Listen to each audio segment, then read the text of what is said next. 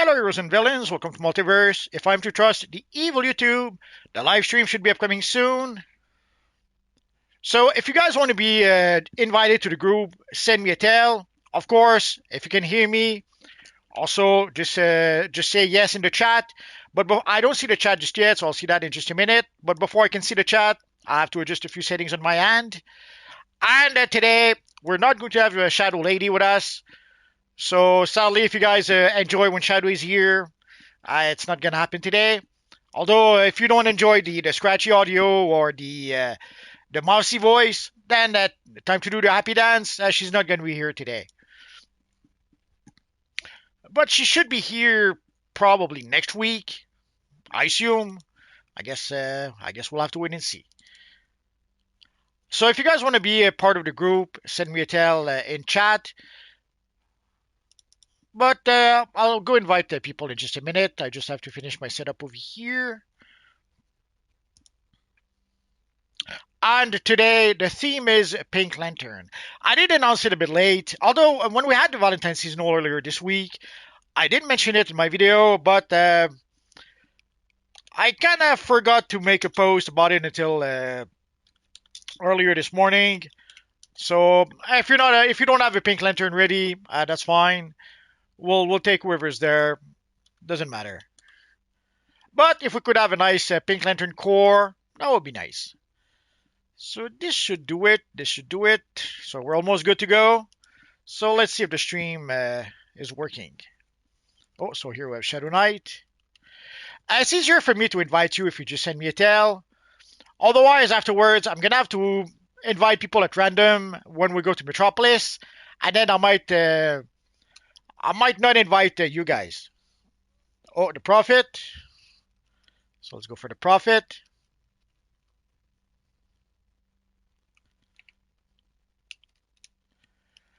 So we still have plenty of room. We only have a couple of people.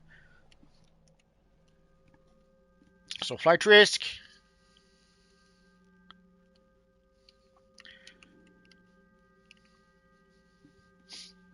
Andromedax.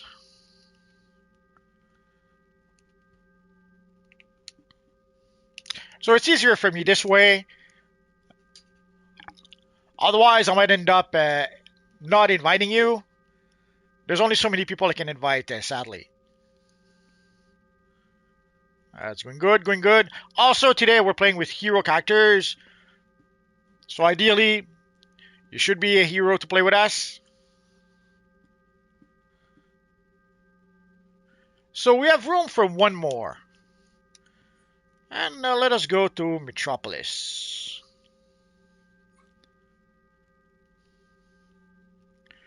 In case you do not know, we usually meet in Metropolis close to, right in front of the Superman statue. And we go to the phase where there is less people. I'm not ignoring the chat, I just, there's only so many things I can do at the same time. And today we are going to play the latest content and probably various other missions. We'll probably play some of the bounties.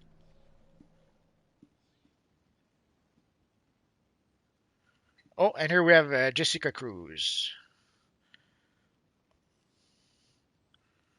I'm not sure why I don't see.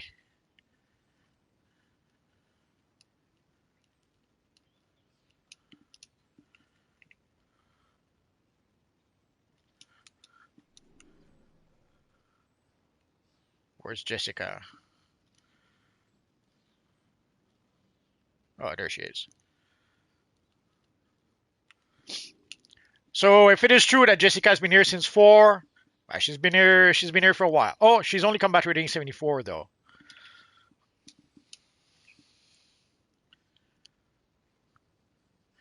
I guess we'll have to play the event version of the missions. Ideally, I tried to play the regular version, but to accommodate people like Jessica, I will play the event version. So sadly, the group is full, so if you didn't join just yet, it's not going to happen, at least not for tonight. Although there are people who leave the group all the time.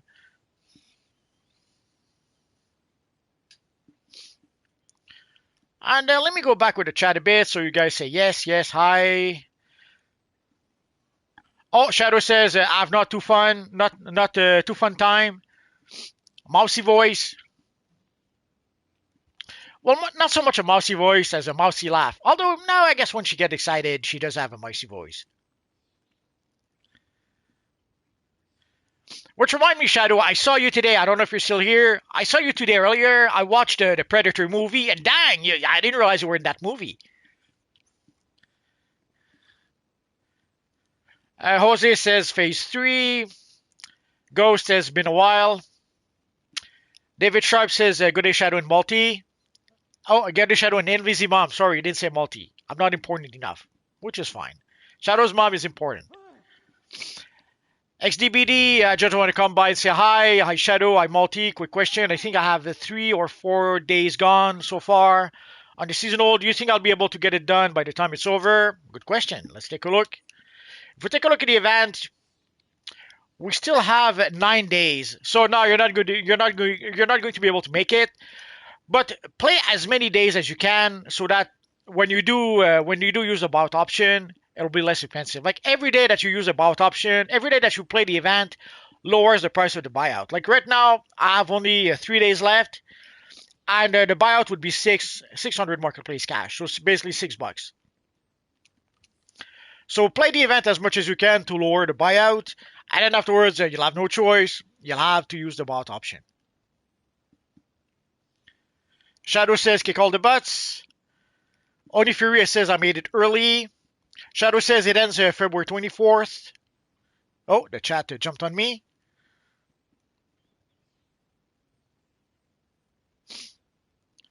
Let me try to get back with the chat.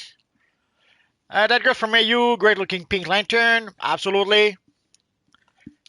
Today, if we could assemble the pink lantern core, the pink, we don't have the pink lantern overload strike. We don't have a pink lantern supply drop though, so I'm using the unicorns instead.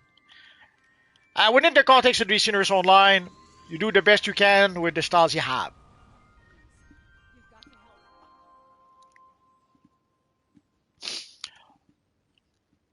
Oni says, yeah, I'm pretty weak.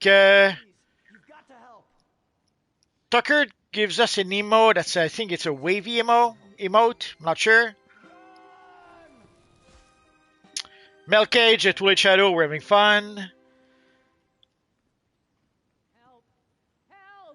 David says, thank you for the stream, letting me play in the group. Abisu says, hi guys, I'm here to dump my sadness on y'all. My mom has about, oh, sorry about that, Abisu.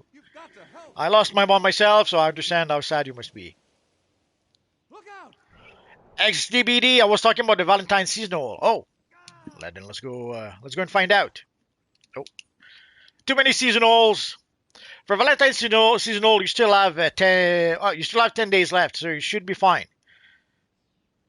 Like you can say I'm at 4 to 10, so 6 more days for you, for me. But you have 10 days left, so you're good. If you don't miss a day, you'll be fine.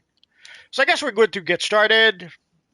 So to start from the top and work our way down, so we'll start with Hope Burns Bright. So let's go to the raid. And let's get this party started. Again, we are going to play the casual version, assuming that the menu allows us to. So I'd be very sorry about that. I lost my mom a couple of years ago. I understand all too well. I know you're probably feeling very sad right now, and I can tell you you'll be even more sad in 6 months. I guarantee it. But it does get better. Now you will always miss your mom. Every day I miss my mom. But it does get better over time.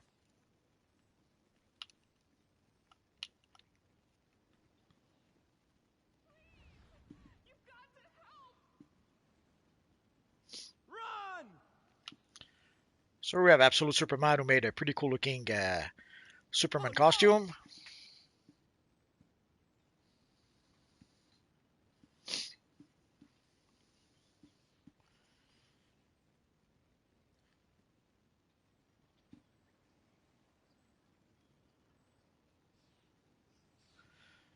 Tucker says, bro, 6 dimension Kryptonian hairstyle, expensive, need free hairstyle. Yeah, the hairstyle, like here we can see it on our friend, Absolute Superman. So personally, I would not buy it. I was lucky enough to be able to get all the collections. I mean, even then, I probably spent a bit too much on the collections. I should have waited a bit more for the collections to go down. Oh well, too bad, so sad.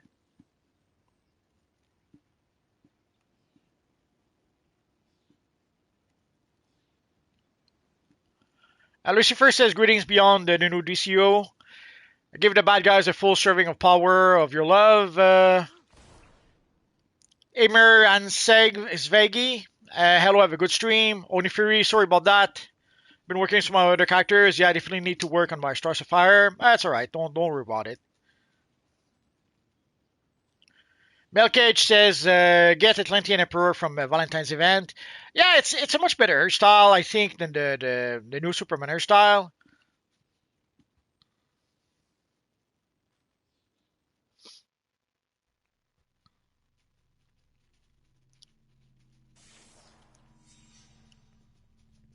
They're hiding something in here, and they really don't want anyone to know about it.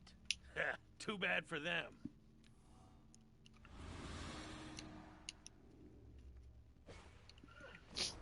XDBD says, that's a good anime character. I see over there with you guys. I think it's the main character of My Hero Academia. I never watched Hero Academia, so it's pretty unknown to me. Nasty Carol, yo multiverse, the good news is I have all my characters with the wet paint materials on. I'm glad you were able to get that. Yeah, if one of the nice materials we have in the game that allows us to be able to customize the colors of a character, to customize the colors of every color channel, is the wet paint material. It does allow us to be able to get rid of some, sadly there are some styles that do have some built-in materials that don't look too good, sadly. So if you have the wet paint material, you can pretty much bypass those not good looking textures.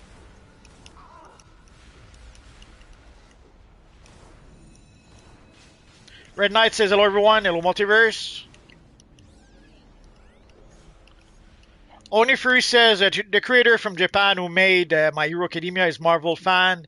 He likes X-Men and Spider-Man. The last command room is open. Secure it. Yeah, no surprises there. Secure that open command room.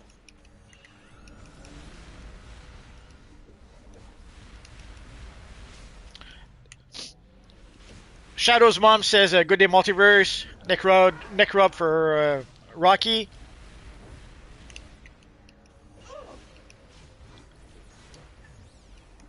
Anime Hoops, the Absolute Superman style is exactly how it is in the comics. Not sure why you don't like. It's pretty spot on.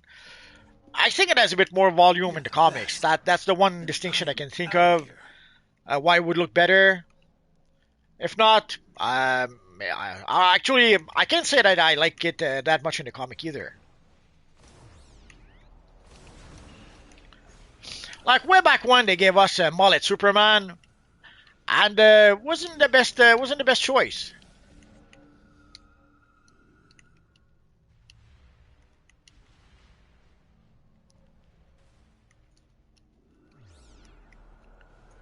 Okay, here we go.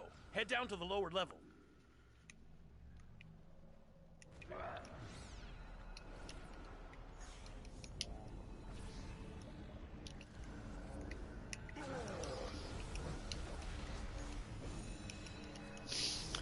XDBD, alright, question about the broker. Do you think it was a good idea to sell the collections from the recent time capsule? Take out the red lanterns and use the consoles they're guarding to clear a path to the cell. You might have noticed the price of those collections did go way down in some cases. The exception to that is the iconic ability. Sadly, the price for the iconic ability, seeing how I'm not sure if the iconic ability is that popular, or if it's artificially inflated, because there are some people who keep on saying that the iconic is OP. So if there are people who say that the iconic is OP, then people will jump to the broker and try to purchase it, which will drive the price and the demand up.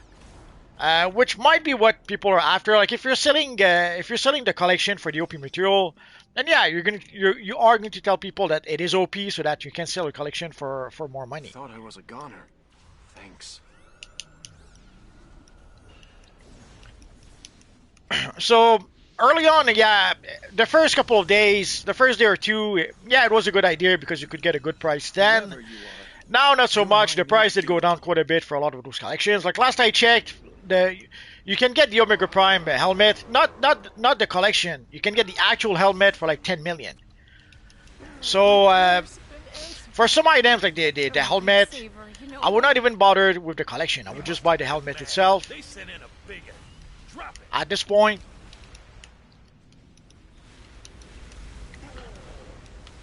so right now, if you have some of the rare collection, now is probably not a good time to sell them.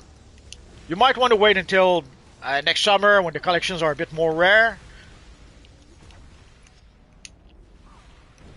Because right now you can get the sword for very cheap. You can get the helmet for very cheap. You can get the hairstyle for very cheap on the broker.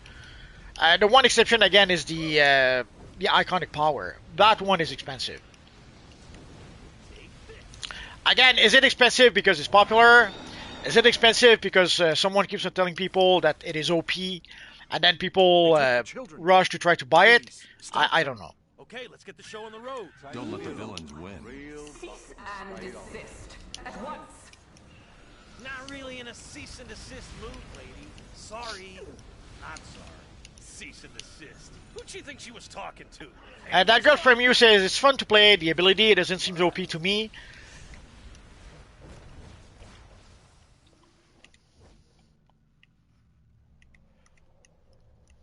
Kidnapping and locking up kids. That's a Sinestro move, isn't it? That's your move. Well, the shield is about as strong as the shield for certain abilities like Event Horizon. But unlike Event Horizon, gives your group a good shield, and also it does give them power. It does something else I forget. As opposed to the new iconic ability, it does a shield. It does have a strong shield. But instead of giving power, it gives it does damage. So if you want to do extra damage, then you use the new iconic ability. If you want to give the group more power, then you use the Event Horizon or any similar shields. Also, with the Jon Stewart ability, the shield from Event Horizon is actually stronger than the shield from the new iconic. Red lanterns, the laser. So if you want to do damage, then yeah, use the new iconic. But if you want to give power to the group, and if you want to have a stronger shield, use the Jon Stewart ally and the supercharge you already have with your controller character. Now I see. Sadly, the people who say that the ability is OP are people who are hyper focused on doing damage, and they're hyper focused on the DPS side. So that might be why, since it does damage, that might be why they think it's OP. Let us have. Other than that, I couldn't say.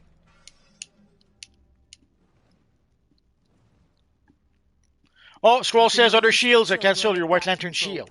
Well, you have to alternate. You cast your White Lantern shield, then once the White Lantern shield is gone, then you cast your other shield. So you don't have to cast it all at the same time. You can alternate, or you can cycle through your shield. The command center lies ahead. If you hurry, you might catch the one responsible for all of this.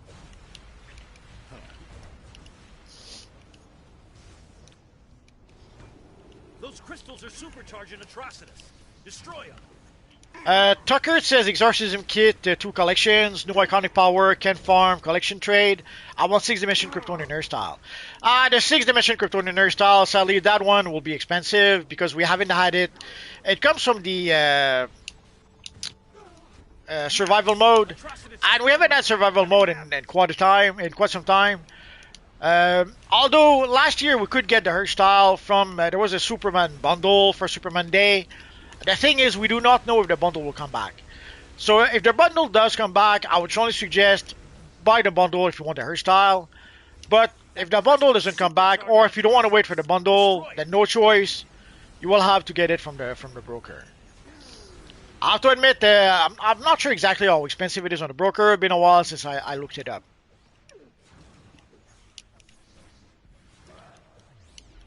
That's it. He's exposed.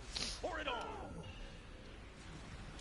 That girl from AU says, great, brilliant suggestion, Lucifer. I completely missed it. So I'm not sure what the suggestion was. Let me go back a bit. Oh. Okay, it was some banana talk, so not important.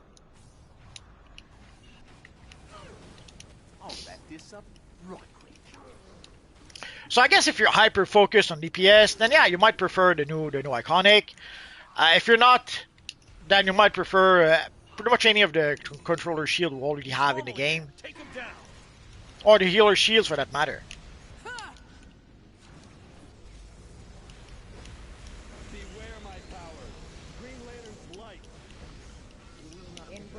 Go ahead and run, you big red coward. Oh, Lucifer says a banana a day keeps the minions away. Judas probably ran off to hang out with his new pal, the matron. Doesn't matter.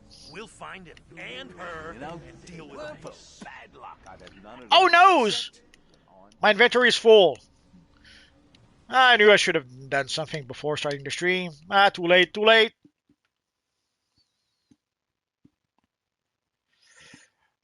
Two Marshall says, any news on the new artifact, Razor's Power Battery? Some people suggested we might get it when they released Hard Light Revamp. Any thoughts? At this point, it's anyone's guess. There's no words at all on when we'll get the artifact. Sometimes we would get the artifact as the DLC would start. Sometimes we would get the artifact halfway through the DLC, or maybe for the aftershock, as our friend Shadow Lady is mentioning. We don't know just yet.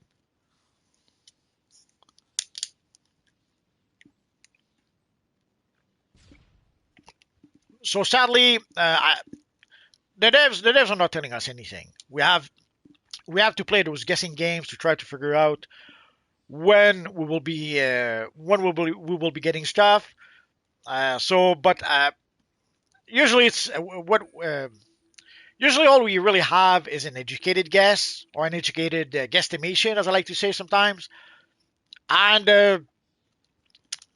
there's no real way to know for sure until we actually get it. So sadly, there's no choice. All we can really do is wait and hope we get it soon. Although the more they wait, the more it should give people a chance to be able to oh,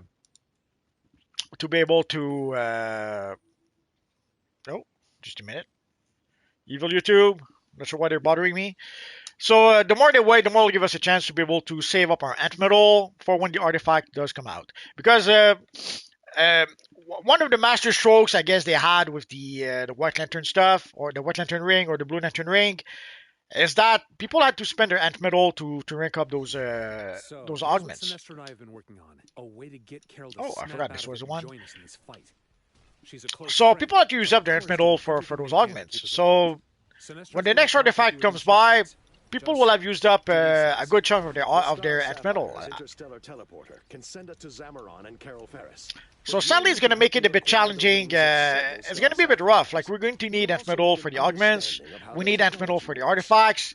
We're going to run short on ant metal sooner or later, which might be the intent. Maybe they want to encourage people to purchase ant metal from the marketplace. Violet light, protect me.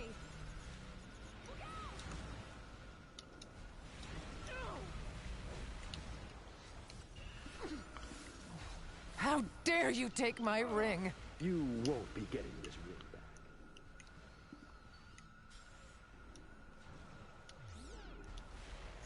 Now let's try to clear out the evil Strassifiers.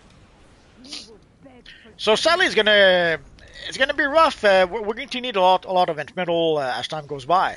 I hope they come up with a better system, or they give us a way to be able to earn more ant metal, because it's gonna get expensive real fast. Or people will not rank up the artifacts or the augments anymore. Or they'll do that only for their main character, and their alternate characters will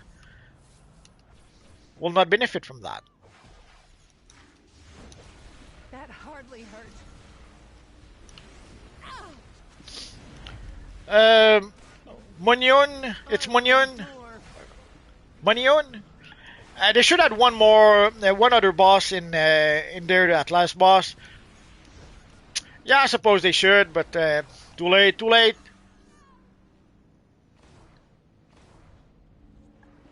We is fine, we don't need a plus, lol. I will endure.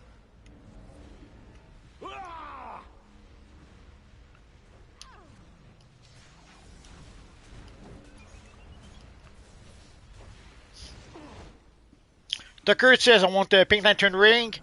I wouldn't be surprised if we get it at some point. Pretty sure we can expect that sooner or later. Now, obviously, there are some people who want that sooner, but we'll get there. You'll pay for that.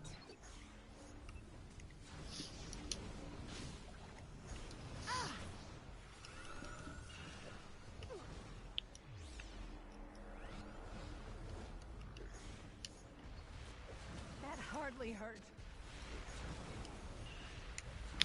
XDBD, tell me what you think about this pitch. For what did she do? If they want more eyes on the Absolute Comics, put one of the characters in.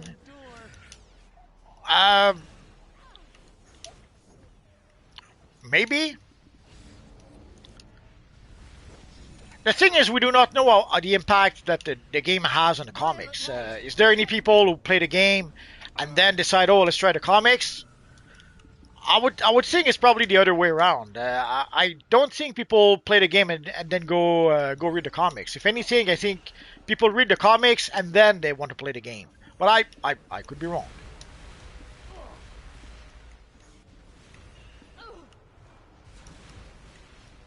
That hardly hurt.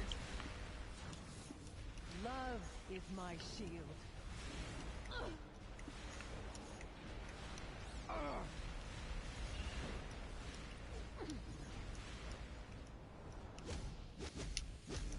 Help! Help!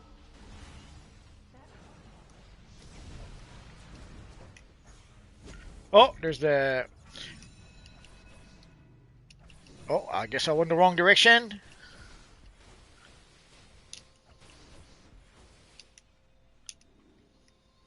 Or did I? Light, protect me.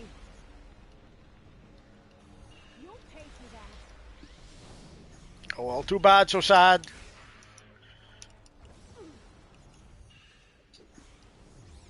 I will endure. Love, protect me. Love is my shield. Yield to the star sapphires. Melcage says, love quantum tunneling. It's OP. Absolutely. Best ability in the game. Any love in your heart. Not take my... So, love Oh. is the key to reaching Zamaron. Fortunately, I have a plan. That should be enough rings. We know how to operate their teleporter, and I have the rings we need. Meet me inside the Kane Street Mall. I was surprised to see there was an evil villain with us, but then I came to realize that this is actually an open world. Tucker says, bro multiverse, I don't care, Pink Lantern. I like white and blue Lantern ring. That is fine. Some people like the You will go pink. ahead. I must Some people protect these don't. rings. It's all good. Al Jordan is already inside, attempting to secure In the long them. run, we're hoping that they'll do all the rings. And use these stolen rings to initialize the teleporter. Actually, in the long run, we're hoping they'll do more than the rings. We're hoping they'll do all the rings. And then other powers, like maybe Kryptonian powers, Try to take it easy on the Star Sapphire. Plastic Man powers, growing and shrinking powers, and more.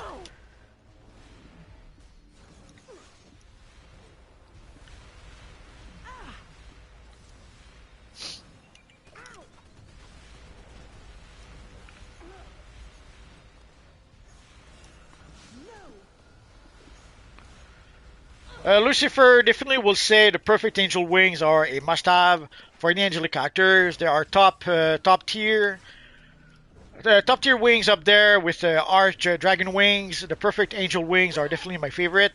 I saw some crazy people complain that they were too small. Are they too small just for the female characters, or are they too small? Period. Abracrap. It's Zatanna. She's been whammied by the mist. I haven't really seen the wings just yet, so I'll see them in about 7 days. Enemy submit. Don't do something you'll regret. Green Lantern's right. Anime says the cooldown for quantum tunneling isn't that long either. It's even less long. There's a mod, I think, that shortens the cooldown. And there's another mod also that sometimes resets your shield abilities. So yeah, the cooldown isn't that long. And you can make it even less long.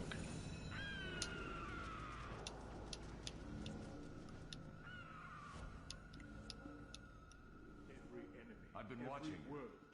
Keep up the good work.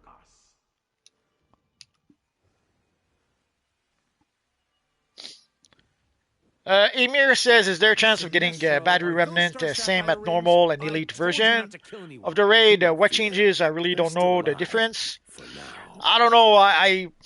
It doesn't seem to matter whether I play regular, elite.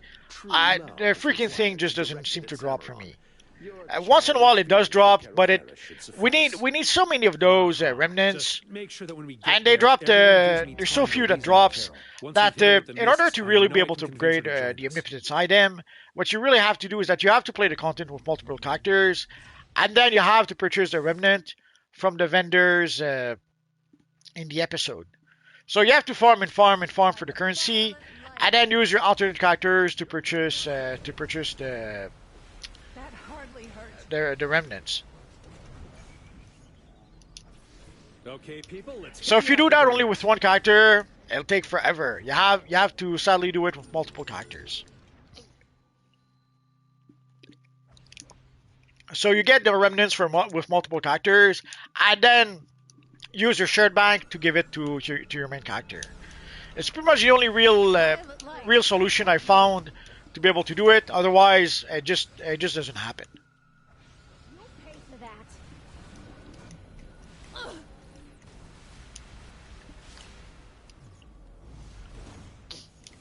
Don't let your emotions. XDBD says it feels like the people that play the game would get interested in the comic because Only because Tekken of players my want sister a really over good in the guest first place. characters. Beg forgiveness. Yeah, but sadly over time there's less and less people doing any kind of reading. Once upon a time, people would complain that all people were doing was watching YouTube videos as opposed to reading, and now they're even saying that the complaint is more that all people are doing is watching TikTok videos instead of reading. Like reading, sadly, seems to become a lost art. Love is And nowadays, when you find someone who's actually reading, what they're really doing is that they're listening to audiobook, Sinestro, like I don't see any Audible. amethyst mist. Time to phone home. Like I always chuckle a bit when someone tells me, oh yeah, I read a good book on Audible. Okay, Mogo. You don't Waiting on read that care package. you don't read on Audible. Stand back. Jordan and I must be the bearers. But of the mist. there's less and less people reading nowadays, and the reading skill of most people is sadly not improving.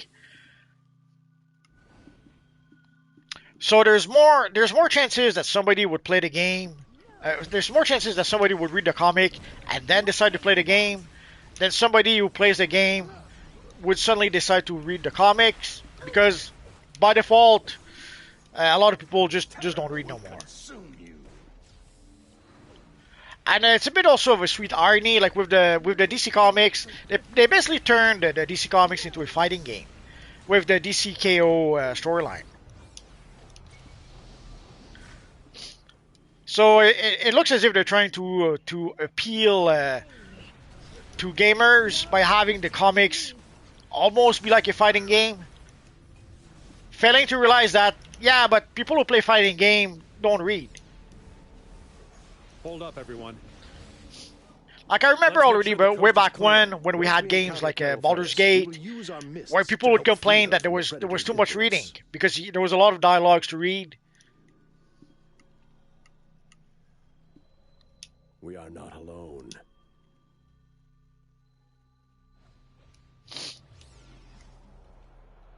Tucker says, yes, Kryptonian power, nice, I won't. Wonder Woman? It would be nice. This is gonna hurt us more than it hurts her. You look cold. It's Montune. It would be cool if everyone used Rage Artlight,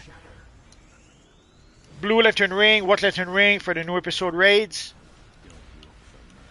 At the end of the day, people use what they use, and also sadly to use Rage, they would have if they're not using Rage already, they would have to switch powers. We're not going to ask people to do that.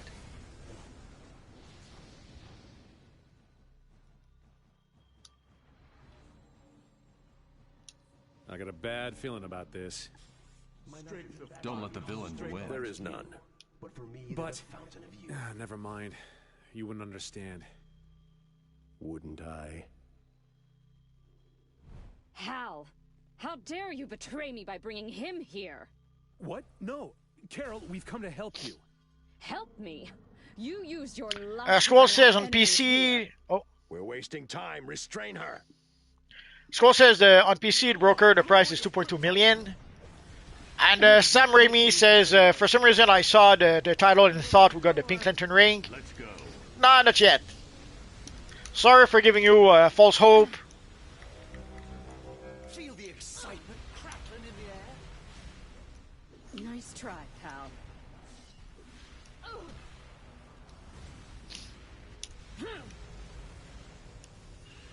That hardly hurt. Block, block. What have you done to me? What? The amber mist will restore your fear. What? The amber mist will. It's working. The amber mist will restore. Carol, you need to focus. Force the predator. It's What's happening? Why are we fighting? now. Carol, listen to me. The Emerald Mist Block, will block. help you resist the predator. This isn't it's over. grasping at life. It's grasping at you. Everyone, stop. Hal? Carol, is that you? So that I mean, just you? Shadow's mom says the new wings look almost the same as Glimmer wings to me. I don't have the wings just yet, so I'll take your word for it.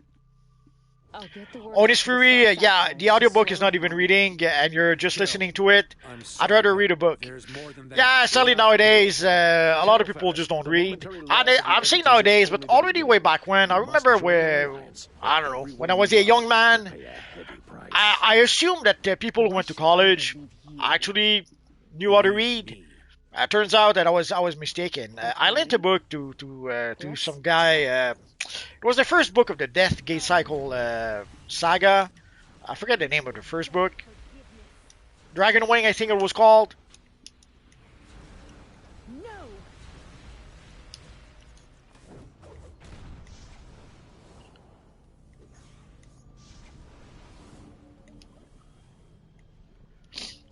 And I lent the book to someone, first thinking that he would enjoy it. No, did we leave too early?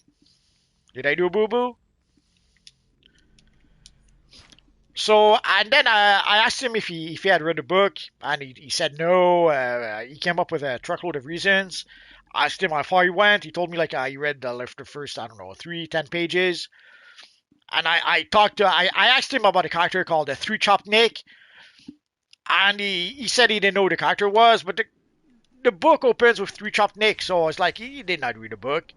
And then I came to realize later on that he just, even though he went to college, even though he should have known how to read, he didn't have the reading skill to even be able to read a fantasy book.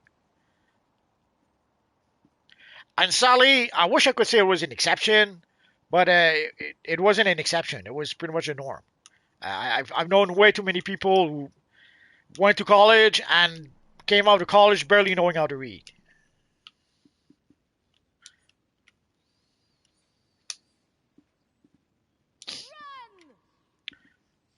Oh no, I forgot to show you the stats for people who like that kind of stuff. My bad. So we'll wait for people a bit. It'll give me a chance to catch up with the... Run for your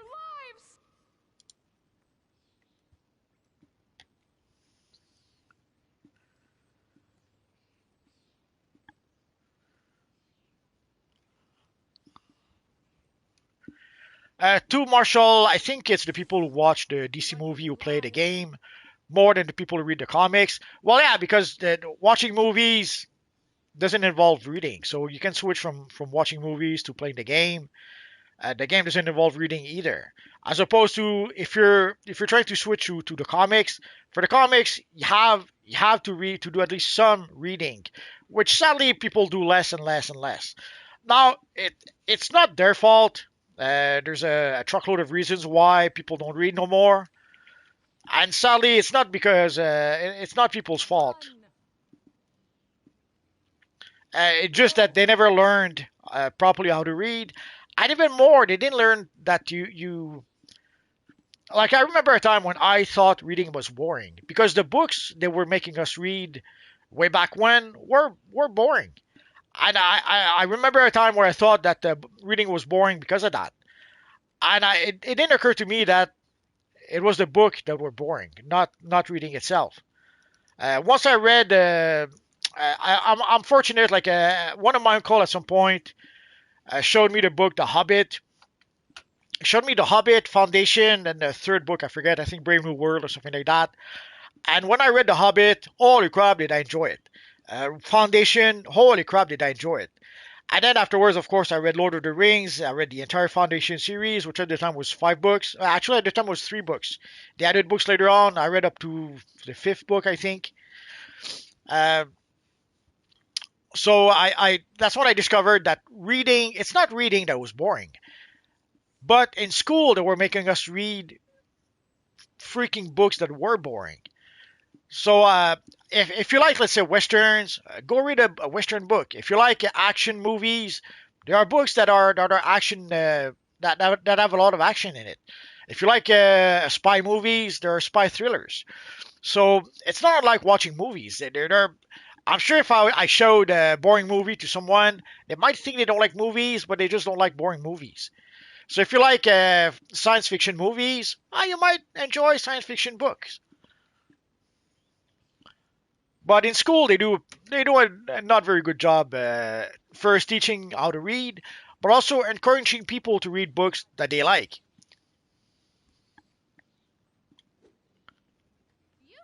Lucifer says the wings are the same in length for female characters, but aren't as thick as the Glimmer wings and are wider in plumage.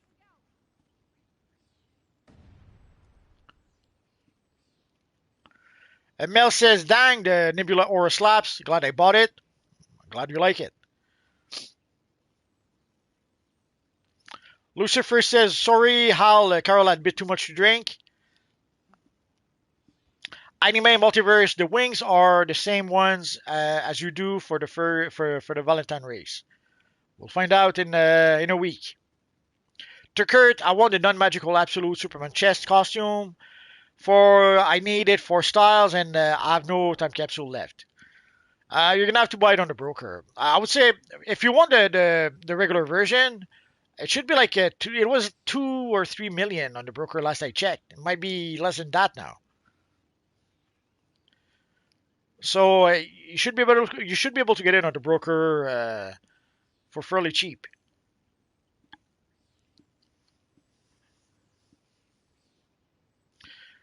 Sam Ramirez, I was going to mention I made a cameo in your Seeing Red OP chess piece video that you dropped 8 days ago. I was the white Kyle Rayner standing next to you.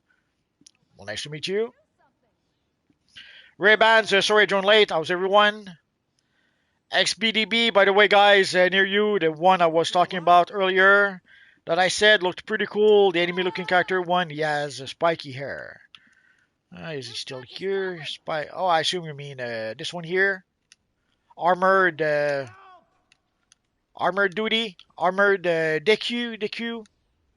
I assume you mean him. Sorry, it doesn't ring a bell. So let's continue.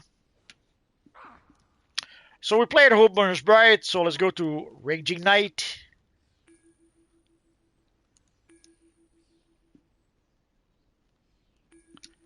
Evil menu. Lots of lag in the menu. Can be help. Until they, I don't know. Until they give us some sort of UI revamp. We're gonna have to suffer in silence. Or maybe not. We can suffer and not be silent.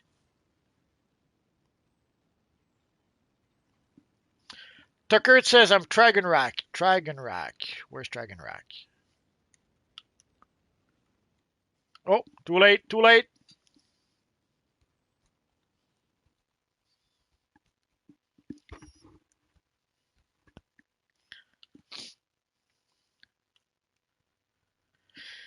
XDBD, yeah, it's one of the newer anime that I just Reading a lot finished. of Black Lantern energy in here. Looks like our spectral friend brought us to the right place. Because your spectral friend is awesome. Sinestro and Larfleeze could be in big trouble, and it's up to us to get them out of it. Let's go. Oh no, we're Voivode, Shadow's friend. Ah, poor Shadow, she cannot spend time with her friend. Milkcage says I'm an icon.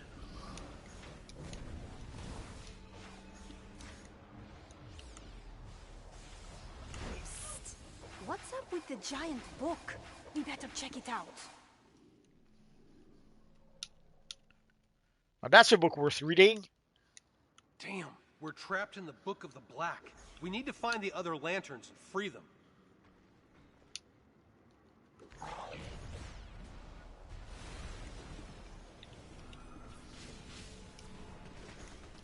Emir says a good style, brother, to Tucker.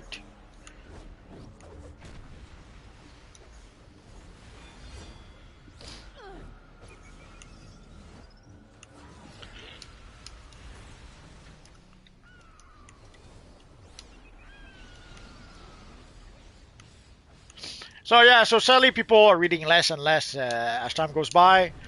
So it's more likely that somebody reading the comics might switch to playing the game, seeing how there's no reading involved with the game, than someone playing the game switching to reading the comics. And even I understand that comics are mostly pictures with a few words here and there, but it still involves reading.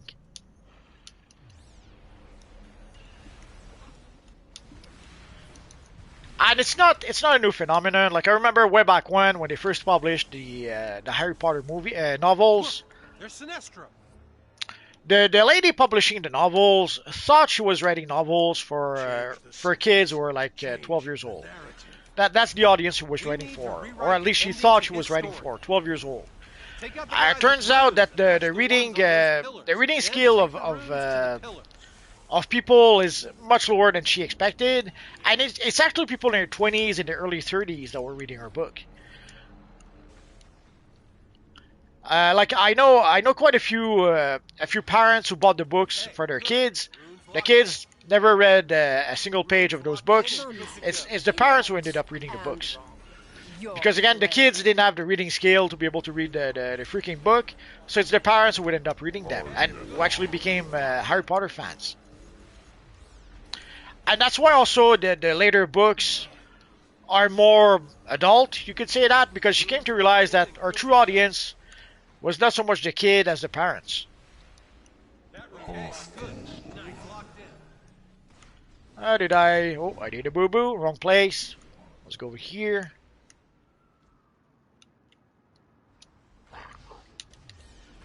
Rune's locked in and good to go. So yeah, you would think it would be simple enough for people playing the game to go read the comics, but again, if they cannot read, that doesn't help them. That's not gonna happen. Probably why also so many younglings are hooked on TikTok. TikTok requires zero effort, no reading. And again, it's not the kids' fault. The school system did not do a good job showing them how to read, teaching them how to read.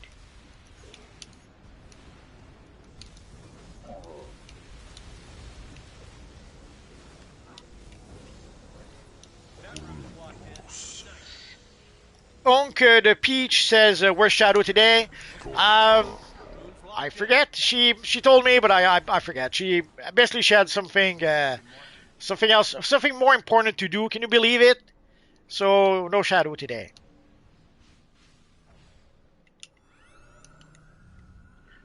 And we're still. Oh no, there we go.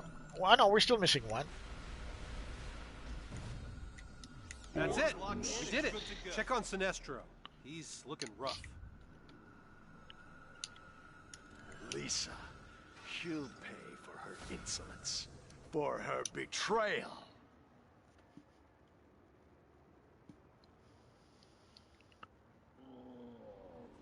Otis Fury says, yeah, because the school system is pretty crap. Absolutely. If I was a bit paranoid, I would think that it actually was done on purpose. They actually want an ignorant population Follow me to the next chapter. so that they can, well, let's say, control them a bit better or manipulate them a bit easier. If I was paranoid, I would say that, so I'm not going to say that. Those orange constructs. But yeah, you have to wonder, like, was the education system that incompetent? Or is there some more sinister motive behind that? We'll never know.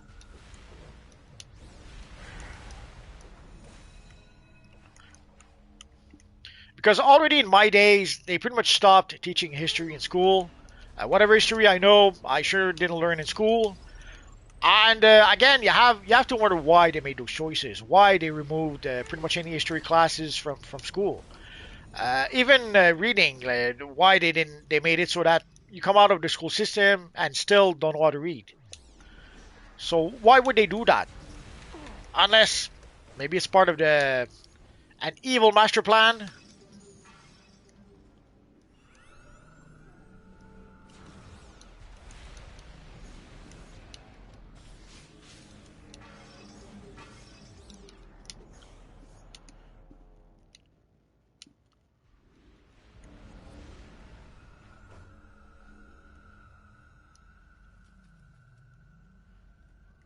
Oh no, it's a trap. Did you see them appear out of nowhere? Evil orange lanterns.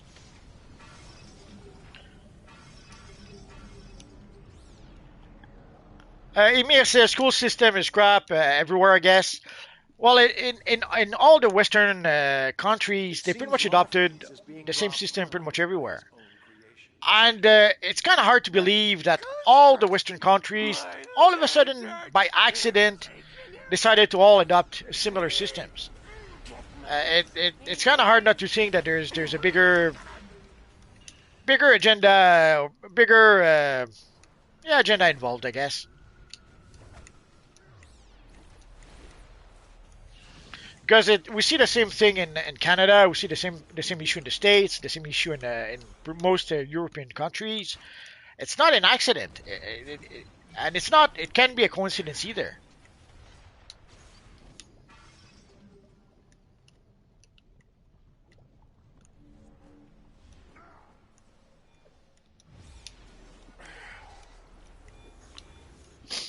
Oni says even the teacher admitted that most kids are stuck in a third grade level where they don't know how to write, they don't know how to read. Yeah, pretty much. And again, it's not something new. It's something I started noticing at least 25 years ago, and it's not getting better.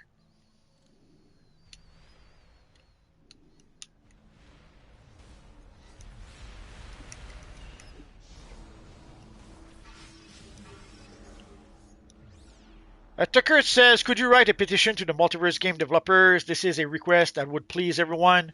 We want more muscular shoulders and arms and hand and shoulders styling integrated into this. They don't listen to me. I understand. I get why you guys are asking that, but it would be much better if you guys go to the forums, if you guys go to the Discord, if you ask it to the devs. That will be a lot more effective than if you ask me. If you ask me and then I ask the devs, they don't listen to me. So it's pretty much a waste of time. Much better and also there's only one of me. If there's one of me asking for something, it has no impact. If there's 100 of you guys, 1,000 of you guys asking for something, that has a lot more impact.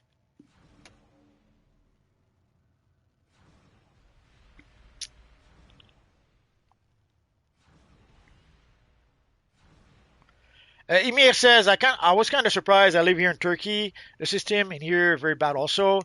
It's pretty much bad everywhere. I think the one place where it's not bad is maybe China, Japan. Uh, those like there's a few exceptions, but overall it seems to be the same issue pretty much everywhere.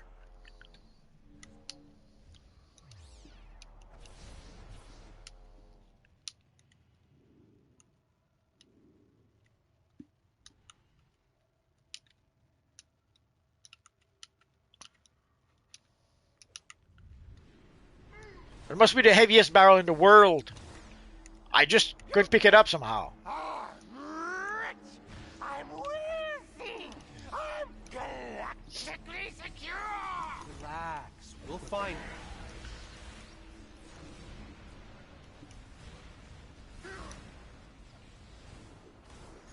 it. Anime says sauce on Gold Lantern. Not really. I know they exist, but I'm not that familiar with them. Are you serious?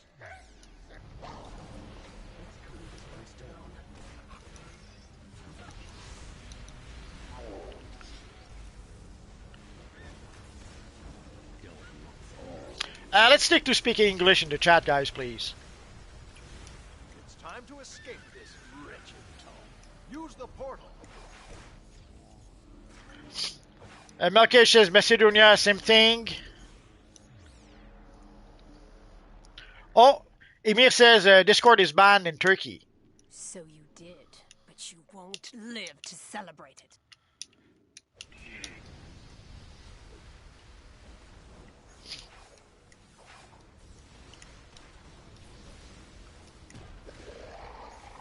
Well, I suspected it might be banned in places like China, but yeah, I suppose Turkey, it does make some kind of sense if it is banned there as well.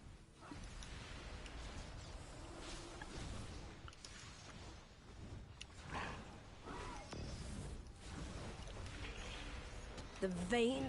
J. Torres, it's not a coincidence that the Masonic philosophy has something to do with every nation's education. Okay, good. Rune's locked in.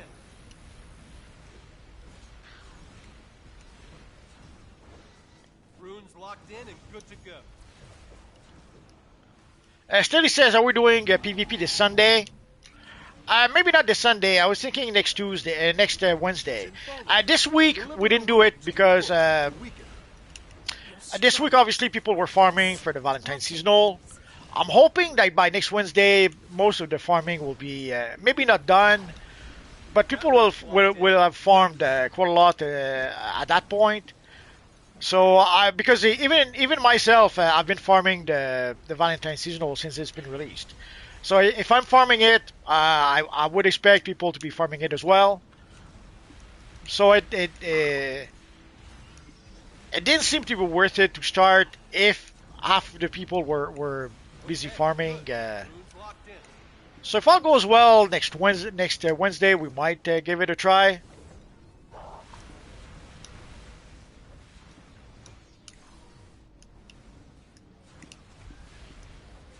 And then, of course, next Sunday after that.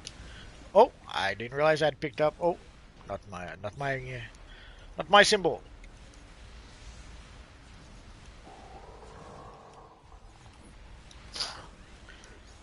Doguk. I'm surprised to see so many Turks here at this hour. Locked in and good to go. My frozen heart is impervious to your cries for mercy.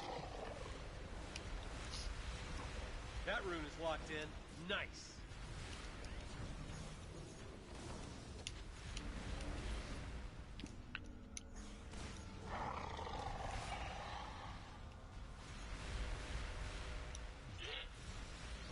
Can be harmed.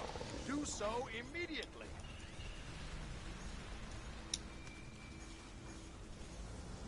That was good timing. Don't do something you'll regret.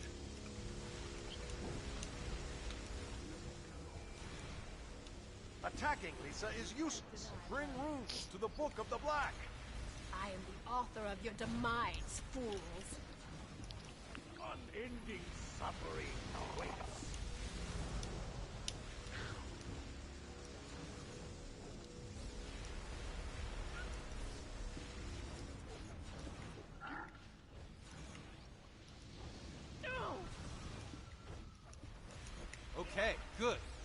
locked in.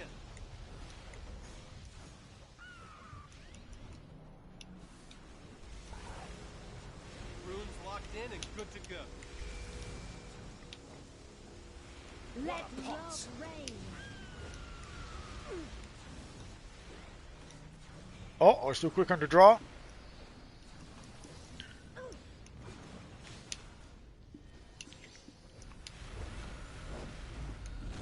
That rune is locked in. Nice.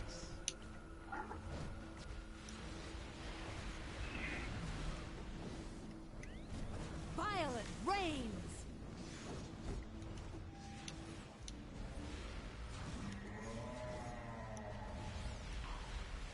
I don't see the rune. Oh, there it is.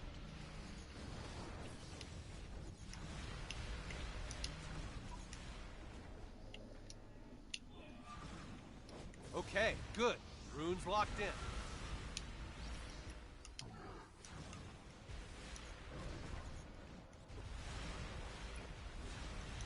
That did it. Attack Lisa, now! It's amusing that you believe you can stop. DC Jonah X, will you be doing any other missions after this? Oh yeah. We'll play the release missions from the latest three DLCs. And we'll probably play also the bounties. But yeah, we'll most likely play other missions after that. Tucker, who are your favorite Kryptonians? I would have to say Zod. But the version we have that kind of looks like the version we have, like the ally we have. Not the version from the 70s or even the version from the 80s for that matter. And not the version from the early 2000s, but pretty much the one we have as an ally right now. Yeah, Ultraman would probably be there. Yeah, Zod and Ultraman. These are pretty good answers.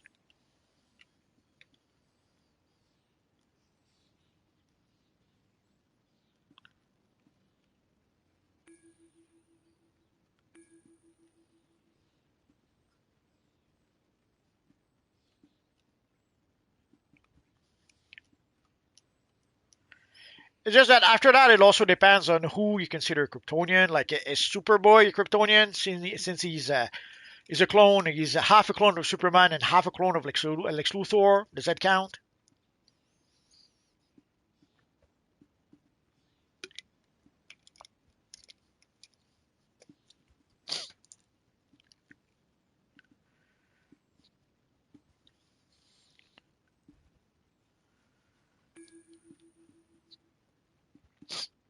Oh, Shadow's mom says, goodbye, dearies. Got to go house hunting with Shadow today. Hope the rest of their life is fun. Don't tell Shadow, lol. So there you go, guys. So they're going house hunting. Shadow did mention that they had to move or they're planning to move or something like that. And of course, before they can move, they have to find a house to move to.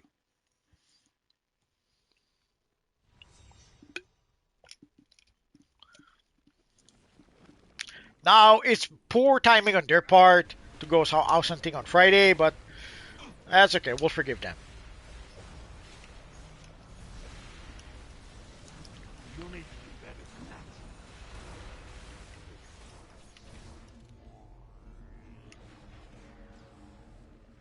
You will know the colors of your failure.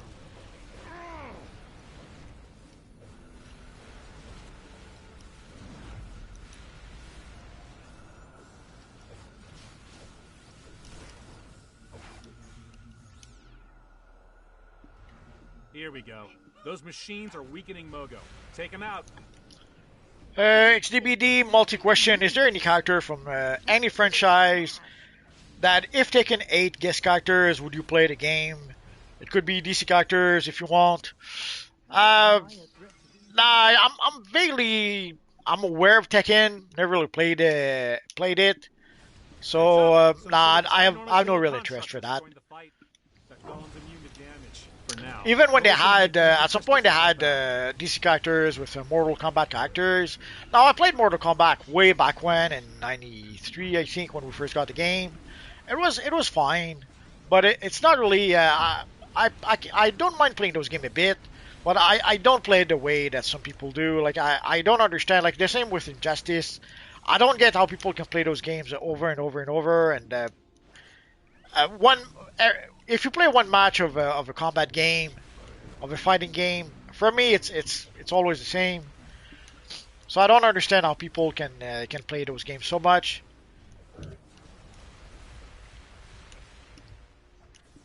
So I thought it was kind of cool when we had Wait, there's more of them to deal with now. I think it's Soul Calibur at some point that had Spawn as a playable character. They had Look Darth out, Vader, reinforcements.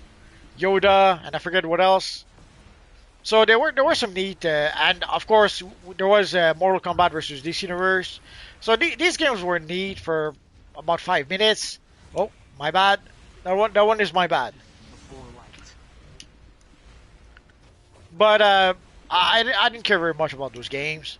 There is a new power crystal to use in battle.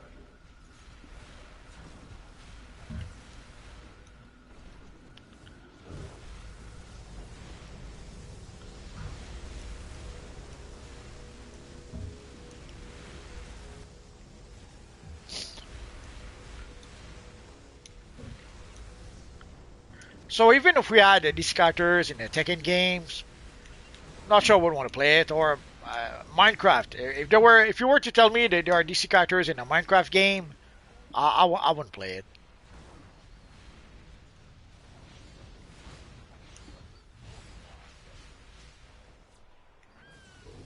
I have created a new power crystal.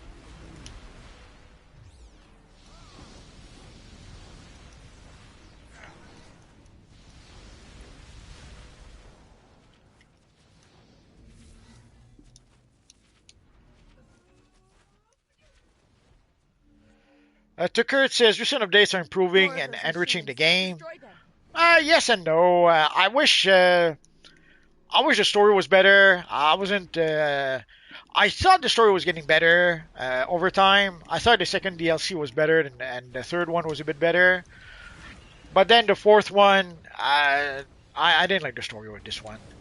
And overall, it kind of ruins the whole experience. Knowing that it ends with Esmeralda's kid, and the search for Esmeralda's kid, that I don't care about that. Not even a little bit. Those circuits are corrupting Mogo's life force. Secure the nodes of each circuit to replace the yellow energy with green. So yeah, some things The enemy seems will to try be regain improving a little bit, control of the nodes. but some Stop things it. not so much. Time to finish.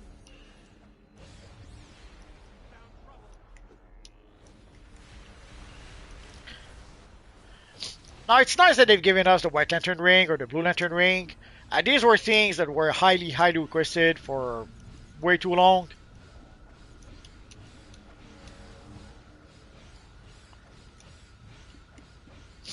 But the story, the story that wasn't so great.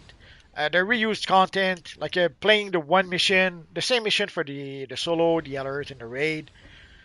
I don't know. I don't know about that. Yeah, I understand that that's the solution they found to be able to create We secured a node on the center to create circuit. enough content for one DLC, and also to be able A node's to been release secured one on the DLC right every 3 circuit. months or every 4 A months. left circuit node was secured. But I still wish we had 3 different missions as opposed to the same mission 3 times.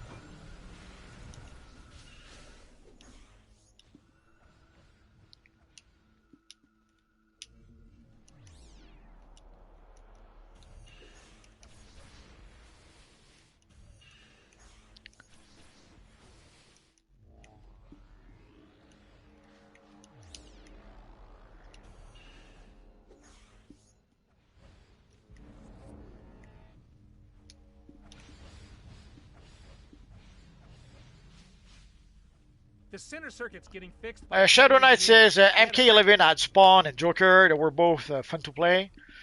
I don't think I tried MK11. Actually, I'm pretty sure I didn't try it.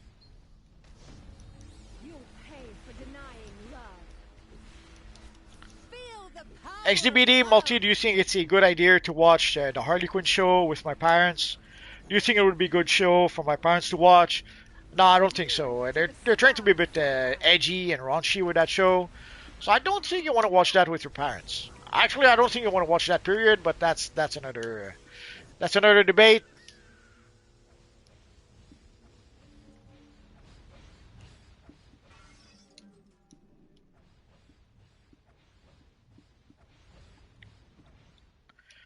Lucifer says,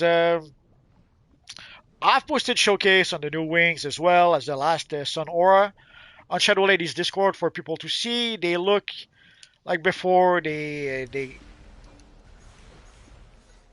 to see what they look like before they get them.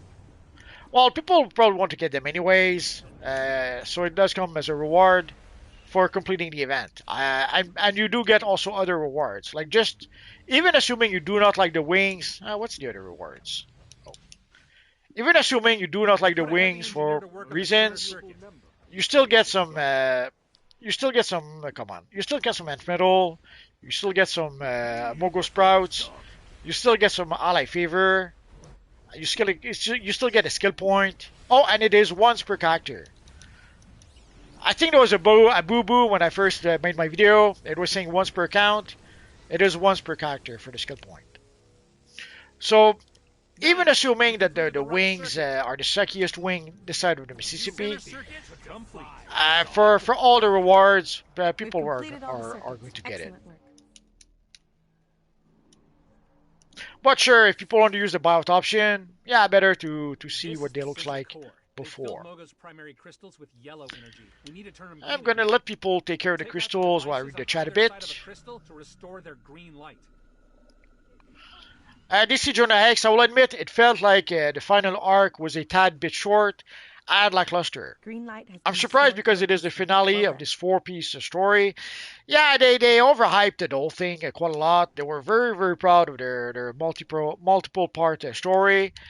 They had an important story to tell, and the end it kind of fizzled with the last part. Now it is something we've been seeing a lot. J.J. Abrams was a master at doing that. He was great at doing his mystery box thing, and he was great at starting storylines. But he never knew where the story was going, and the story, the end for Lost was a disaster. The end for Star Wars was a disaster. The end of pretty much the end of Fringe was a disaster. So ending a story seems to be, let's say, very, very challenging for the modern creators that we've had for some time. So I cannot say that I'm really surprised that the end is not what we were hoping for. Quick, strike while his shield's down. Feel the truth. Honest Fruit says the DLC missions were okay, they weren't the best. Yeah, they weren't. Damn it! His shield is back. Make the crystals green again. Power of love.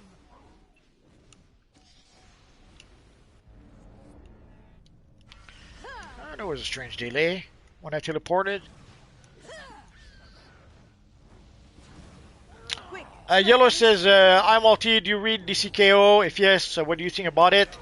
I read bits and pieces. Basically, it's as if they're trying to turn the comics into a video game somehow.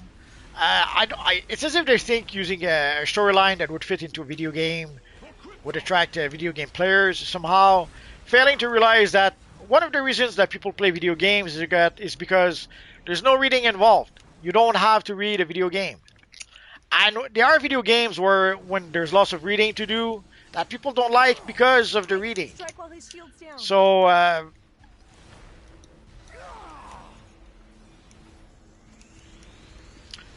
can understand the intention. I don't think it was. I don't think they thought it through. It looks like it was. It looked like someone who had the idea to turn comics into a video game by people who never played video games and don't understand Don't even understand why Look, people his play video shield is games to down. begin with. Now's our chance. But I could be mistaken. It's over. You're done here, Amon. Now, Lucifer says Harley Quinn series is DC Comics version of the show Venture Brothers. It doesn't matter. It doesn't appeal to me. But also they're trying very hard to be edgy and raunchy, and I don't like that kind of stuff. And also he was asking to watch it with his parents. I wouldn't watch that with my parents. So if I wouldn't do it, I don't think I should tell you to do it.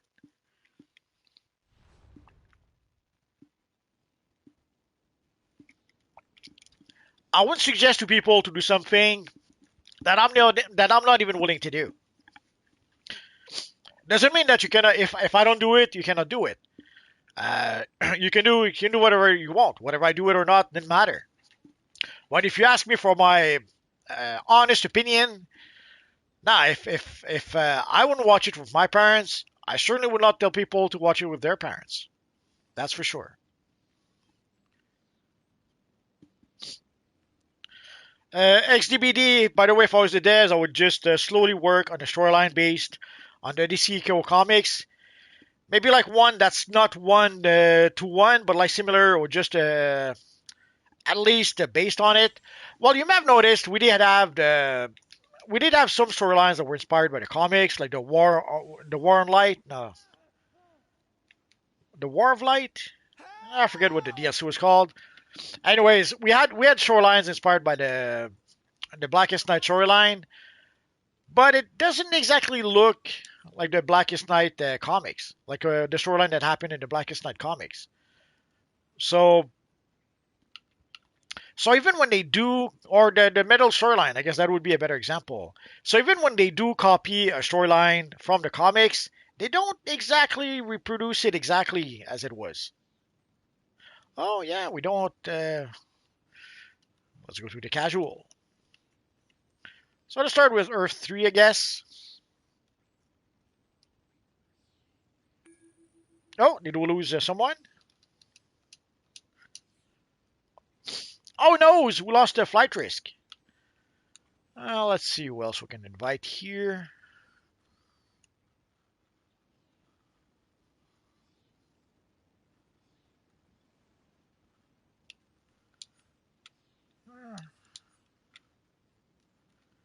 Oh, wrong phase.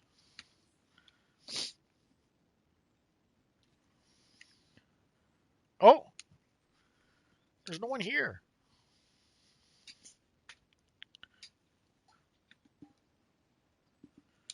I guess I'll go back to the first phase then. Jose says, multi got to go. Deploying my block. Thanks for letting me play. No problem. So we already have Prophet in the group. We already have... Oh, Scott Summers. Let's invite Scott Summers. If you're wondering, I'm not inviting the evil villains. I know that there's our friend Rogue Patriot that was there. Today is for heroes. Evil Friday is when we do invite villains. Oh, Scott Summers declined. Oh, let's try again. Sometimes people are surprised and alright, there we go. Like sometimes when you send a blind invite to someone, they by accident they cancel because they were doing something else and the window popped without them expecting to. But yeah, for the storylines, even when they make a storyline from the comics, it's not exactly like in the comics. So I would expect if they do DCKO, yeah, they probably would make it somewhat different. But again, we're having DCKO right now.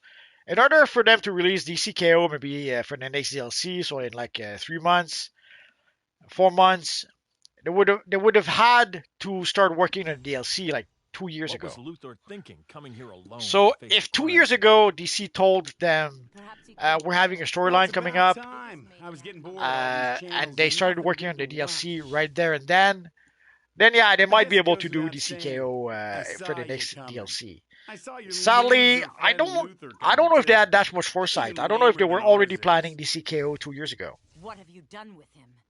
Speak, or I swear. Oh, don't worry your pretty little head about it. Owlman's just picking apart his mind. Jonah Hex says, but I will say I like the open worlds of them. Gotta give him credits where credit is due. The open world is fine. I'll move you. The issue is the missions themselves. They reuse the missions, and also the storyline. The story that didn't have a clear conclusion or a satisfying conclusion. It was a bit of a anticlimactic. Let's go. Ow! You son of a... Don't do something you'll regret. I'll track you down to hell with. And it felt like it didn't end, really. We didn't have a really real conclusion. Oh, that does it. By the violet light. Let's go. Jerk! Don't do something you'll You're regret. gonna pay for that. You're going down. Don't do something you'll regret. Yellow may be PvP chapter for the DCUO. Nah, the PvP is done for. They'll never come out and say it, but they gave up on PvP when we got the Suicide Squad movie. When we got the Suicide Squad movie, they had a PvP event at the same time. That is when we got the Deathstroke set of gear added to the game, and that was the last time they did anything for PvP. So that was, I think that was 2016, so roughly 10 years ago. So the PvP is done. You may notice they're focusing on something they can monetize, and that is PvE. It looks like they have him contained in some sort of medical bay. My guess is they're not performing a routine checkup on him. Jonah Hex, give me your best guess on the upcoming story. Arc Multiverse, what would be an intriguing storyline? Perhaps Absolute Series, or is it too early? Again, for the Absolute Series, if they would have had to start working on, whether it's DCKO or the Absolute Series, they would have had to start working on those like 2 years ago. Like, it's one thing to come up with a time capsule at the last minute, but coming up with the storyline, coming up with the characters, the location, the dialogues, getting the actors, hiring the actors, or planning for to use the actors and record the actors.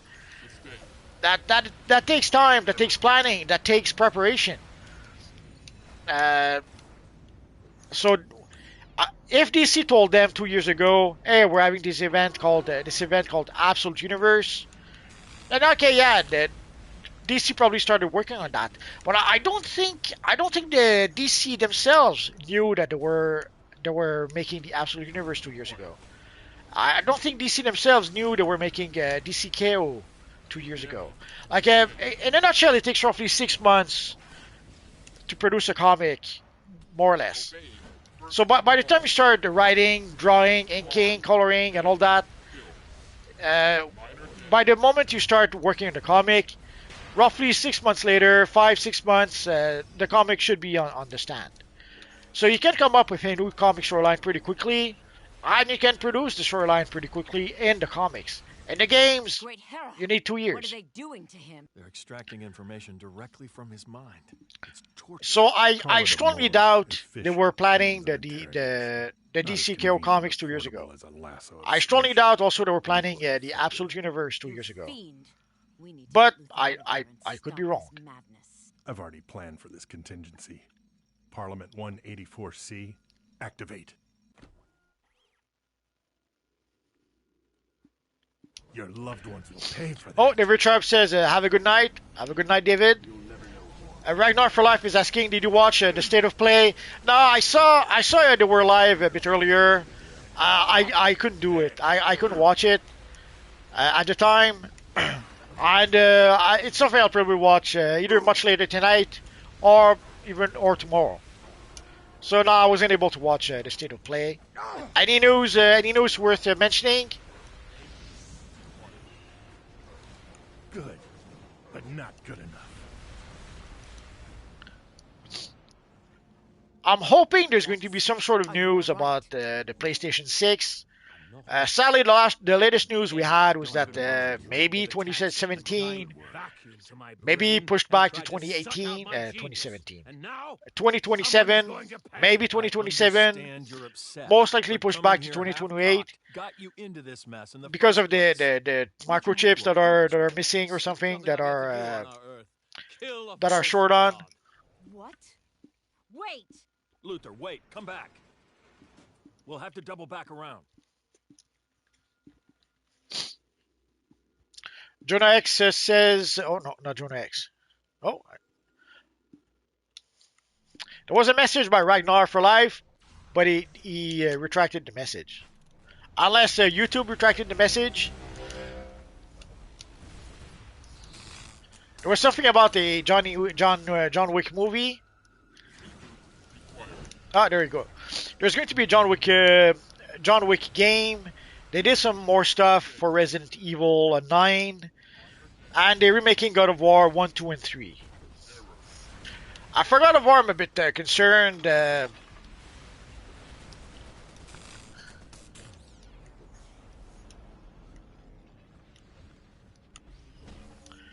Sadly, if they make the remake for God of War for a modern audience, it's not going to be good. For the John Wick game, I could go either way.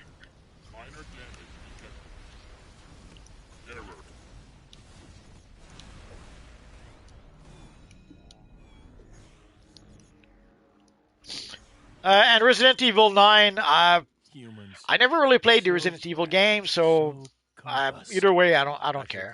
One way or another. XDBD, more characters were revealed for the Marvel fighting game at the State of Play. I lost interest of the Marvel game. I'm not much into fighting games. Kryptonite? You really think you can kill me? But if they're releasing more characters, that's what fine. Have you done? That's impossible. Eric Chacon says we'll be our Lantern Ring with the powers. We don't know. You sealed your fate. Do not interfere. We don't know. Most likely, yes. I would say it's just a matter of when, but we don't know. Oni Fury, I hate that word, modern audience. Everyone hates it, but they still want to cater to that quote unquote audience. Although it's not an accident. I'm sure you guys may have noticed when we had the dev live stream. I would say the devs we have are pretty much part of that modern audience. He's gone. Thank Hera. We should follow suit and regroup with the others. Rally our forces and come up with a plan of attack. Eric Chacon says, I hope new capsule with Zatanna Absolute Style added new iconic OP powers. Dear God. What? Well, we did get a mystical Zatanna time capsule not too long ago, so I wouldn't expect that, but yeah, you never know. Great Scott. Anime says, never played Resident Evil, you madman. No, I'm quite serious. Never played those games. I saw the first 5 movies, I think, but I haven't played the games. Which is why I know a lot of people went crazy when we got the movies. A lot of people were saying blasphemy. A lot of people hated those movies. I wasn't a fan of the game, or I hadn't played the game.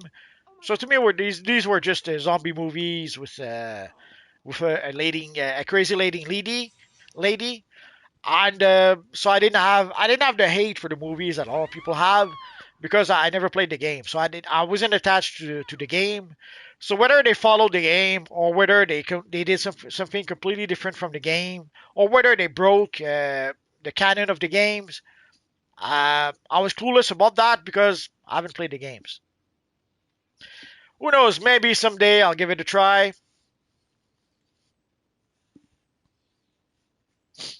Get away. Like at the time, I was more into games like Baldur's Gate, Icewind Dale, Neverwinter Nights. These were pretty much the kind of games I was playing. Not so much Resident Evil. Oh, Joltiverse says, "What's up?" Oh, Leo Convoy says, "I'm out. Have a good evening and a good weekend." DC Jonah X, what's your guess on the next story arc? Honestly, I have no idea. Something about the Absolute Universe would make some kind of sense. Something about DCKO would make some kind of sense. But again, I don't think it would have been possible because they would have needed 2 years to work on that storyline, and they probably didn't know. DC themselves probably did not know that those storylines were coming 2 years ago. So in theory, these would make sense. In reality, we don't know. And as for the rest, if the devs decide to make their own storyline, then there's no way to guess. Like the storyline we just got with Luzia, that was impossible to guess because it was a storyline that came out of nowhere.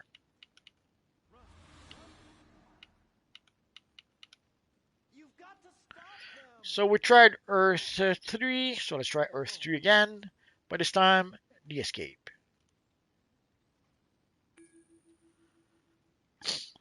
So if they come up with their own storyline, yeah, there's no way for us to even begin to guess. It could be anything. It could be Tim Drake has a sexy weekend with his boyfriend at Arkham Asylum. We don't know. Oh, I missed part of the chat. So Absolute Superman John Wick game looks amazing. Icon, yeah, we saw the trailer. Looks cool. Looks cool. Gonna have to look it up after this. Otis Fury, I've played Resident Evil. Been playing it since the 90s. I wasn't playing video games, or I should say, I wasn't playing computer games in the 90s. I was playing in the 90s. What did I play? Things like Sonic the Hedgehog or some of the Mario games.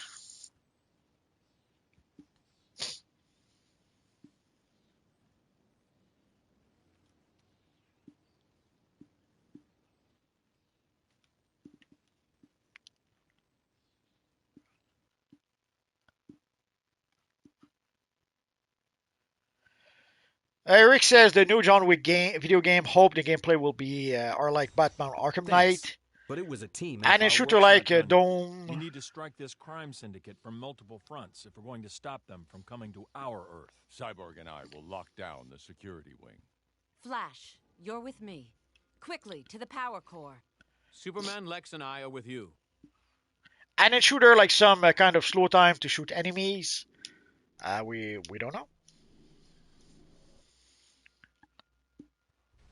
The preparation. Bink says, I finally get to meet the multiverse. Faster if you just let me. Anime says, Somali just a memo. We'll need to find another psychotic. John X true, but I'm not sure about what. Once we get the remaining components installed in the multiverse. Valid Ghosty, question multiverse. So I'm CR479 and was wondering what's the best method to max the CR up to date with everyone. Well, you need the latest gear. So you have to get the elite gear from the latest DLC. Prepare yourself. So if you go to the latest DLC vendor, there's a few omnipotence items you can get. There's some elite gear you could get. But you could also get the omnipotence item from the last 3 DLCs. So in a nutshell, you need the omnipotence item from the last 3 DLCs and the elite gear from the last DLC.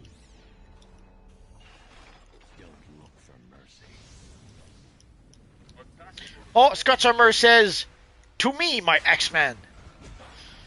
I have to admit, when we had the trailer for X-Men 97, and you have Cyclops saying, to me, my X-Men, I had the chills. And at some point they had shown, I forget if it was a trailer or just like a 10-minute preview, But you had a scene where they jump out of the Blackbird, and then you have Cyclops, who pretty much slows down his descent with his eye beam. That was a pretty cool moment, and also that was a moment that reminded us that Cyclops used to be a badass way back when. But then at some point it turned him into such a beta male. It was heartbreaking. Destroy the drone.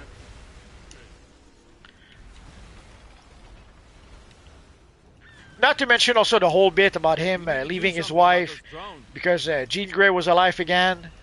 Then him pretty much becoming a terrorist. And also the whole bit about him cheating on Jean Grey with Emma Frost. So there was a lot of... they did a lot of character assassination with our poor friend Cyclops. So it was nice to see Cyclops being a badass once more. Defense systems. Protocol beta initiated. And with that, fools, I've bought us enough time to finish our little science project. Hold up for a moment. Don't let the villains win. I have a crazy idea. Why doesn't that feel reassuring? You're just going to Valid Ghosty, because I stopped playing 4 years ago and came back to DCUO. Yeah, you have to get the gear. There's some omnipotence gear you can get from the latest vendors, and there's also the elite gear that you can get. It's possible it is called enhanced gear. Could have sworn it was still called elite, but elite enhanced doesn't matter. You still you need to get that gear. So get the gear from the latest vendor. Get the omnipotence items from the last 3 DLCs, and you'll be able to catch up.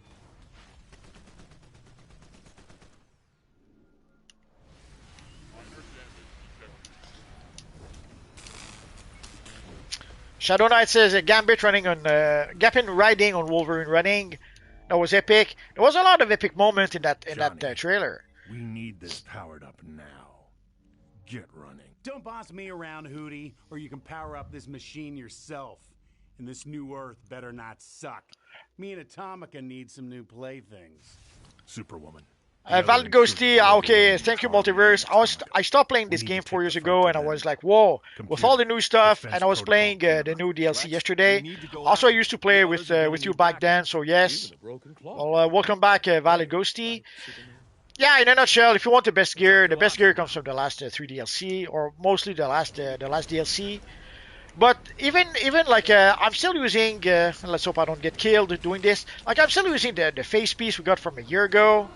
I'm still using the hand, the back piece from 2 DLCs ago. The last DLC I'm using the headpiece and the belt, and the current DLC I'm using the chest piece. And I will use the boots as soon as I get the currency to purchase it. And for the rest, so basically get the omnipotence items from the last 3-4 DLCs. And then try to get the elite gear from the latest DLC. And I am the one they fear the most, with good reason. Soon the crime syndicate will be the most feared beings on 2 Earths.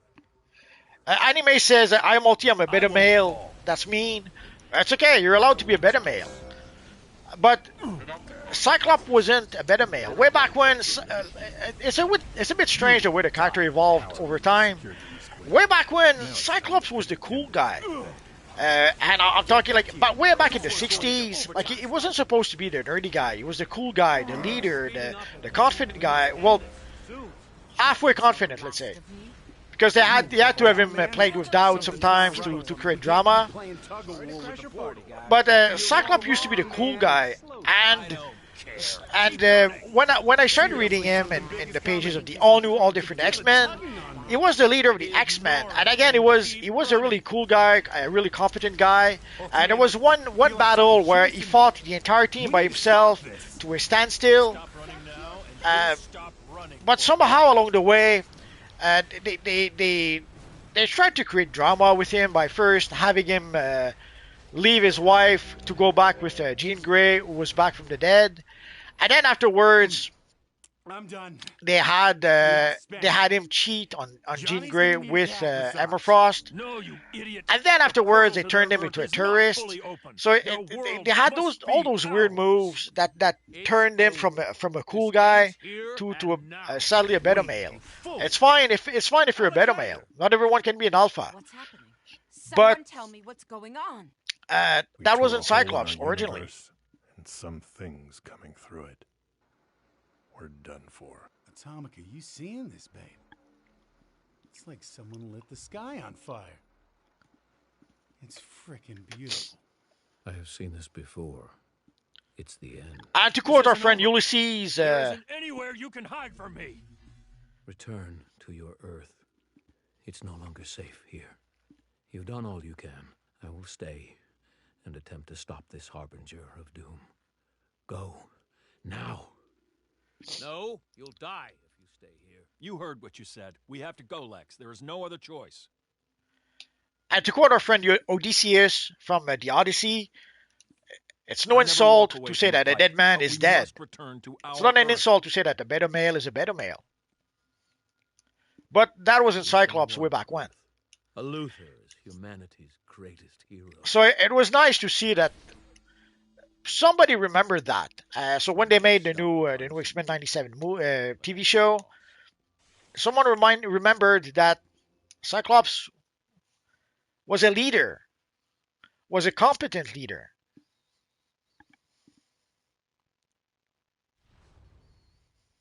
Run! Run!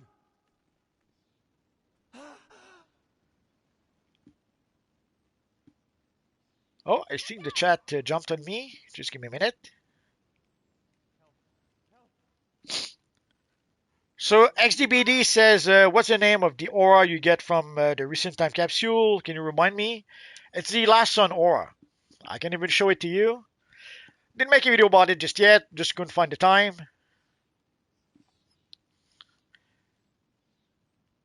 It looks better than the... it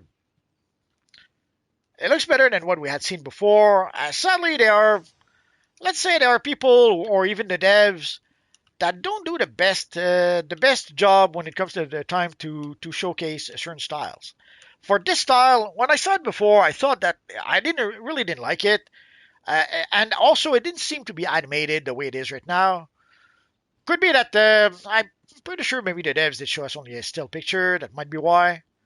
Although I could have sworn I saw some videos from YouTubers, and they do a good job. They did not do a good job showing the style. So this is what the aura looks like. So I have to admit again, I didn't like it so much at first, but I kind of like it now.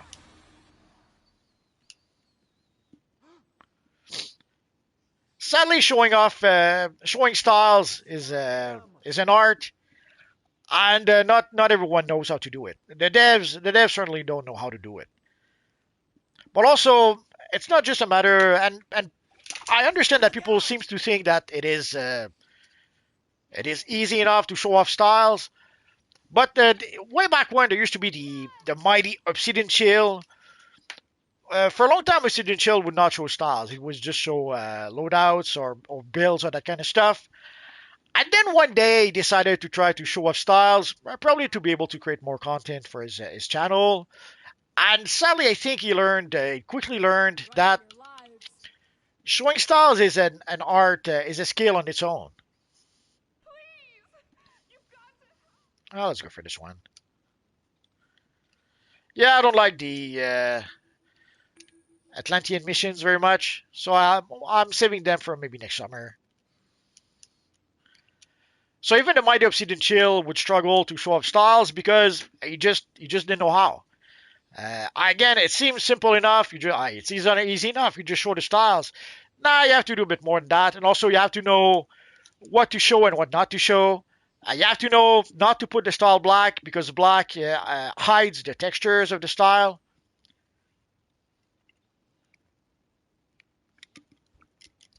You have to know to choose a map with the proper lighting. And more. So I know it seems self-evident, or it seems easy enough to show styles in the series online, but it's not really.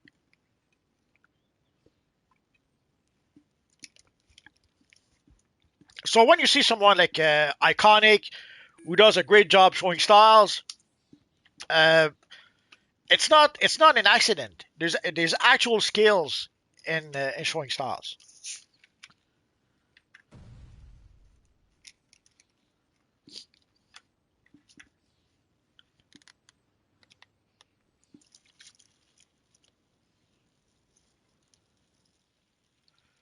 David Sharp says, "Here comes the anti-monitor."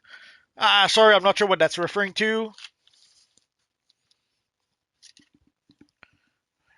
Oh, I guess you mean after the escape mission. Yeah, that was. And I will search this way. Robin and Red Robin, scout out the other direction. Report back on what you find. Tryouts are officially over. Today, you're Titans. Yeah, way back when, that was the mission that will lead into the anniversary event. Especially the solo mission in the Panopticon.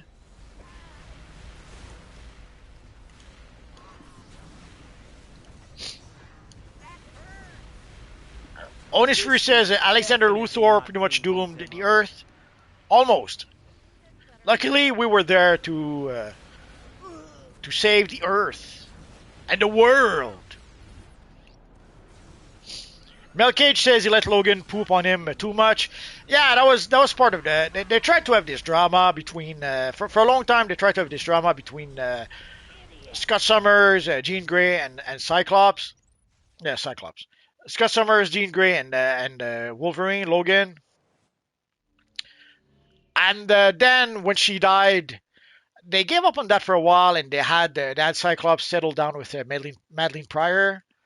But then when they brought back Jean Grey, then it was a whole mess about Scott Summers leaving Madeline Pryor to go back with Jean Grey. And then there was a whole bit about Scott Summers and Emma Frost and Jean Grey again. So that became the trio for a while. The triangle for a while, but then they added Wolverine came back into the mix, and then they even had this bit where you had some threesome between Cyclops, Wolverine, and Jean Grey.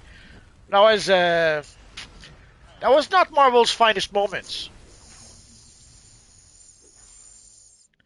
but it became a mess. It became over time and over the years, it became a mess. I understand that maybe the writers at some point didn't know what to do, and they were just trying to create some sort of drama. But they ended up breaking. They ended up breaking a lot of the characters, and Cyclops is one of the characters that was broken, and broken some more. So it was nice to see something that kind of looked like Cyclops that we hadn't seen in a long time. Murder Grant, and now you turn Joseph against me? David Sharp says, yeah, Multi, that's what I meant. Yeah, it took me a minute or two to realize. Look out! Hive troops heading our way. It was a fun bit. We thought it would be something like they did it that one year where you had one mission that would lead into the anniversary event, and then we would get the anniversary event, and we thought they would do that year after year, but sadly they either they couldn't pull it off or they never were planning to do it. It was just a one-time thing. We'll never know.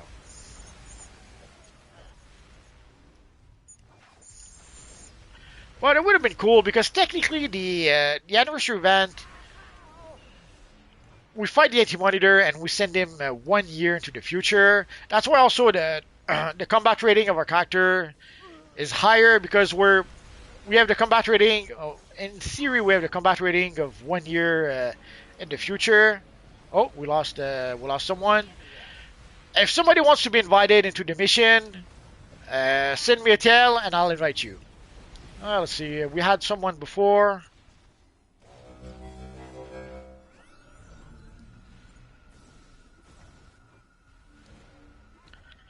Yeah, send me a tell in game, guys, and I'll invite you to the group.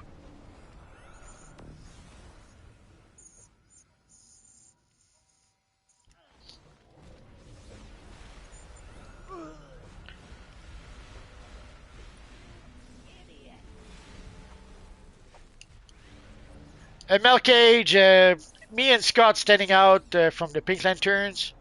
Oh, that's all right. We do have a theme, but well, we take everyone, even if you're not a Pink Lantern.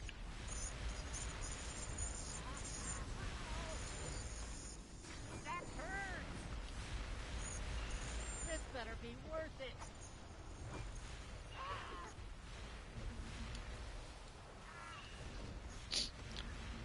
Now, I don't know if someone left or maybe they crashed. So if somehow you crashed, send me a tell and I'll invite you again.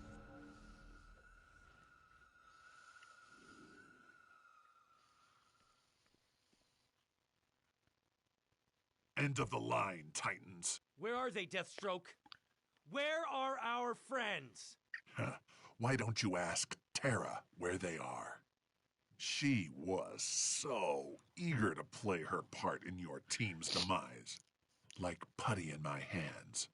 She even thinks I'm the father she never had. You son of a... Shut it, kid. You came for a fight? So fight. Yeah, I guess it's possible that Absolute crashed. We'll wait a bit. If he comes back, we'll invite him again. And also, speaking of storylines, like this here is supposed to be the Judas contract. And the storyline is quite different than what we had in the comic. Or it'll be your last. Yes, there are things that, yes, Terra is the evil traitor. Deathstroke was involved. Although he wasn't involved as her father, they were a bit more intimate than that. But even when they do create a story inspired by the comics, they don't exactly make it like the comics. They make their own storyline. You'll pay for that.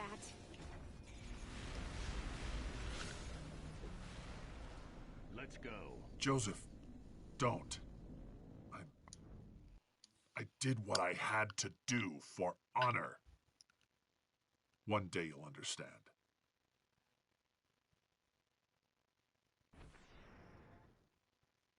Jericho? It's me. Let's go save your friends. Oh no! The evil Jericho took over Deathstroke.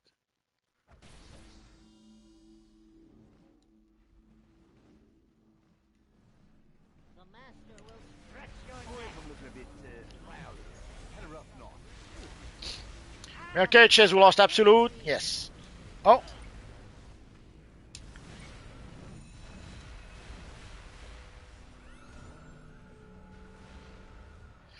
So seeing how he sent a tail, yeah, he probably crashed.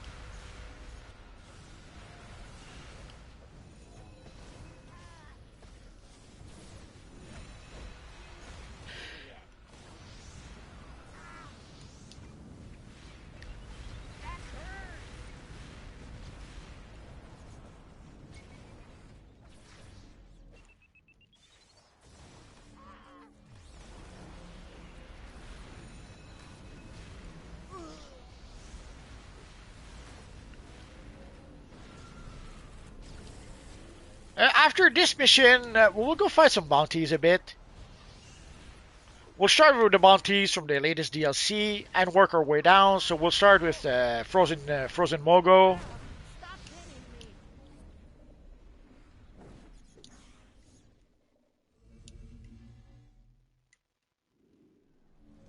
This better be worth it.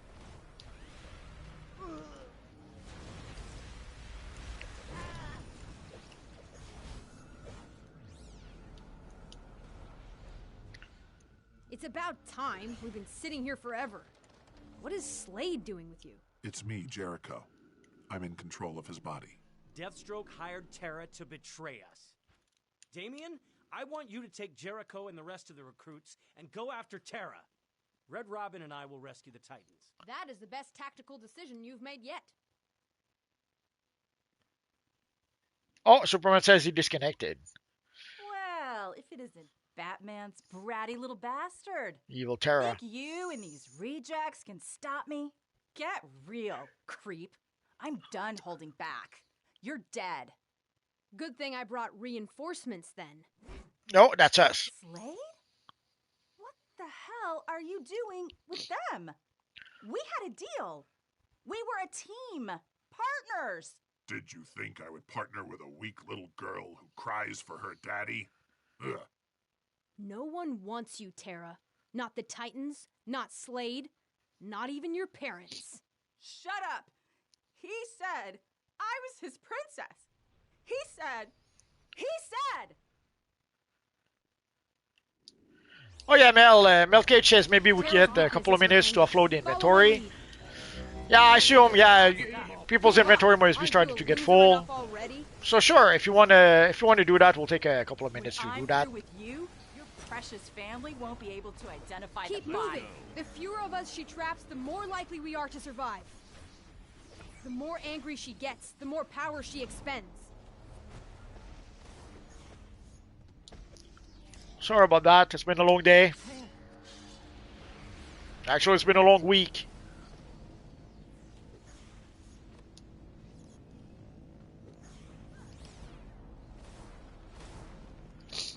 Lucifer says, I feel bad for old Jericho. In his father's mind, puppeteering him and seeing all of his father's memories. All of them. So imagine if that's the case, he's seeing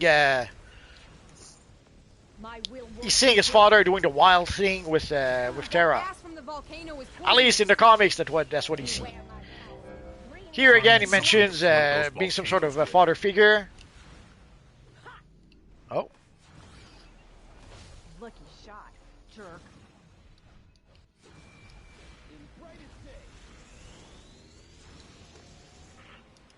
You will beg forgiveness. I'll bury you all. Avoid her rock walls. The floor inside is deadly. Duh, avoid the lava flows.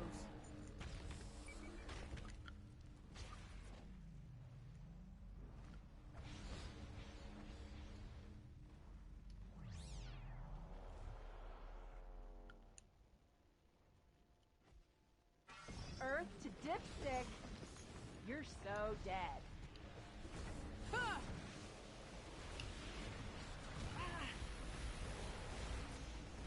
Think you're hot stuff, do ya?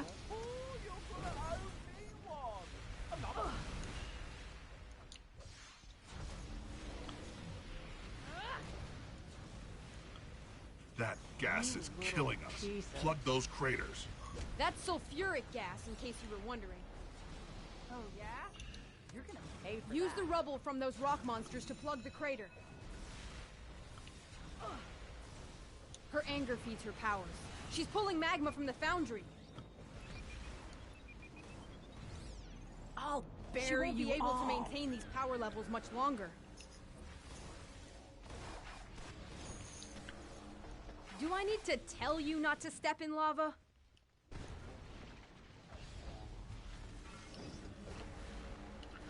I hate it when we cannot target the NPCs like that.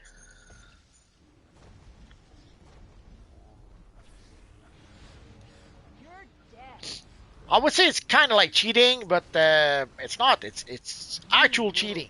Piece of... That didn't hurt. Don't do something you'll regret. That was a mistake. Back off. Lucifer, not just with his father, did with Terra. It's his own conceiving. Yeah, I thought about it. I didn't say it, but now you have. Lucky shot, jerk.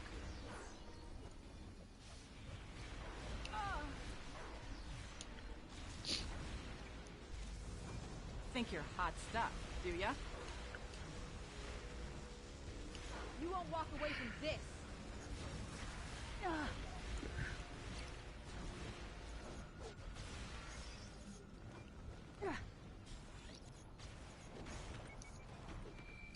I'll bury you all.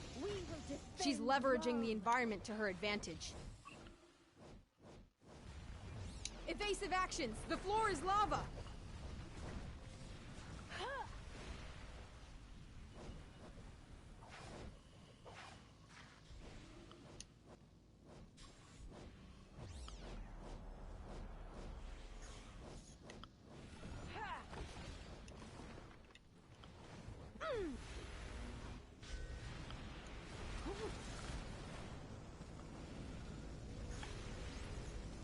Oh, yeah? You're gonna pay for that. Almost there. Stay on target. Watch the suit.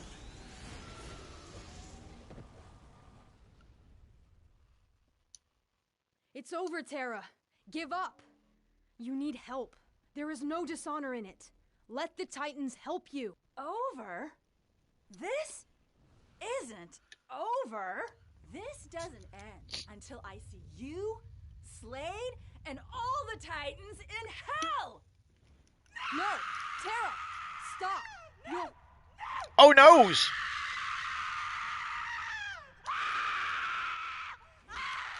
No! Jericho? No. They're gone. Funny, we saw a similar animation with Luzia. Go on ahead and save the Titans. Jericho and I will And early attempt this to rescue DLC. them. At the end.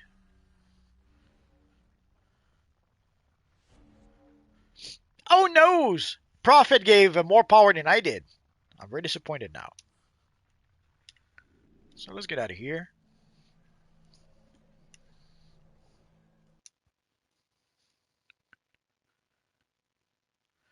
Is that where they got that rage emote from? Absolutely. Now you know.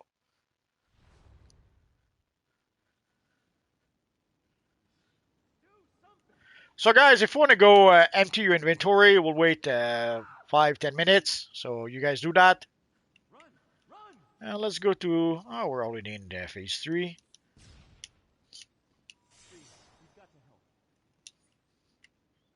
Run for your lives! Oh, we lost someone. You've got to help!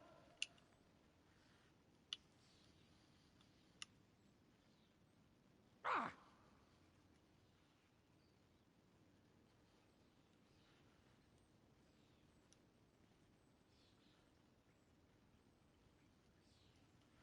I think Neelix sent me a tell earlier, so let's invite him.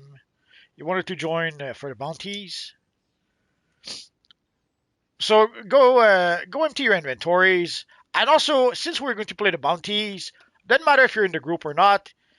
You can go to the open world, and we'll go play the bounties there. Yeah, the creator screen was something. Look out!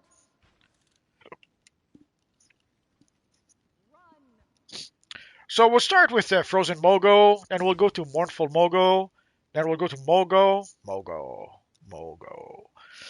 And afterwards, we'll probably go to Kaznia. Maybe we'll go as far as to Harley Quinn versus Apocalypse. We'll see.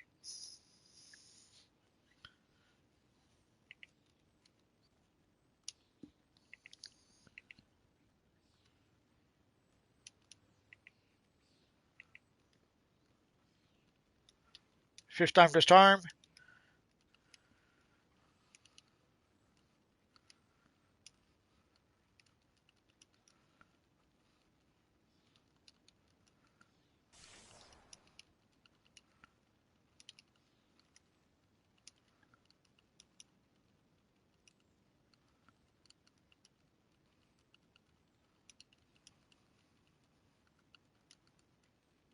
Whoa! Help! Ah, freaking. Ah!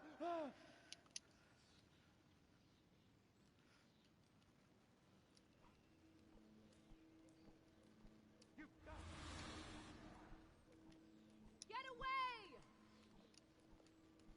Run for your lives! Oh no!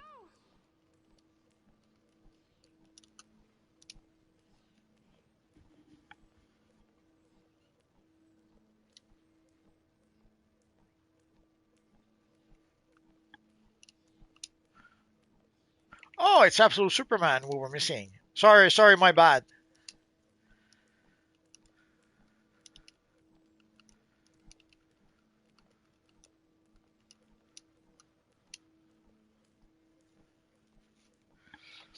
I always forget that when we invite someone in the instance, when we leave, we have to invite him. That's my boo boo.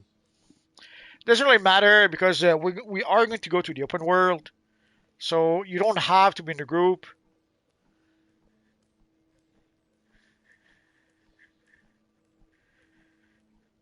Lucifer says, wow, Terra went full Karen there. Absolutely. XDBD, dang, that screaming that Terra makes. Oh yeah, they got quite a scream there.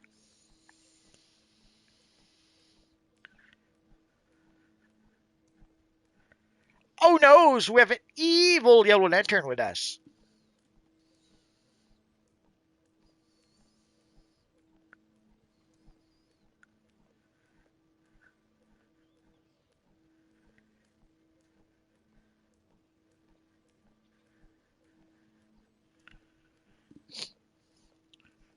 So earlier today, I watched the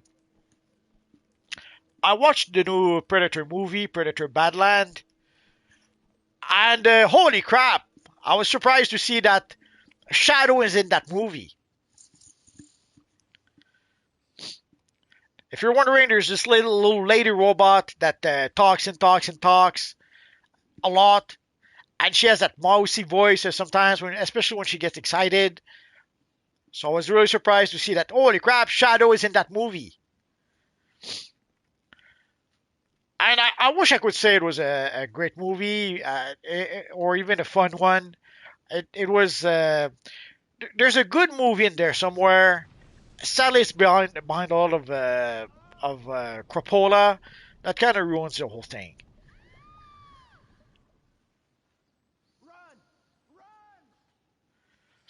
Although I saw a lot of people who were not, who didn't like the lady. I forget her name, Elle Fanning. There's a lot of people who didn't like the robot lady again because they thought she talked a little too much. And again, sometimes the voice can be a bit high pitched a bit. So people didn't like it very much, or some people at least didn't like it very much. Personally, I didn't mind it. Actually, I kind of liked her. I thought she was charming. Um, and I hadn't seen that many. Actually, I hadn't seen much with her before. I think I saw her in the Super 8, I think, and in I Am Sam, and there might be another movie I saw that I forget. So I cannot say I saw that many things with her. And I actually quite enjoyed her in the film. She, of all the things that are wrong with the film, I don't think she's one of those.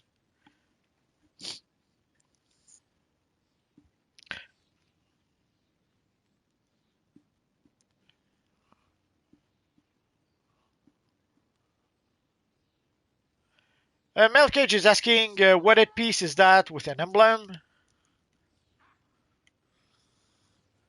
I'm not sure which one you mean. If you're talking about me, that's the accessory, the Pink Lantern accessory. It's not the headpiece itself. It's the Star Sapphire head symbol. I thought you meant maybe Absolute Superman. Like there's a headpiece, like the one Superman has that does have an emblem. So I thought that's what you were talking about, or maybe it is, and I just don't see it right now.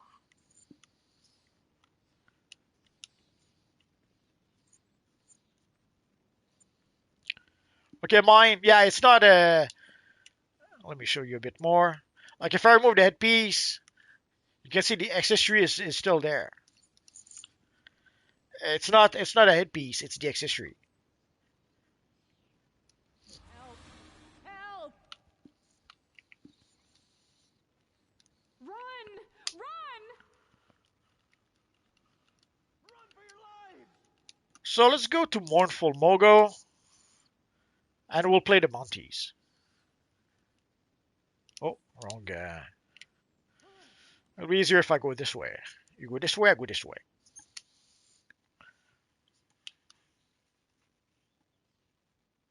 Not sure why I said Mournful Mogo. I meant Frozen Mogo. Too many Mogos. And Mel Cage says, "Yeah, I don't like the Omega helmet. Actually, I like it a lot. I'm thinking of making a character. I might call it the Omega Mask or something. I'm not sure just yet. So let us go to John Stewart first. This is a rescue mission, and the Lantern engineers could use your help. Activate let's one of the see. turrets, and it'll take down the security field blocking entry. Let's go to phase 9.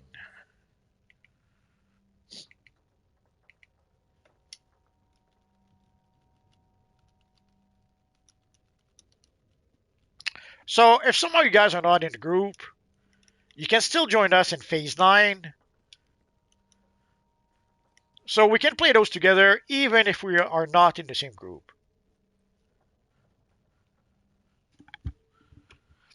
So anyway, so I saw Predator, and yeah, it was a bit disappointing.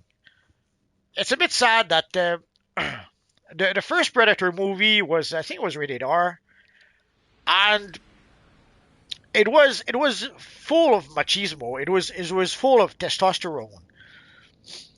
You had those big macho commando guys who would go into the jungle to fight some evil alien. And the alien also was full of machismo, full of testosterone. And they went 1,000 miles away from that.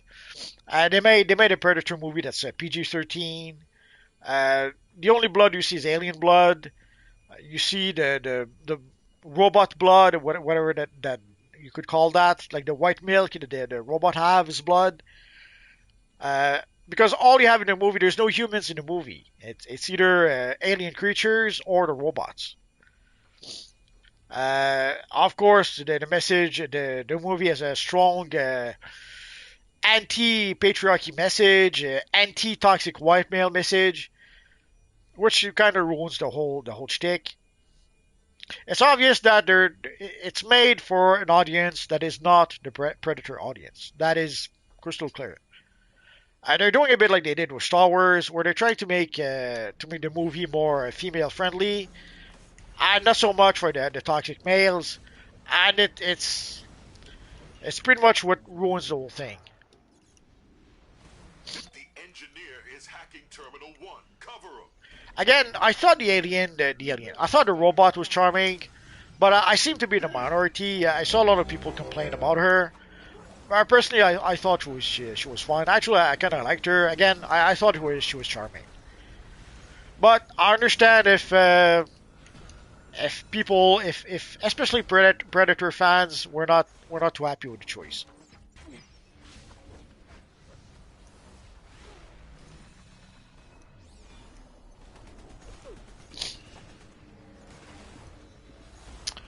Lucifer says you could use the name the Masked Omega.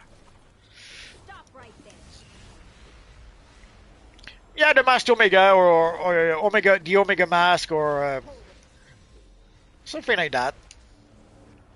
Kind of sound like a masked wrestler name. I guess I could make a luchador wrestler called the Masked Omega. But now I know a guy who already made a luchador comic character. It was called El Spectro, and it was basically the adventures of a Mexican wrestler who obviously never takes off his mask, and who goes through various adventures, almost like a Tintin or someone like Indiana Jones, or it was pretty much in vein of those adventure series or adventure movies. It was a pretty awesome comic. Terminal 1 is secure. Good work. Another engineer arrived. Keep him safe.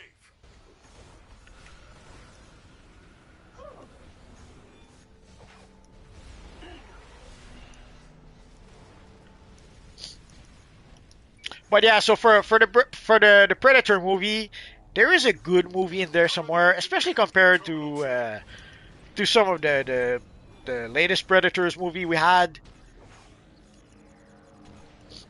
Personally, I kind of liked Aliens Predator, but again, I'm pretty much alone there. But the first Predator, even the first two Predator, I really did enjoy Predator 2 with Bill Paxton and Danny Glover. I could have sworn there was someone else that I forget. Gary Busey. I loved it. I loved the Predator 1, Predator 2. I even loved Alien Predator with Bishop. The return of Bishop as Peter Whalen.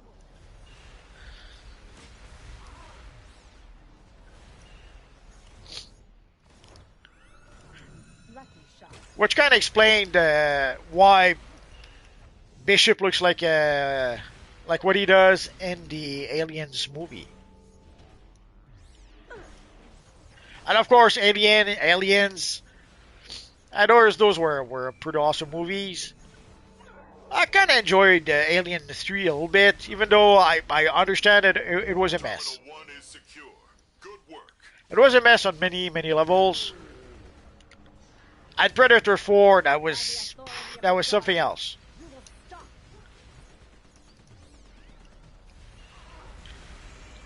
And then when they went with Alien Predator Requiem or something like that, ooh, that was a bad one. The Predators wasn't so good either. And I forget what the last one was, the one with the kid.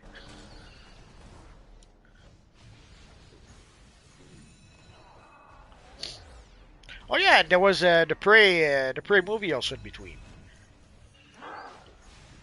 We've got an engineer at Terminal 3. Keep him safe. The engineer at Terminal 1 is under fire. Help him out. Although it did one thing though, is that it did. I had subscribed to Disney Plus way back when, some time ago, when it was like $2.99 a month or something like that, for like 3 months. And then afterwards, I decided to remain subscribed because if I'd gone to see Fantastic Four in theaters, it would have cost me a lot more than the 1 month subscription I got for watching the Fantastic Four in Disney Plus. The same for Predators. If I'd went to see Predator Badlands in the theater, it would have cost me a lot more than my Disney Plus subscription. So at this point, I pretty much can justify staying subscribed to Disney Plus, at least for now. And also, there's a couple of series, like there's Law and Order. I used to watch Law and Order on Amazon Prime. Sadly, at some point, it wasn't on Amazon Prime anymore, but it was on Disney Plus for some time. Although now it's been added to Amazon Prime again last week, I forget. Although what kills me is that there's like 20 seasons of Law and Order, and we have like 3 seasons right now. Terminal 1 is secure. Good work. I kind of understand why they do that, but I hate that. I hate how they don't have all the content.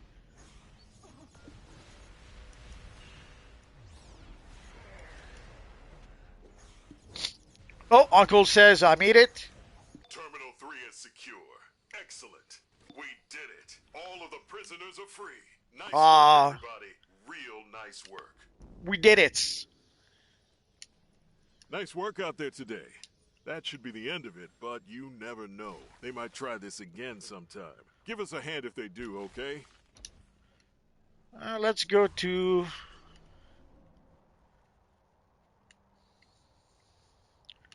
I think the bounty is somewhere over here.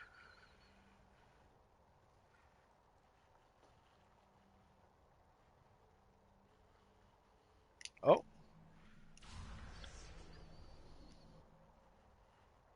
Oh, there it is.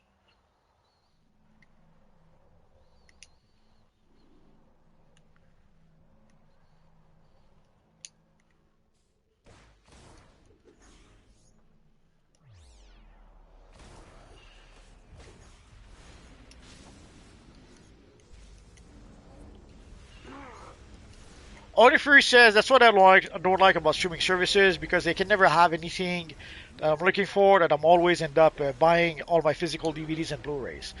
Yeah, the better option would be to buy out the whole thing.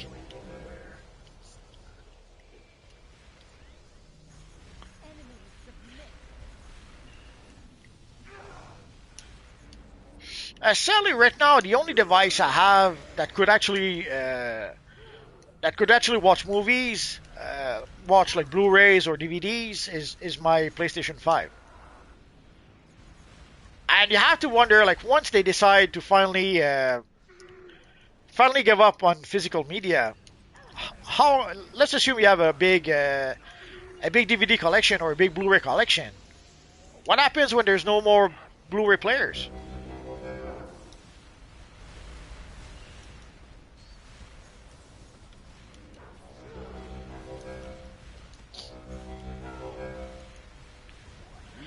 Like I used to have a disc drive in our PC. I haven't had a disc drive in my PC in 10 years, actually, since 2012. So it's been a long time.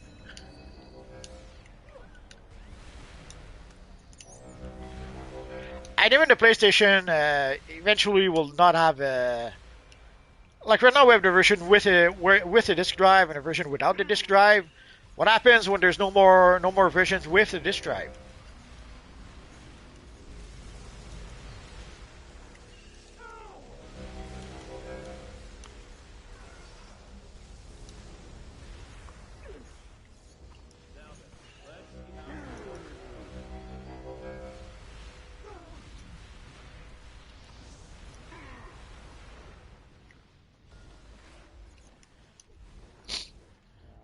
Only Fury says I can still buy a Blu-ray player for that.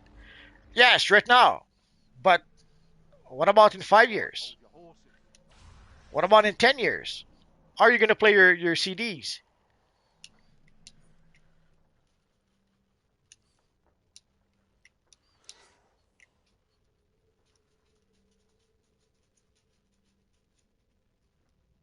Oh, where's the...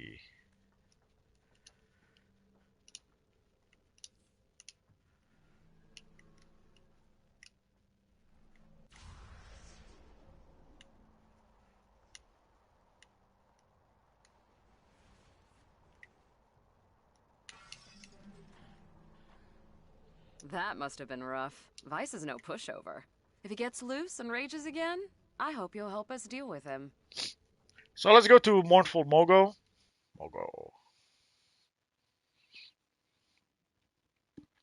Mel Cage, you're originally from Russia?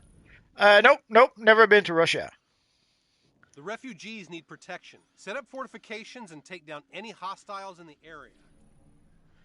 The furthest I've been in that direction is Germany. Many among the dead and the living. Where Necron goes, Black Hand is soon stalks to the follow. land in the Death I Lord's suspect name. he seeks to It curry must favor be We have been destroyed. tasked with the defense of evacuating refugees. They must be protected from Necron's forces, if possible. So let's go to the wall first.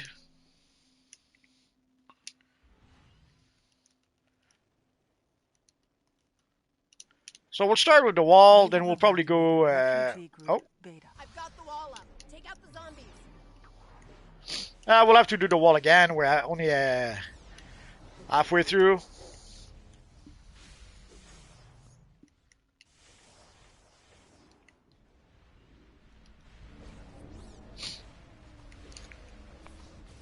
Anime says, Multi, how does it feel being the most popular DCUO YouTuber ever? Feels good.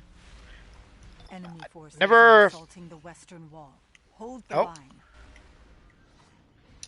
The eastern wall is under attack. Defend it at once. We'll have to change phase after.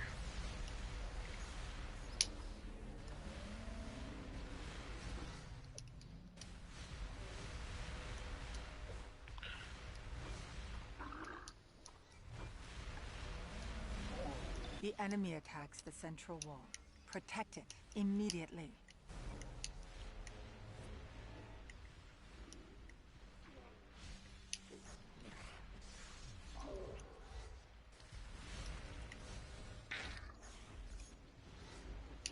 So being the most popular DC YouTuber ever feels good. Although I never thought it would happen. I never thought someday that would be me. And also, there are things you realize that you again I never even thought of. The first thing is I never thought people would try to copy me. That's something that came as quite a surprise. So imagine my surprise when I would see people copy me in the game. Some would pretend to be me. I never thought that would happen. Or some people would copy my thumbnails. I didn't think I would be the trendsetter, which makes sense since if I'm the biggest YouTuber out there, people probably think let's copy what he does to try to be the bigger out there. And also, it's something that YouTube gurus tell people to do. Like they say, find someone who's popular, look at their thumbnails, and try to emulate that.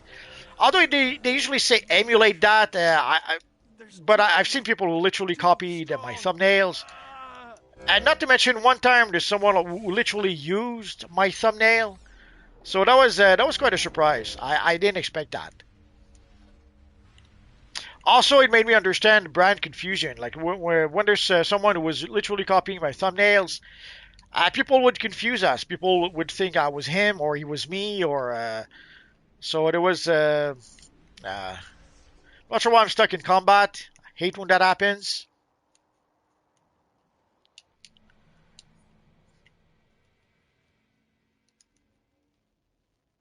Oh, there's so let's go to phase. Let's go to phase 3. No, phase 4 actually.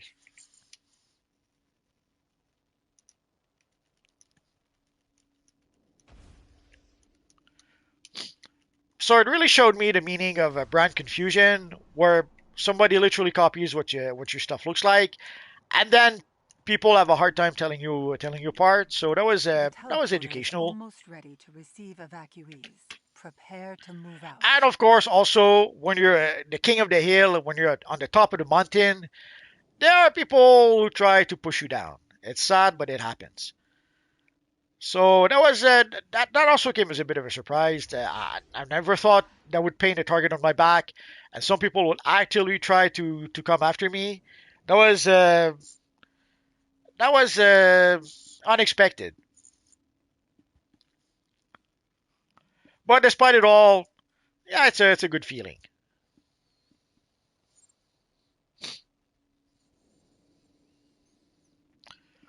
XDBD, Multi, what do you think? There are some good items to sell on a broker. Right now, what you could try to sell is the items to craft the Omnipotence item. If you can find a way to farm for them, if you play the daily heroic mission, you should be able to sell those if you want to. If you're not planning to upgrade the OP item, then you could farm for the OP items and sell them on a broker. That would be one way. Personally, what I prefer to do is selling collections. But finding valuable collections is a bit challenging right now.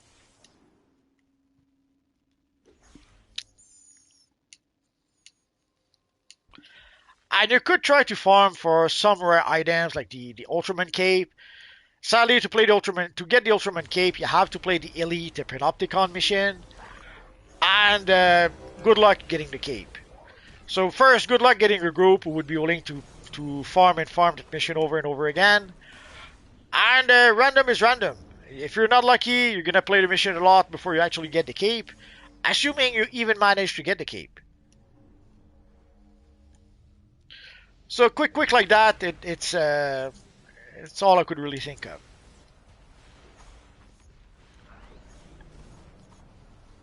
Anime says, for being very popular, you're very down to earth. Some YouTubers get big head. Nah, I'm an old man. I have experience. I've been in charge before. I've had success before. I know how not to get the big head.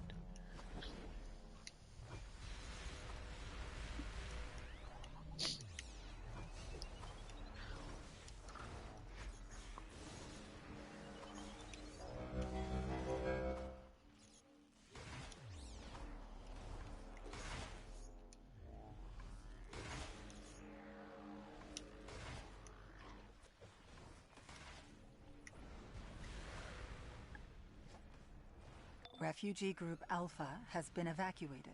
Pop says, what are your thoughts on the aliens in front of you? Not much thoughts, I guess.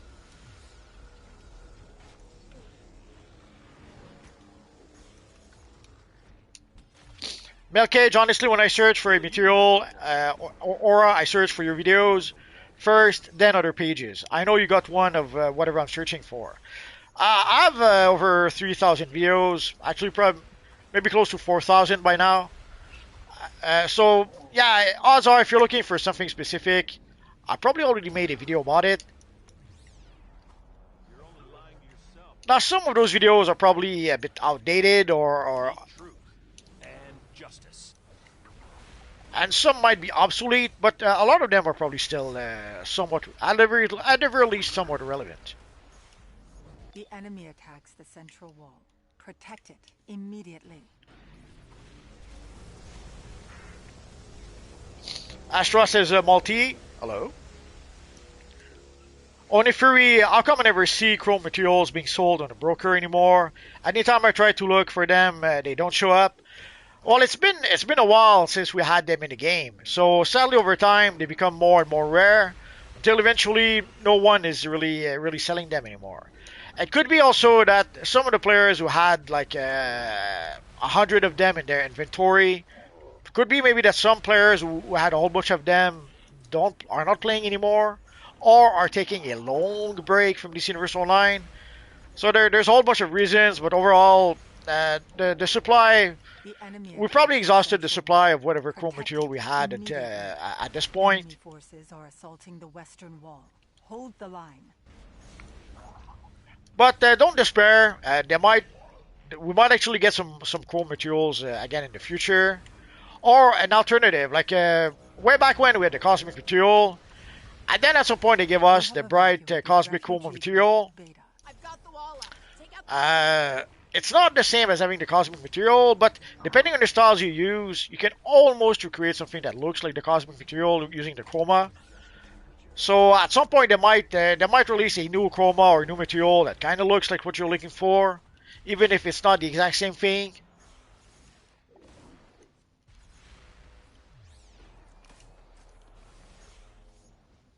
The enemy attacks the central wall. Astra says, you sound great to me. Thank you. Enemy forces are assaulting the western wall. Hold the line. The eastern wall is under attack. Defend it at once. Journal X, the last remaining OG DCUO YouTubers remaining. Actually, I'm not even. I don't think I'm an OG YouTuber. I started when I started making videos. DCUO had been around for about 5 years.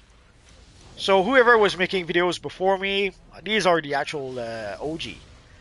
I came in a bit late to the party somehow. I came in a bit late to the party to play DCUO itself, and I came in a bit late to the party to make videos as well. Enemy forces are assaulting the western. And there's a lot of things I didn't know way back when. So there's a lot of things, if I knew, I would have done things a bit different. But too late, too late.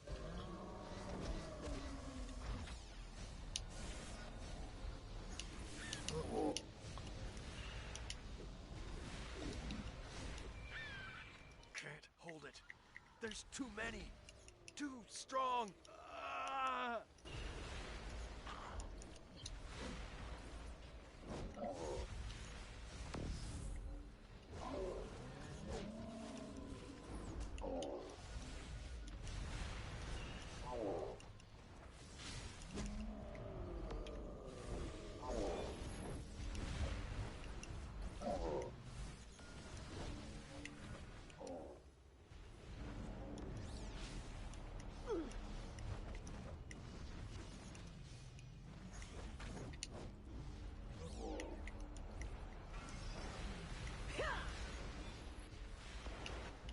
I'm guessing we failed, or...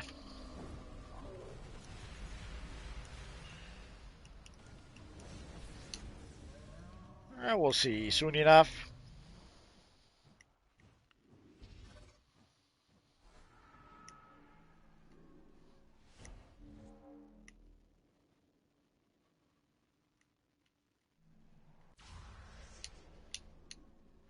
Oh no, we're done.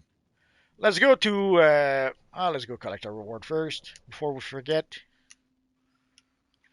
This mission has concluded, but others may be in need of evacuation soon. Let's go fight the evil Black Hand, and we'll keep Leishi for last.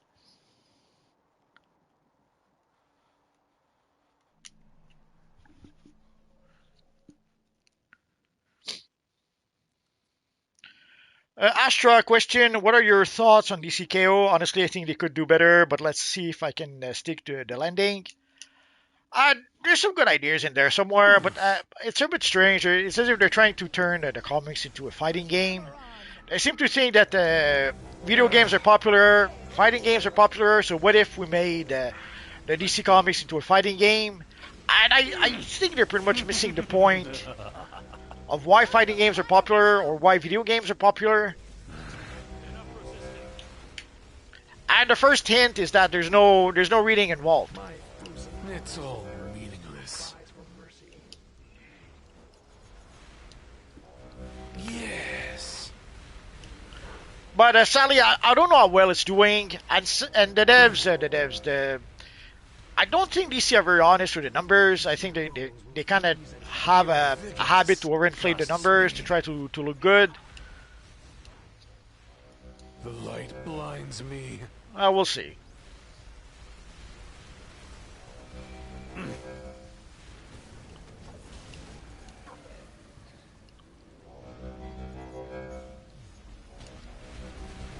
Your vigor disgusts me.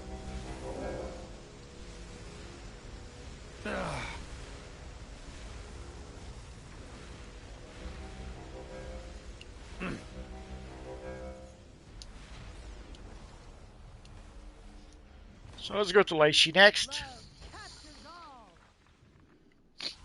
So for DCKO, I kind of like some of the artwork, some not so much.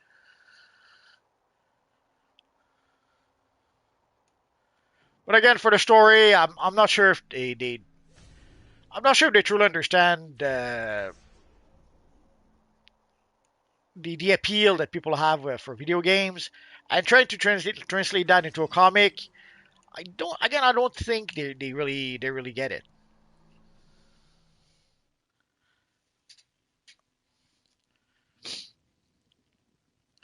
When you free, it's weird because the chroma material used to show up in the material section of the broker. Yeah, but they did revamp the broker some time ago. So it could be that in their revamp, some of the stuff is not labeled the same way or it's not put in the same place. And in some cases, they come in a reward box. If you look for the premium reward box, there are some rare materials that come from that premium reward box. So that might be where you have to look now to be able to get those items.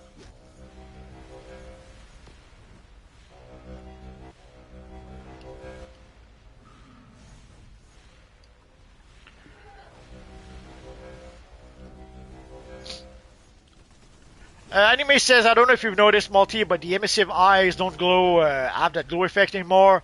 Yeah, I noticed. Whenever I load my Superman character, I've noticed that. I don't know what they did to... did they change the eyes themselves? Did they change some parameters in the game that somehow changed the eyes? I have no idea, but yeah, it's not going the same way it used to.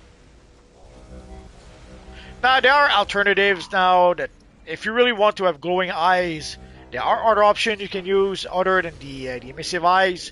But of course, if you wanted to use the emissive eyes, like the emissive eyes is something we can get from character creation. It's also something that costs, if you get it at character creation, it costs nothing. And even if you decide to purchase it from the vendor at the bottom of the watchtower, it's a very inexpensive option. It's not like some of the other eyes where you have to spend millions on the broker. The emissive eyes cost like $200 on the vendor, which means pretty much nothing in the context of DCUO. You have done well. Those poor souls will not succumb to the grave. Like a Terran cockroach, Black Hand has a way of surviving even the most brutal of defeats. Should he return, I trust you'll stand ready to teach him the error of his way. Like for those asking how to make cash in DCUO, like you could purchase some power batteries and sell those on the broker. These sell usually for a good price. The same for the black bile. The essence, you cannot sell the essence because it is account bound. But the black bile and the power batteries, nothing stopping you from selling those. So you could farm to purchase those and sell them on a broker. And again, you could play the heroic daily mission. You get a lesser version of those items, but you can still sell them on the broker. The same for if you go to Mogo. The same for Mogo. On Mogo, again, you have some crafting components that you can sell to make a bit of cash on the broker. Archillo and his crew are here, and they're doing some serious damage. If Hank you're up for a Henshaw, fight, head the out and shut so-called those yellow cyborg lanterns Superman, down. is wreaking havoc here on Mogo. Oh, let's go to phase. Let's go to phase 4.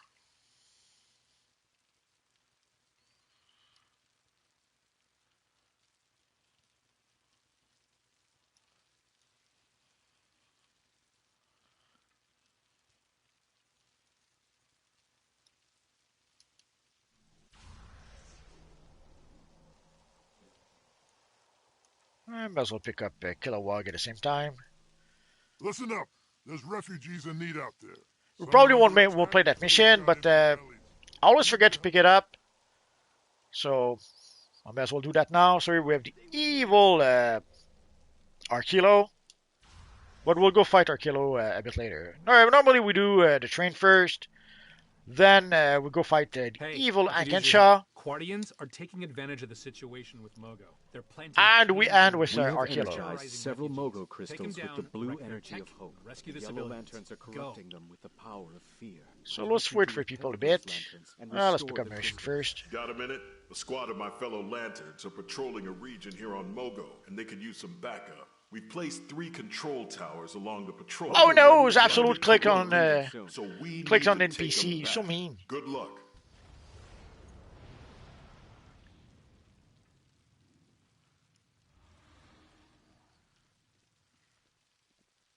XDBD, I am trying to sell the collection from the recent time capsule, but I'm surprised nobody's buying it so far.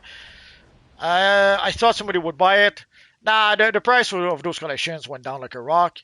And the price, also the price of the items themselves. Like for the Omega headpiece, you can get it for 10 million on the broker. So why even bother to purchase the collections? Like the collections are probably only one of the collection is probably more expensive than the headpiece. So you just buy the headpiece when that happens. The same for the hairstyle.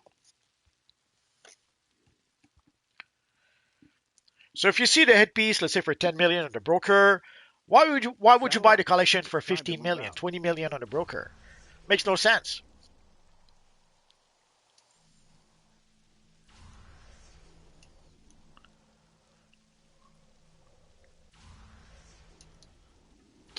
So yeah, I'm not surprised if the collections are not selling, because it's cheaper to just buy the item.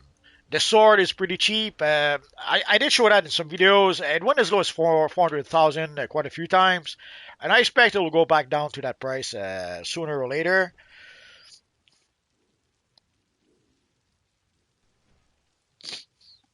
Let's lock it down, people. The one item that a lot of people are using is the chest piece. I guess the pants too. People usually try to get the set. But even the chest piece is fairly cheap on the broker right now. And it's pretty much the most popular item of the bunch. In part because people have been asking for the absolute Superman style for some time, but also because of the emblem. It has the biggest emblem in the game right now, and that is something that a lot of people were asking for.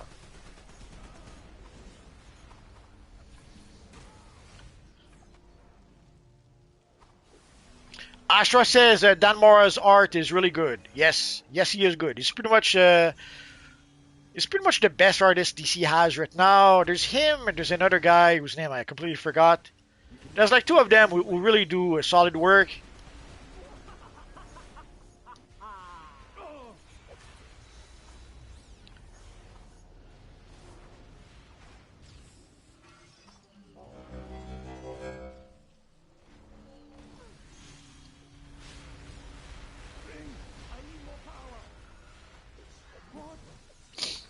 Astra said, yeah, plus I feel like the heroes aren't going all out like the premium, like the premise implies they would.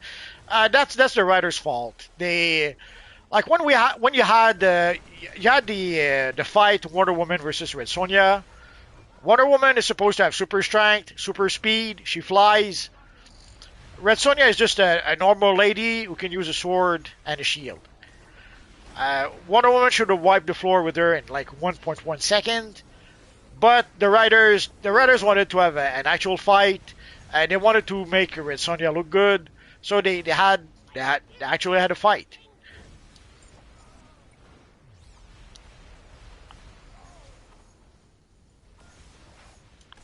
And also the fight like Superman versus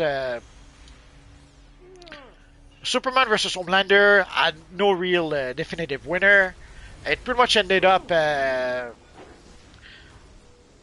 It was a bit disappointing the way they ended that. So there was no real resolution, and it was a bit disappointing, let's say.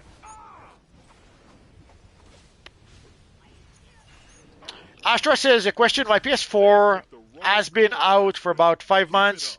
Have we received any content based on the Absolute Universe? Also, do you think DCUO will cover DCKO 2? It's somewhat Crisis adjacent, so maybe. The thing with DCKO is that it takes about 2 years to make a content for a game. It takes about 6 months to make a new comic. So unless unless DC Comics told the DC devs in 2 years we're going to make a DCKO event, it's kind of hard for the devs to work on the content ahead of time. Now, for the time capsule, I guess they were able to do that quickly enough, pretty much at the last minute. But for an actual DLC, it takes time, it takes preparation, creating the content, creating the new map, hiring the voice actors, booking and scheduling, recording the voice actors. All of that takes time and preparations. So sadly, they can't come up with a storyline for the comics much faster than they can in the game. And unless DC told the devs 2 years ago that they were making an absolute content, that they were making some DCKO content, other than a time capsule, I wouldn't expect any real content on that front. And yes, we have basically we have the absolute Batman time capsule, the absolute Wonder Woman time capsule, and we just got the absolute Superman time capsule. That is the current time capsule that we have in the game. Astra says the Wonder Woman issue disappointed because she was like access to all of her forms in the entire publishing line and still held back. Yeah, pretty much. Red Hood versus Joker was nice. Same with Superman versus Adam. Anime, Multiverse, do you ever see yourself retire from DCO? Or will you play DCO till your last breath? I'm trying to paraphrase. They're going to take my controller for my dead, cold fingers. Or something like that. Basically, I will play DCO till the last breath and more. Now, it could happen that I don't know, something could happen. Maybe I could get banned because I'd say something Volterra doesn't like. I could get banned if YouTube doesn't like my content. I don't know. Now, I'm trying to think of examples, and I'm doing a really bad job at it. But there's something that could happen that makes me either not make YouTube videos anymore or not play DCO anymore. Of course, I could get hit by a truck and end up in a hospital for the next 10 years. We don't know what's coming up. But short of something like that, I don't see myself stopping anytime soon. But you never know. Maybe in 5 years, like already DCO has been around for 15 years, and dang, was there a lot of change in that time. Now, who knows what DCO will be like in 5 years? Seeing a lot of the changes we had recently, like oh.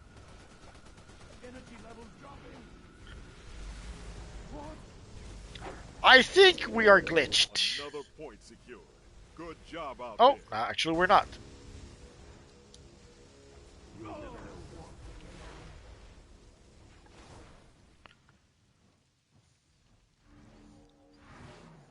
Somehow I thought we were glitched, but I guess we're not. So anyway, so short of something dramatic happening, I don't see myself stopping from playing DCUO anytime soon. But again, DCUO has changed a lot over the years. Who knows in 5 years what's gonna happen? And of course, also someday it could happen that DCUO will shut down. That is also possible. We saw that recently with a few games. There's a game that was just released like recently, the High Guard, where they laid off the entire team. So are they going to hire a new team that will keep on working on the game? Are they going to pull the plug from the game? No one knows at this point. But we're seeing games being shut down. We're seeing entire teams being laid off. So who knows what's going to happen to DCO in 5 years?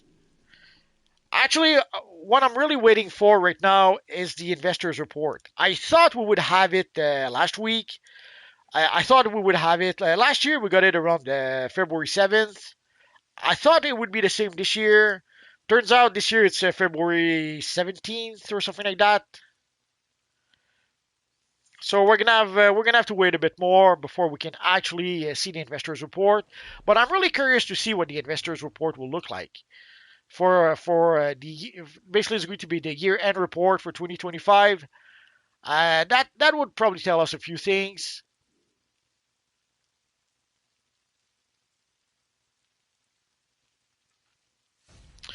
XDBD multi, is it just me or this year, next year has a lot of big releases when it comes to movie, TV shows, and video games? A lot has been announced, but sadly a lot also gets cancelled over time. And there's a lot of things we got that recently were cancelled that had been announced some time ago.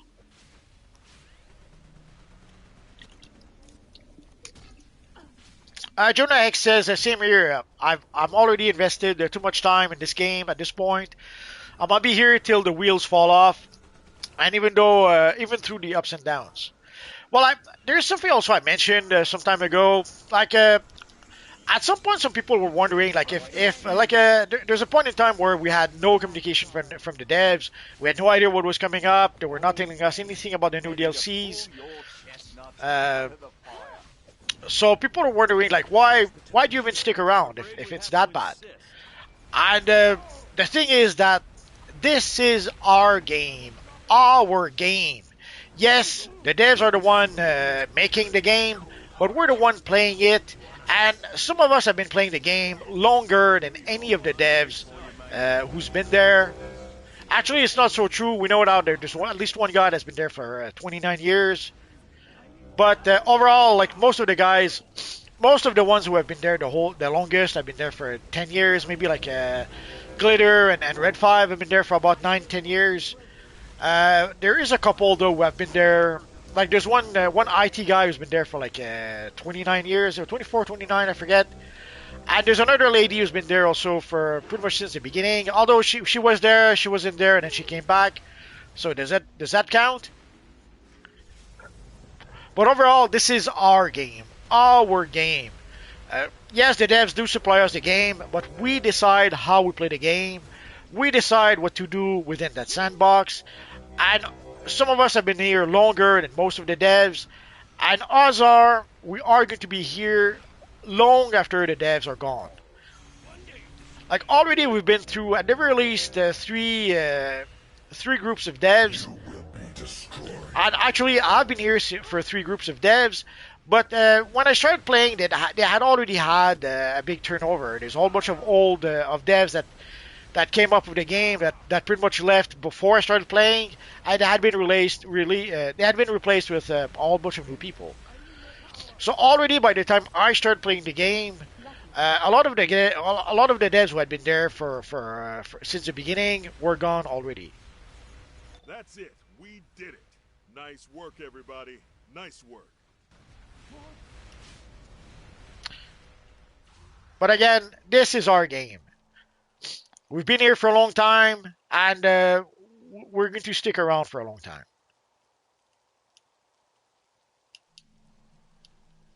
Oh.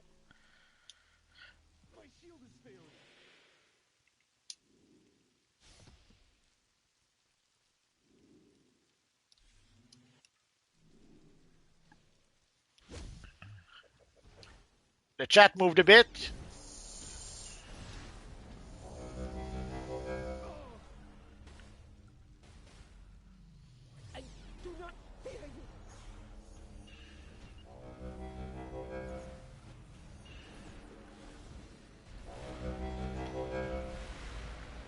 So I'm trying to backtrack with the chat, and I'm trying not to get knocked out by the evil Ankensha. Astra says the Wonder Woman issue is disappointing me because she has access to all. Oh no, sorry, I read that already. Shadow Knight deleted the message. Lucifer says plans can change. Last year, some games that were announced never got to be made due to lack of funds or interest. It's sad, but it does happen. Yes, it does. We had the Ashes of Creation that was that's pretty much about to be shut down. All the staff have been laid off. There's the High Guard that was just announced. They laid off all the staff. So sadly, it doesn't look good for some of the games. Bring that traitor to his knees. Shadow Knight, Superman was holding back against Homelander. Maybe.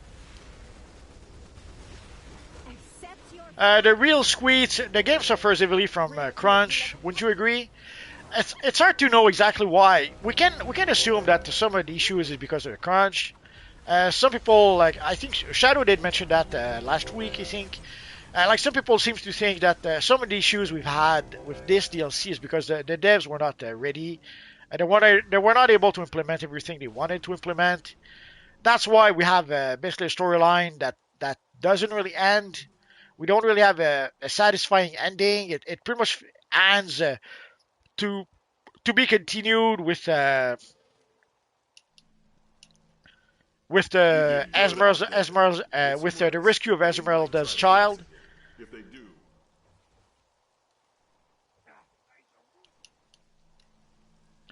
So Shadow seems to think that they didn't have enough time, which could be true.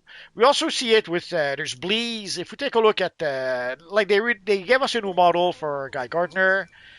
Usually they give us new models for the NPCs of a new DLC. Even when they reuse an older model, at the release they give the model new textures. In this case, they give us Bleeze as it is. They did not even try to update Bleeze. They did not even give Bleeze new textures. So yeah, it does kind of suggest that maybe they ran out of time. So it could be a crunch thing. But it's obvious that they've been struggling to try to give us 3 DLCs per year, plus all the time capsule, the mega capsule. The mega capsule is pretty much the biggest indication of a crunch, in that they don't seem to be even able to create a new time capsule, so they have to give us a mega capsule to buy themselves some time until they can be ready for the next time capsule. Like for the mega capsule, it was simple enough. They came up with two new auras, and then they gave us 6 different colors for each of those auras. So that was the content, the new content for the mega capsule, as opposed to with a new time capsule, they have to give us a new style, then the enhanced version of that style, then a few styles for the collections. Like here we got the headpiece, the hair, the sword, and I'm probably forgetting something else. So yeah, it might be a crunch thing, but maybe it has nothing to do with the crunch. The truth is, we don't know. You've done well today. That said, Henshaw is quite persistent. That's what I'm talking Should about. he return, it might be a while before our killer tries anything like that again. I trust you'll show him the error of his ways. So let's go to Kaznia.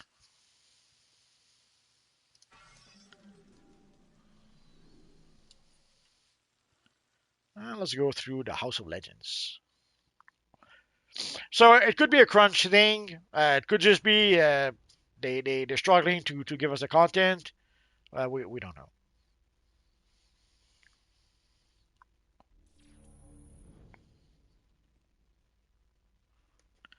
Melcage says you can't get hit by a truck. You'll quantum tunnel out of there. What if quantum tunneling is in cooldown? You don't know.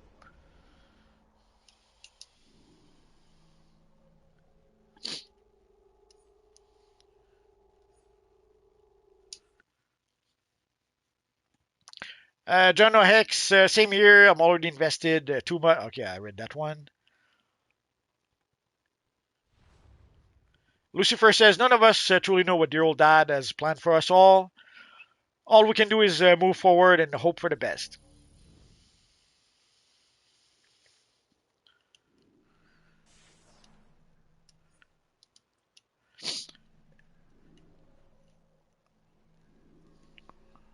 If I'm to take a quote from heads of state,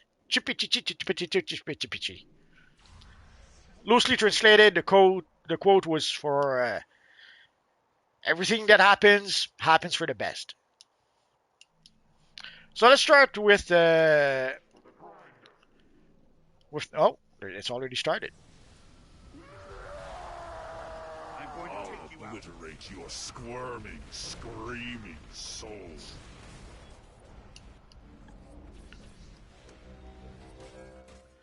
That was quick.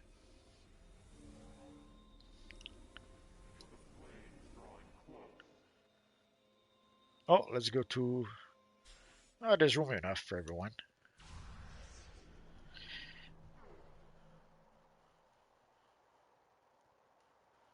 So let's collect our reward.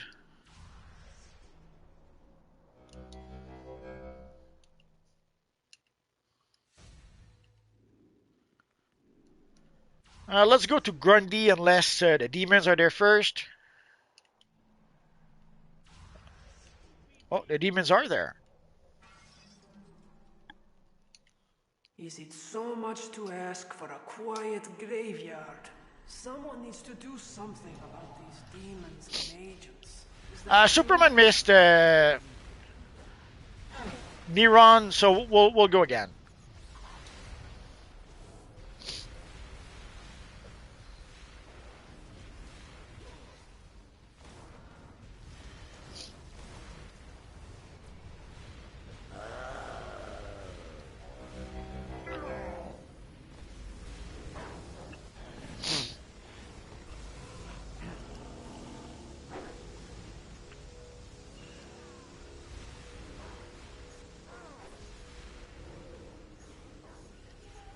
Uncle says it's cool to play next to you. Uncle, a huge fan.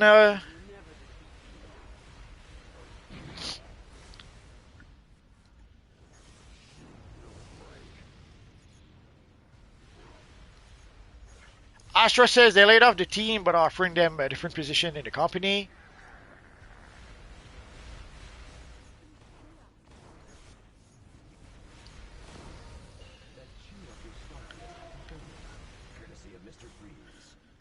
So they are operating with reduced numbers. Well, anyway you slice it, the layoffs are never a good thing.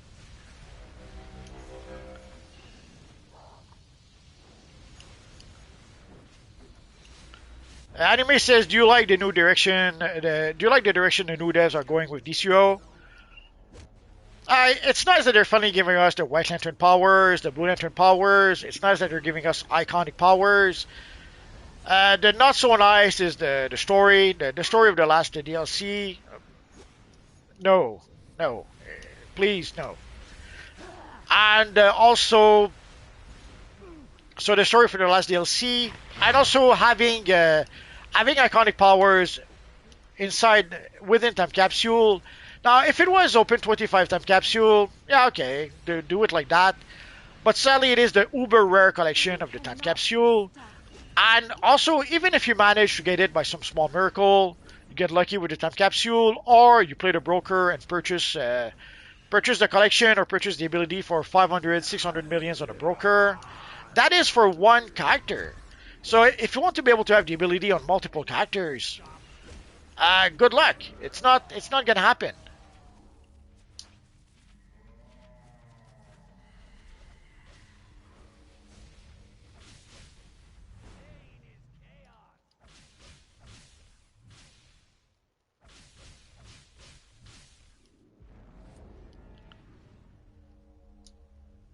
have to admit, it was fun watching you deal with those hooligans.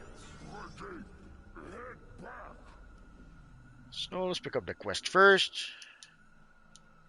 All I want to do is rest in peace. But now there's this So Grande stuff. yeah, the direction is a mixed bag. There's some good stuff like the new augments. Although again, the augments, upgrading one augment for one character, yeah, maybe that won't be such a big deal.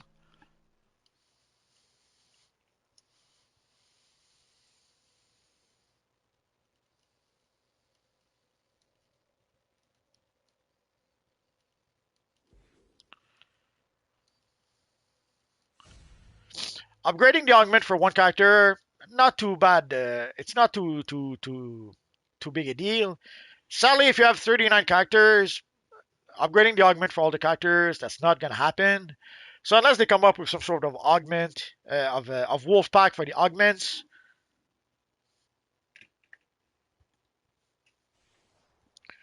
it's gonna be a bit of a pain in the butt. And also, there's the FOMO aspect that stinks. Sadly, if you don't get the augment right now, who knows if or when it's going to come back. Like some of the previous abilities that are no longer available, there are people who will not be able to get them. So that is a bit of an issue, I think.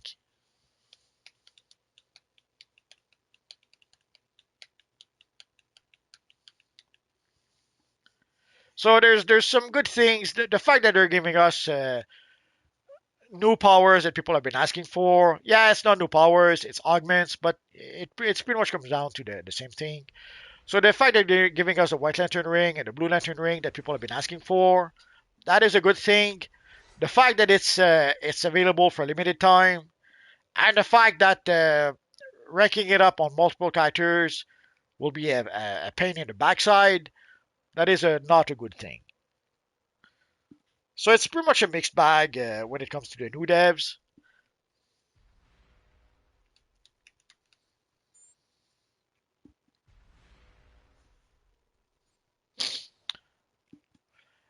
Fungus, what would your ideal DCUO remake look like? Well, first, we would have to be able to import everything we have in the game into the second game. Like all the styles, I spent years and years and years gathering style for DCUO. I want to bring those styles over with me in DCUO too. That's the bare minimum. Like I've been burned with Destiny with that. When we played Destiny, then they give us Destiny 2, and in Destiny 2 you lose all your gear, you start from scratch again, and that really I was not happy about that. Having to farm again to get the legendary items, to get the Galahorn, I had to work my butt off a lot to be able to get the Galahorn, and I was not happy about that.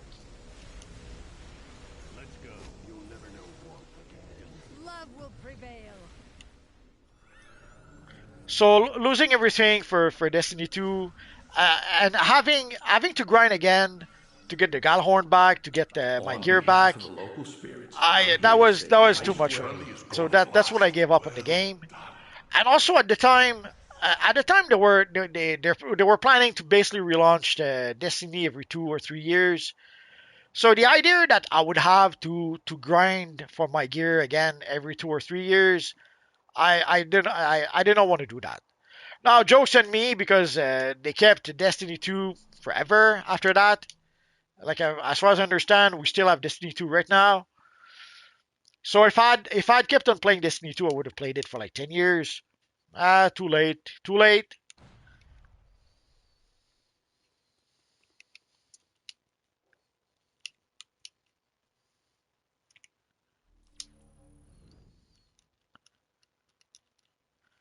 So let's fight a new run for our friend Superman.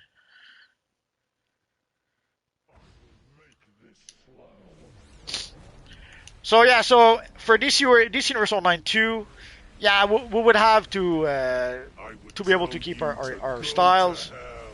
Maybe not the gear. But I don't release the styles. All the styles I gathered over the years, all the base items I gathered over the years, I want to be able to keep those. Leads you astray.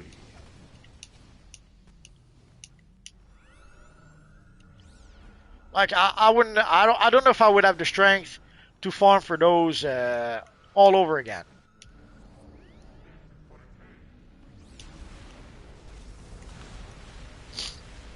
I would tell you to go to hell. The real squeak, I said the game suffers from crunch because the episode maps have been quite buggy.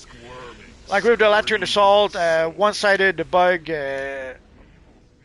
One-sided bug. Sorry, I lost. I'm trying to keep track of not being killed by Neron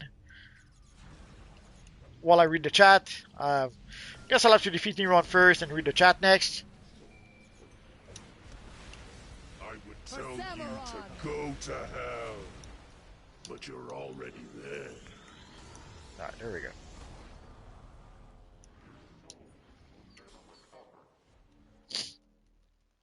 Okay, let me go back to the chat for a second. So I say the game suffers from crunch because the episode maps have been quite buggy, like with the Lantern Assault, one-sided bug, still not getting fixed after months of the new Mogo map mountain bugs. Yeah, they have some pretty big bugs that sticks around for a long time. Is it because they is it because they do not know about those bugs? I kind of doubt it. Pretty sure people told them already. Is it because they just don't know how to fix it, or they just don't have the time and or resources to fix it? Could be either of those answers. Lucifer, for starters, I would have to have a rideable vehicle. The devil needs is convertible. XDBD, currently right now, the Omega helmet is like 11 million, somewhere around there. And I'm close, but not too far. It's annoying. I saw that. I could have sworn. Let's go. We'll come back. So, guys, go to Gotham Apocalypse. I'll be there in just a second. Let's take a quick look at the broker. So, at some point, the Omega Sword went all the way down to about 400,000, which is nothing in DCUO cash. I kicked myself for not buying. I should have bought one or two when it was at that price. Well, too bad, so sad. So right now the Omega Sword is 1 million. And basically went down to about 400,000, went back up to about 5 million, went back down to again about 6 or 400,000. Then it went all the way back to 7, 8, 10 million. And then right now you can see it went back to 1 million. And for the helmet, a lot of swords. Oh, so when I checked earlier today, it was 10 million for the helmet. And here you see it went back. It went back up to about 12 million.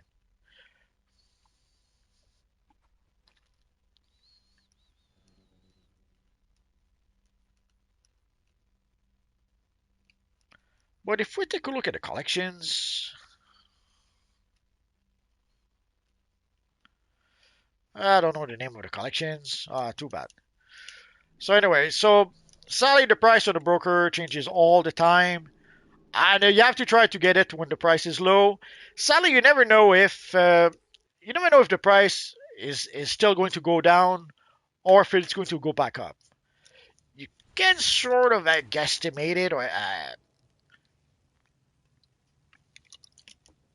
you can sort of try to guess sometimes, but sometimes you're wrong.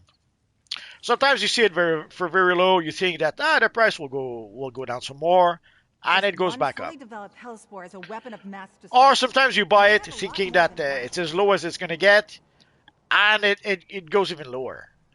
Now, my advice usually is, if the price is fairly low and you can afford to buy it, just buy it.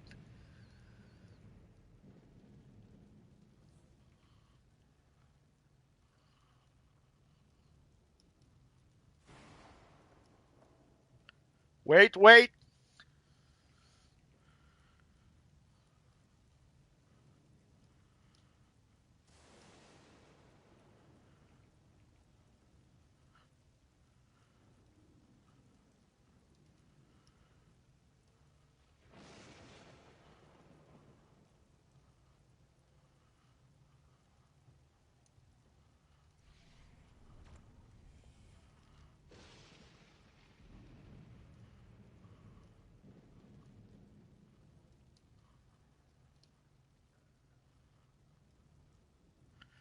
So I guess half the group went to Brimstone.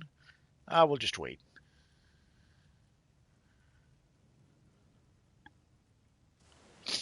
So we'll read the chat while we wait.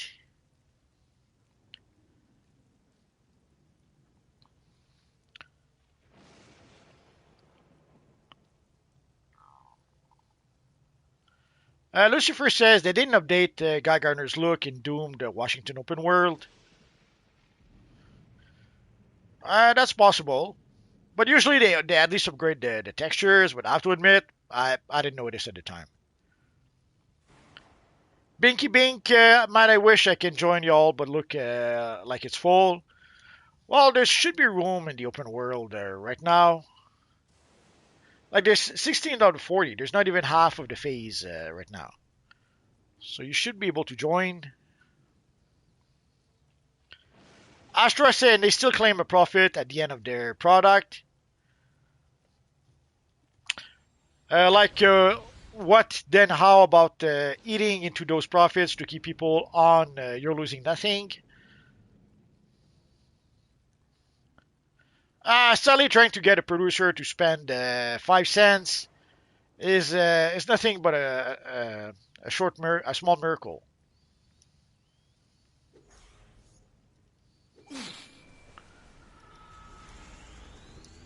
Freaking orbital strike. Finish you.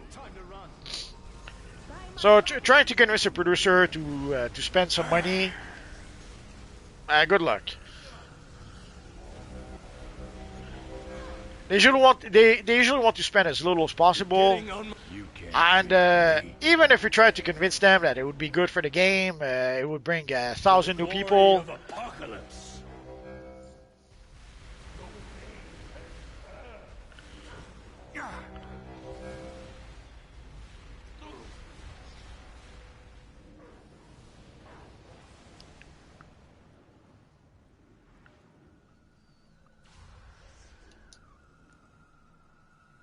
Don't let the villains win. Forget, keep those artifacts tip-top.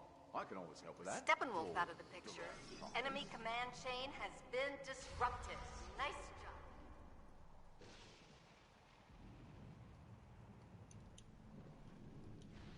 The local nightlife just got a lot hotter. A walking inferno called Brimstone is doing his best to make Gotham hell on earth. See if you can do something about that. So we'll fight Brimstone and we'll do the convoy afterwards.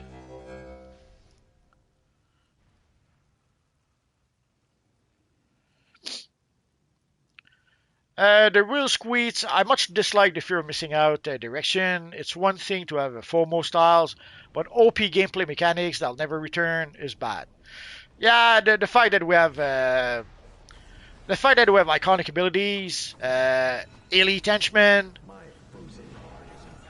the augments, the fact that those might never come back or might come back in, I don't know, 5 years. Yeah, that's disappointing.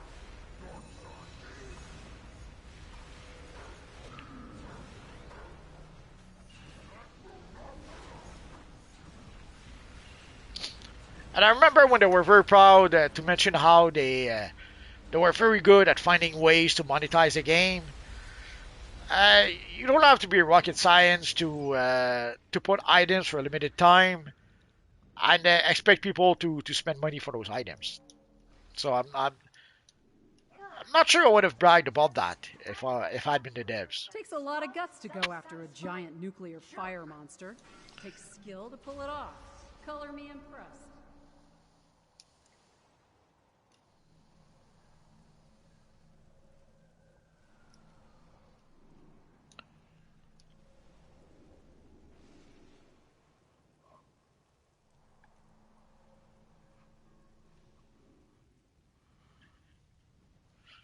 I guess now we wait. Give me a chance to catch up on the chat. So CB0 says, it's stating that if you weren't in the anniversary event, hope burns bright in the beginning. No new players won't get the blue or white lantern ring. Yeah, we're hoping that there will be some system eventually, maybe the Imp Mart, where you will be able to get those abilities again. But the truth is, we do not know. But there's one thing that, like there's one thing that the White Lantern Ring or the Blue Lantern Ring did show is that people are willing to spend $50 for those abilities because there's quite a few people that on day one they did not even hesitate. They spent $50 to get the darn thing. And I cannot blame them. I did that way back when for the BVS emblems. When we had the BVS emblems, I bought them as soon as possible, and technically they were not even available. When the emblems were added to the game, we had 6 or 8 hours of downtime. But around lunchtime, the game came back for like 15 minutes. Like the game came back and then it went back into maintenance again. But just a short 15-minute window, I went right in. I snatched the BVS emblems, and I've been having them ever since. So because sadly, even though for a long time the devs did not really use FOMO very much, they did use it a little bit once in a while. But you never know when there's something that you really want. If you're not willing to wait, get it right now because if you miss out, you're going to kick yourself afterwards.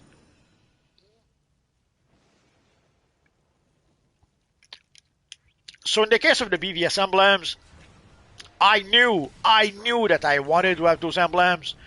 So there was no way that I was going to wait even 1 second before buying them. So as soon as the emblems were available, I grabbed them and I've had them ever since. So I can understand why some people really did not want to miss out on the White Lantern emblems, on the Blue Lantern on the White Lantern powers, on the Blue Lantern powers. I understand that some people really did not want to miss out, You do good work. so they did not Let me even take help while you take off any the table chances, stakes and they got it right away, and that is fine. And in some cases, also they were able to create content about it right away, so they benefited. On one hand, they spent $50 to purchase the ability, but on the other hand, uh, odds are maybe they made $25, $50, $100 from YouTube making videos about it. So I guess it was a win-win scenario for some people. Now I toyed with the idea of doing that and decided not to do it.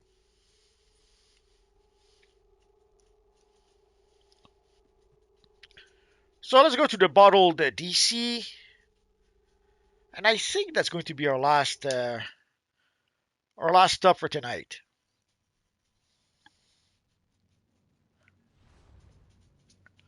Anime says DCUO doesn't have the money to make a DCUO 2.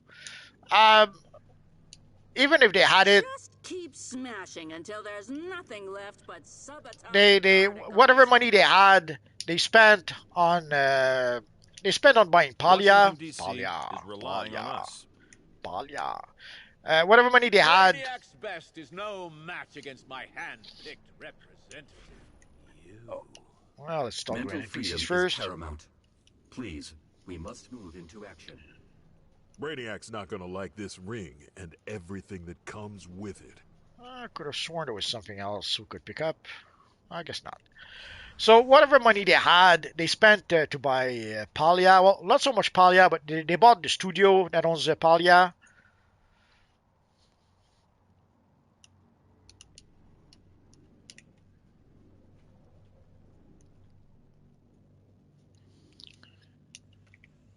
Minor damage.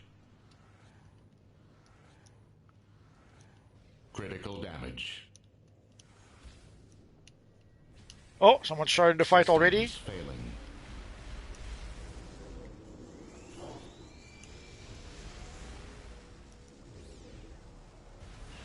Damage sustained.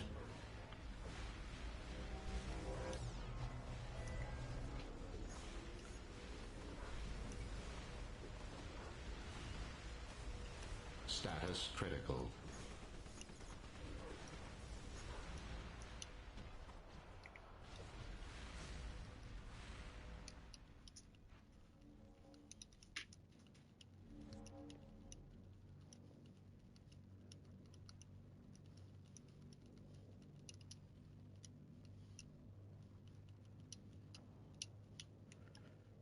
We started really quick, so I'm not sure if everyone was able to get it.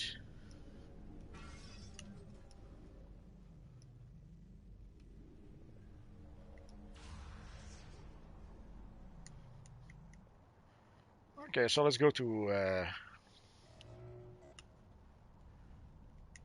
let's see if we have the bugs first. Oh, the bugs are here, so... Oh, only 14 seconds. 10 seconds.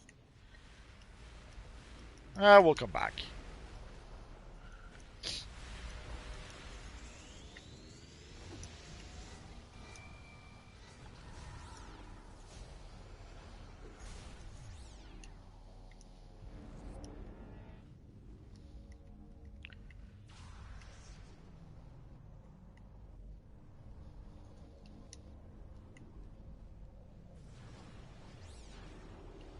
Enemies submit.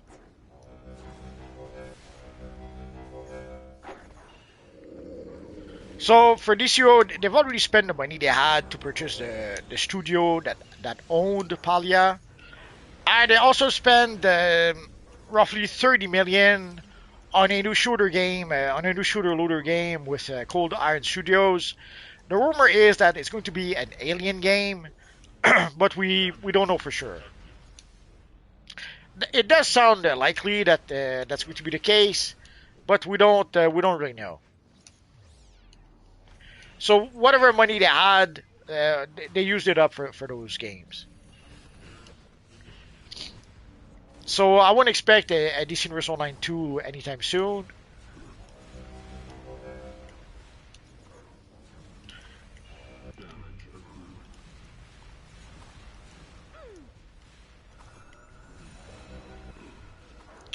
The real sweet, Multi, I know you aren't in Creator League anymore, but have you heard anything about the next recruitment event?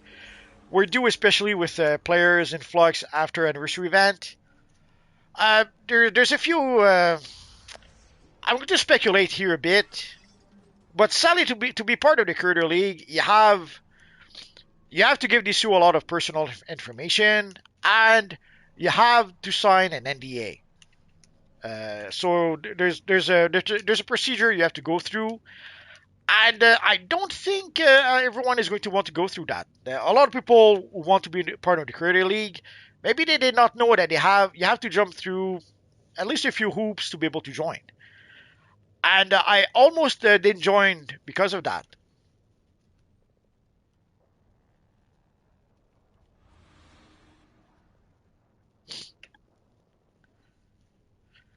So, and also, sadly, I'm sure you've noticed by now, they don't, the devs don't have much respect for the Creator League, for whatever reasons. We saw it recently, like there was this sort of bigger YouTuber who was sponsored to make a video about this Universe Online. So they don't, instead of supporting the creators that are creating content for this Universe Online, they prefer to go outside and use quote unquote bigger creators that never produce this Universe Online content and ask them to produce content instead. And it's not just with the new devs. Way back when, the old devs did that with Angry Joe. If you guys know Angry Joe, way back when, Angry Joe did a couple of videos about this Universe Online. Sadly, these were sponsored videos. It's not Angry Joe decided one day, hey, I'll make a video about this Universe Online. The dev sponsored Angry Joe to do that. And that's why there are, I think, 2 videos that Angry Joe made about this Universe Online. And he never made videos about this Universe Online ever again after that. Which should be telling in itself. So here we can see that the devs are willing to support bigger creators to make content about this Universe Online, but they don't seem to be willing to support the current creators they have very much, and they don't seem to have much respect for the creators, for the people making they don't seem to have much respect for people making DCO content right now, and I include myself in that. I sure didn't feel a lot of respect when I was part of the Creator League. I can tell you that. And I can sort of understand. anyone can improvise themselves YouTuber. I can decide to start a channel, have 5 subscribers, and say, hey, I'm a YouTuber. Does that mean that I have any actual skills? Does that mean that I have any actual content worth making or worth watching? Not necessarily. But you would think that there are some creators that DCO could have worked with.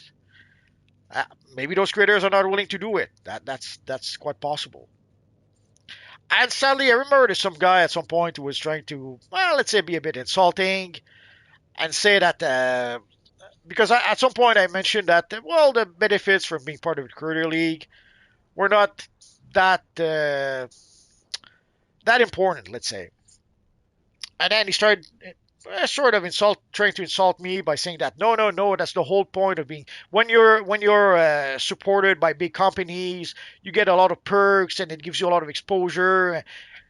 And I tried to point out that, well, first, and he said he would say something like I didn't know what I was talking about, and I should go to business school or something like that. And then I had to point out, listen, I don't need to go to any school anywhere. I've been there. I've seen firsthand how it works. So I and people have weird expectations from the Creator League. They think they're going to get a lot of promotion. They think they're going to get a lot of new subscribers thanks to that. They think they're going to get a lot of support. Not really. Actually, the biggest support I got was when I left the Creator League. When I left the Creator League, I had an explosion of new subscribers. That's pretty much the best support I got while I was there. Now, people think that the once you're part of the Creator League, surely they're promoting your stuff, right? Not really. And you don't have to believe me. It's easy enough to test out. Now, people know that Meta Knight is part of the Creator League. But can any of you guys name one other person part of the Creator League? And there's multiple people part of the Creator League. But I guarantee you no one knows about them because DCO is not promoting them. Heck, DCO Meta Knight is part of the Creator League, and DCO is barely promoting her. Like they mentioned her one time during the Extra Life event, I think, or maybe the last live stream they had. They may have mentioned her, and that's the extent of the support they give her. And she's quote unquote their favorite creator by a country mile.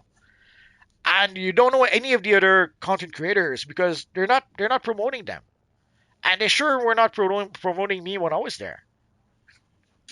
So I know that people think that being part of the Creator League gives you a lot of promotion, a lot of exposure, a lot of perks and advantages. It does not. I'm sorry to tell you. So the reason why we haven't heard about, like, we know that there is a new recruitment drive for creators of the Creator League, but it takes a while. It takes a while to go through the process. And how long will it take? We don't know. And also, it's quite possible that some of the people who did apply for the Creator League, first, it's quite possible that DCU could say, no, we're not using you. Because if they had taken the best creators the first time, it would have been pretty much only white guys and maybe one and Meta Knight. That would have been the entire league, or not necessarily white guys, because there's some guys I have no idea if they're black or white actually. So it would have been only guys and one Meta Knight, and I'm pretty sure that's not what they wanted. They wanted to have more ladies, which is why you had Creator League with 5 subscribers, because they did not look at people who had with a lot of subscribers. They did not look at people who were making a lot of content. They were trying to get people of different backgrounds, of different. They were trying to get a diverse group of creators, if it makes sense. More than they were trying to get the best of the best or those who had the biggest following.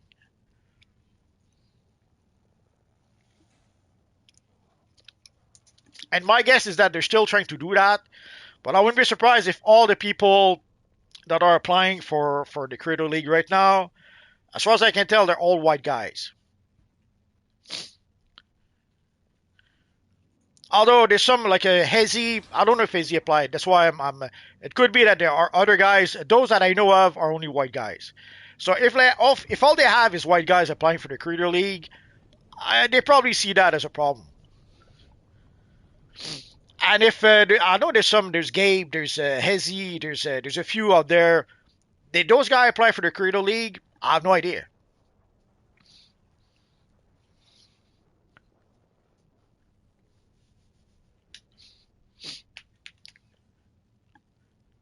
And also, other than Meta Knight and Shadow Lady, there's a Chica. Like these are the three female creators that I know of, and that's it. Is there any other female creators who make content about this universe online? I don't know.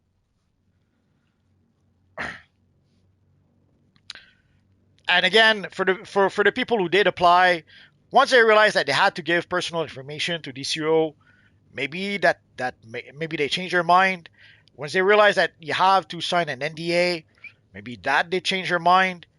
So so they did announce that they were recruiting more creators, but going through the process, that might weed out a lot of them, all of them. We don't know.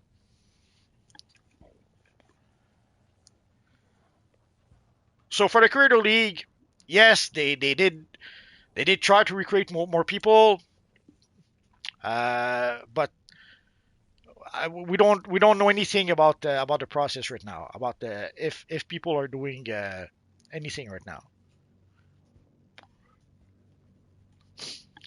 Badam is asking, are you troll or battle troll? Right now, I am troll.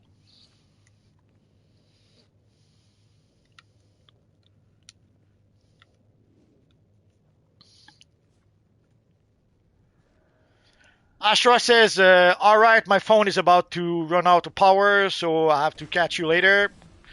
Catch you later.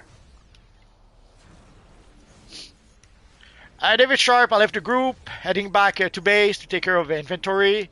Then we'll head to Metropolis. The real squeets, I have a saying, if you eat the slop, the devs will keep serving plates of it.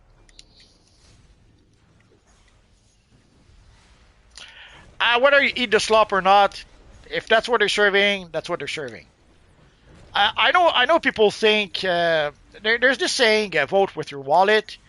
It doesn't mean what people think it means. People think that if they vote with their wallet, like let's say you play this universe online and a bad example. We see it with Star Wars. People have been voting for their wallet for at least 5 years now. Star Wars is not serving what people want, and people are not buying it, are are voting with their wallet, and still 5 years later, they're still not serving people what they want.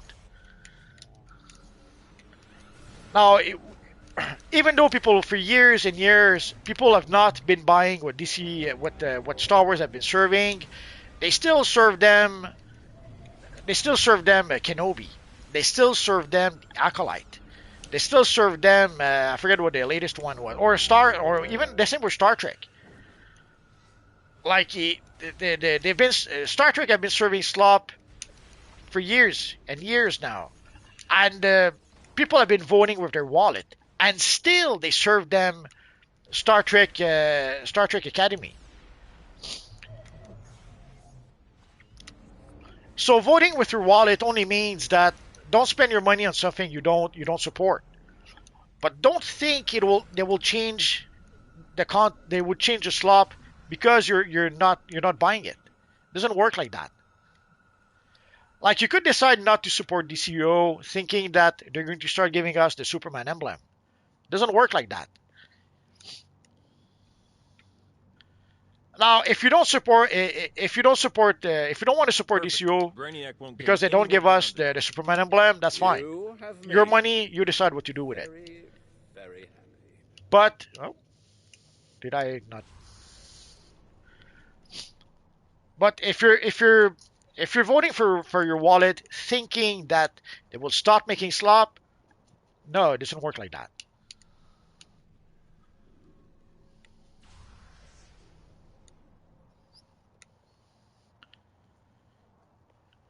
I guess we could go to Metropolis.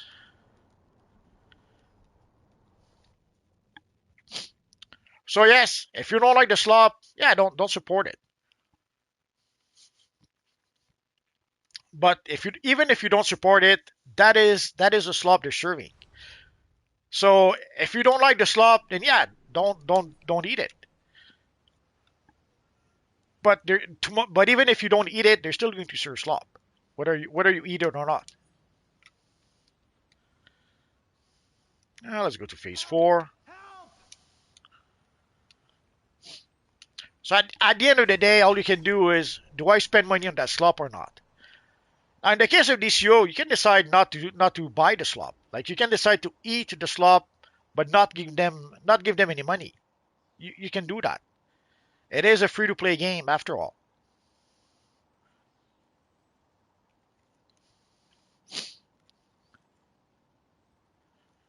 But again, we saw it with Star Wars. When people saw The Last Jedi, like I saw The Last Jedi, it's the last time I supported that slop. When we had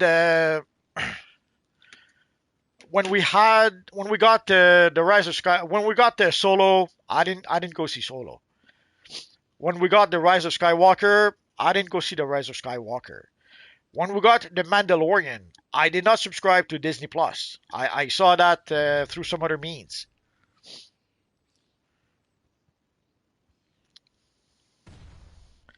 And despite that, we still got the Book of Boba Fett.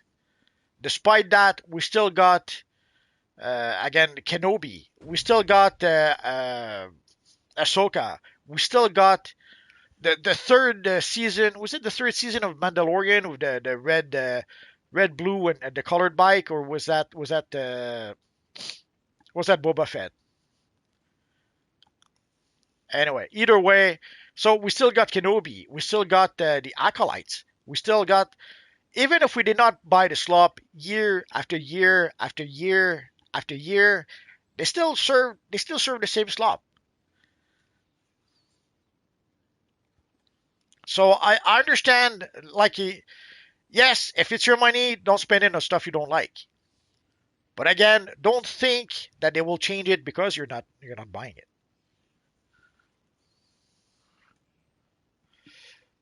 Jonah X says BVS emblem is the rarest.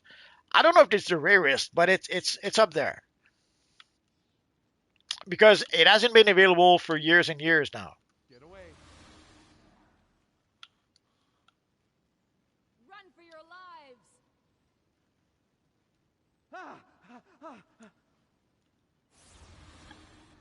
You've got to help. Anime says if DCUO couldn't have the BVS emblem, why did they still let the players have them if they can't have them in the game? It still is. It's still in the game. If some players still have them, so can they still get sued? No, they cannot get sued. But obviously there was a boo boo with the legal department. Uh, it's quite possible that somebody gave us those emblems not knowing that they did not have the right to use them. Because DC Universe Online has a license from the comics. They don't have the license from the movies. They don't have the license from the TV shows. They don't have the license from the animated stuff. Only from the comics. I guess somebody did a boo boo. Not they didn't understand the distinction at the time, or anyway, or they thought maybe they had some sort of agreement with someone at DC. Maybe someone at DC said yes, use the BVS emblem, and someone at Warner says no, no, no, you're not using that, and that is why they removed it. The truth is, we don't know, and we probably will never know. Now, why can people still use it? Because people paid good money for those emblems. People did purchase those emblems, so they can't really take it away from people who did. Well, they could take it away from people who bought it, but they would have to reimburse people. Obviously, they're not willing to do that, so we can still use the emblems. So the people who did purchase the emblems at the time, we can still use them. Everyone else, they can't. But it's obviously somebody in the legal department did a boo boo, or somebody at DC or at Warner did a boo boo. Like maybe somebody said yes, use those. You can use those emblems, and one of the bosses said no, no, no, no. They can't. They cannot use them.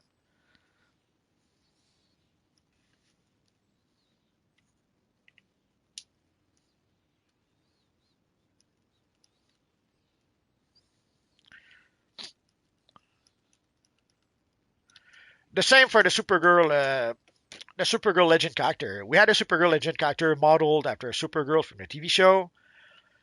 Again, obviously, they did not have the right to do that. Um, Also, it could have maybe something to do with because Supergirl in the TV show is Melissa Benoist. Could be that even though it wasn't really made to her likeness, she was Supergirl. So maybe they needed her permission to be able to do that. We'll never know. The real squeak, I was referring to the actual event that gave a reward for getting a new tune to 30. Unless that's the event you're talking about. Well, you're talking about a recruitment event, but for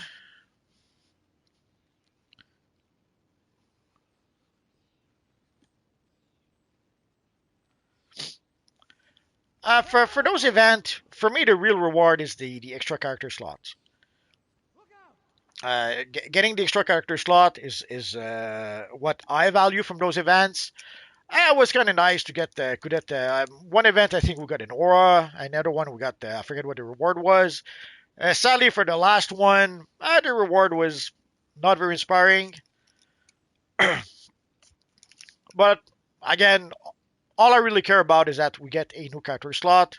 That's a true reward for me.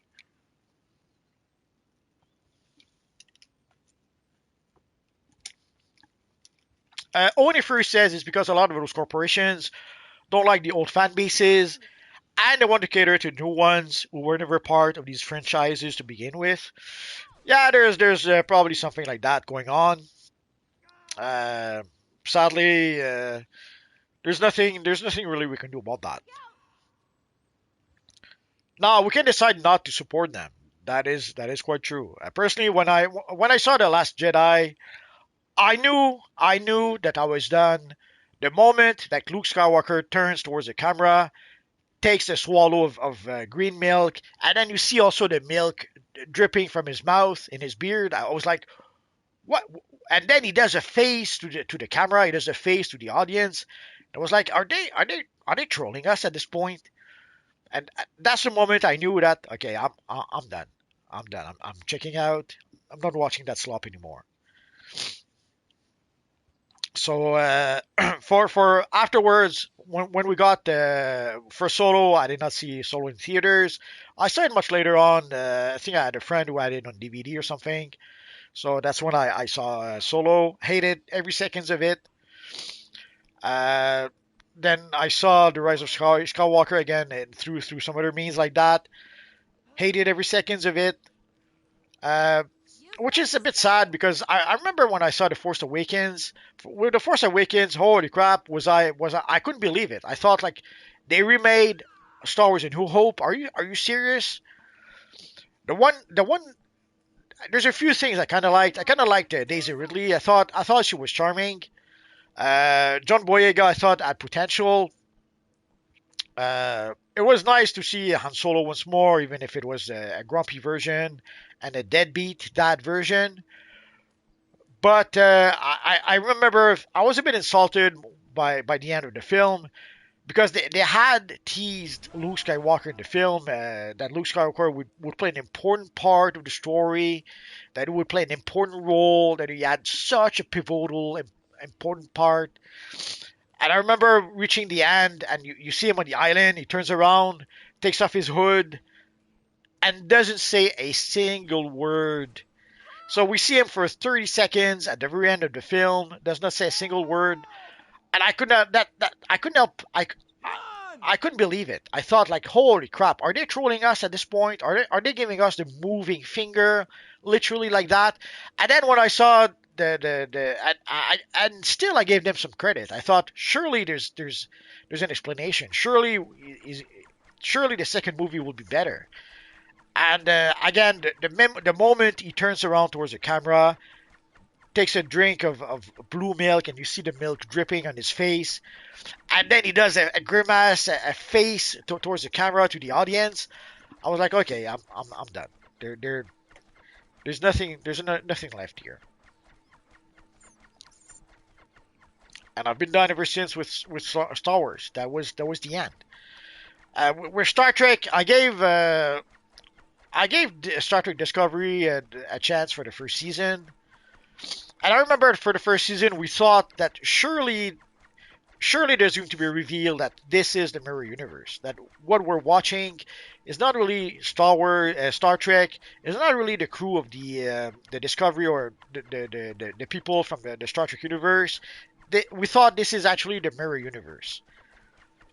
Turns out it was only Lorca that came from the mirror universe. Everyone else from the actual universe, which made no freaking sense. But anyways,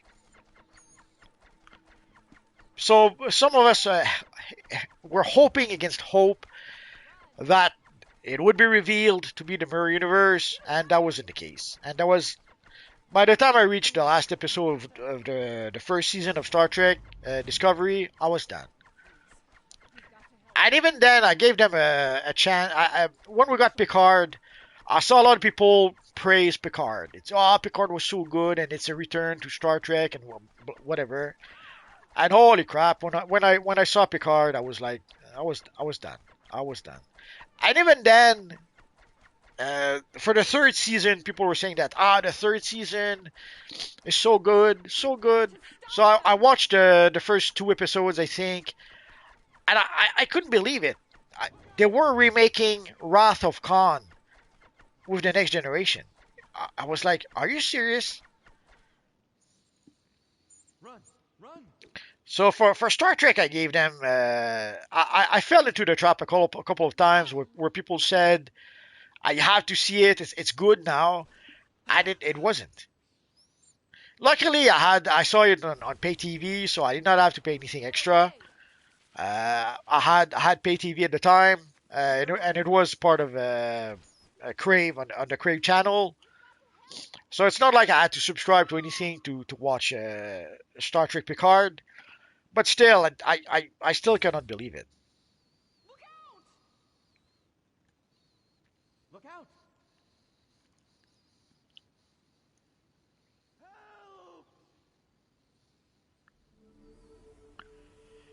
Anime says DCUO don't even have license from the comics. They can't even give us a absolute Superman emblem. On that front, I think it has to do with they're probably worried to be sued by the Siegel and Schusters. It's one of the reasons, like, if you're wondering why, did you ever wonder why we got the new 52? In a nutshell, they were trying to recreate the characters, the DC characters, so that it would become basically a new copyright, a different copyright. At the time, they were sued by the Siegel and Schuster, who are the family who co-created the Superman character. So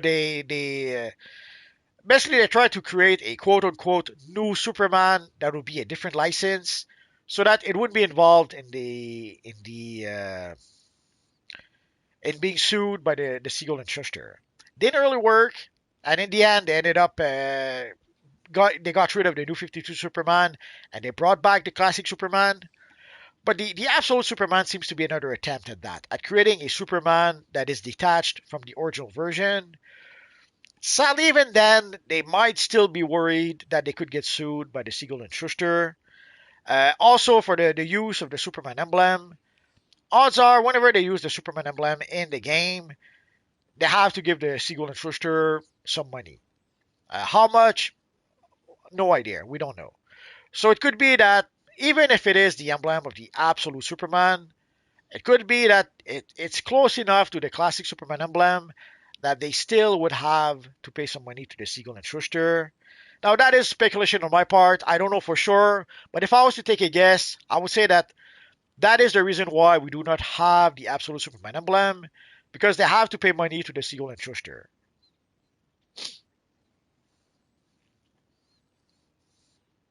So they do have the rights from the comics, but some of the rights are tied with other people that they have to give money to, which would be my guess why we don't have the emblem right now.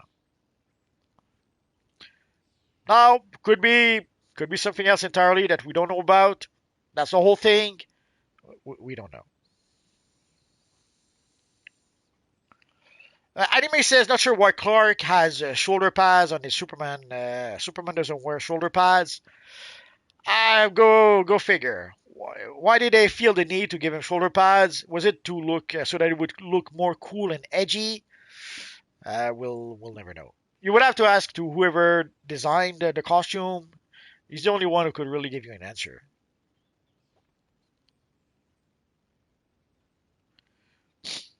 Lucifer says the Star Wars movies Disney made were just the original trilogy remade.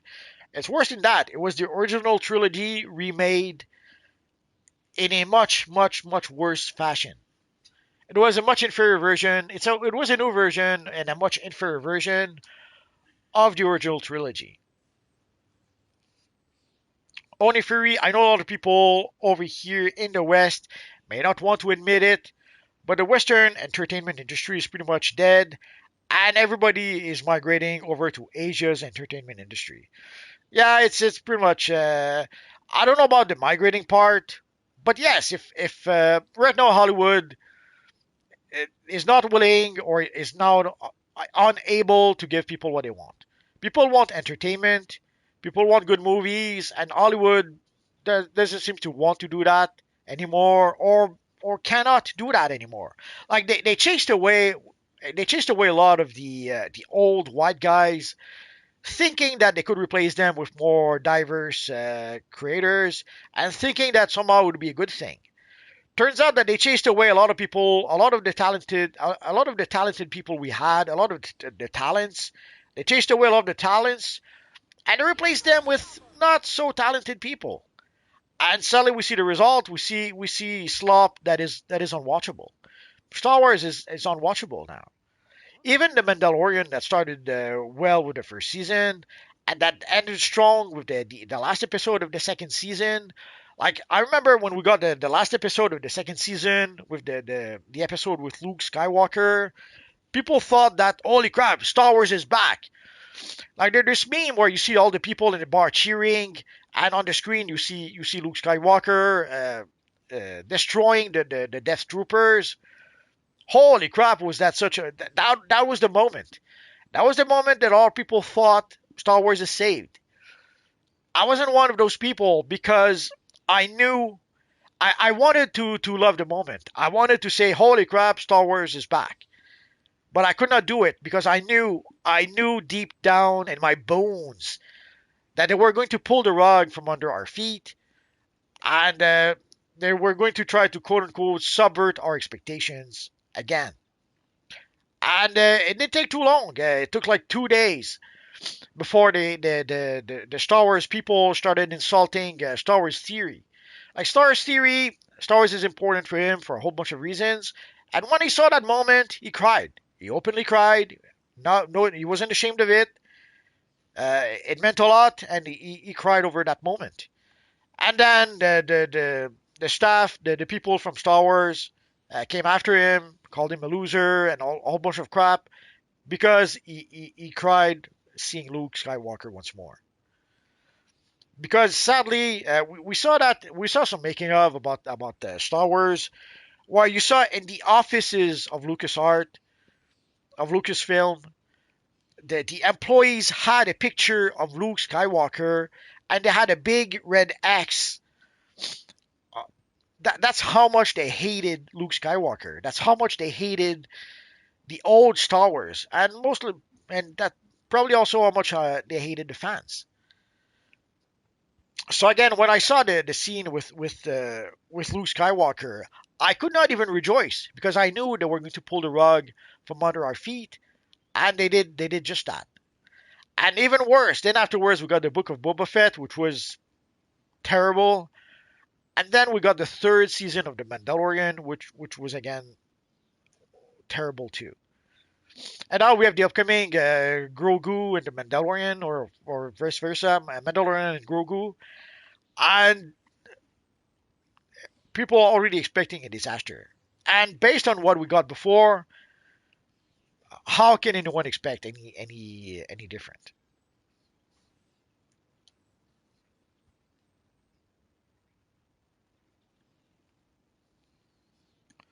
Anime says it's not even the same Superman though.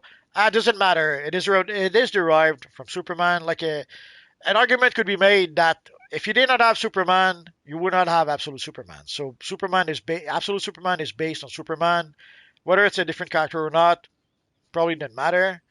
And the emblem, if you didn't have the Superman emblem, you would not have the Absolute Superman emblem. Again, the Absolute Superman emblem is derived on the classic Superman emblem, which again could be argued that they still have to pay money to the Siegel and Schuster. Now, it's quite possible that DC doesn't agree. Doesn't matter. If they end up in front of a judge and the judge knocks the little hammer and says, "No, no, no, you have to pay them," they still would have to pay them, which is probably why we don't have the emblem. Although again, could be there's some other reasons we don't know about. The real Squeed says, do you think Netflix might shut down DCUO or end the license now that they own WB? Well, it's funny you should mention that because they don't own it just yet. From what I understand, it did not go through the Senate. The Netflix CEO or one of the Netflix CEO went in front of the Senate, argued his case, and did a terrible job arguing his case. I don't know if Congress will agree to give Netflix a license to allow WB to purchase to allow Netflix to purchase WB. I don't think they'll do that, and I wouldn't really blame them because holy crap, the CEO could not give a straight answer to anything, and some of the answers he said were completely false, and not just false in terms of. In my opinion, what he said is false. The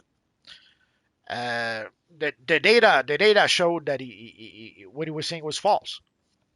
The numbers were showing that he was saying was false.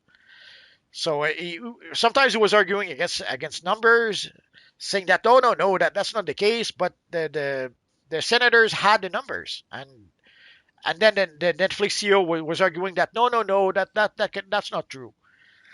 So it really didn't go well in front of in Congress.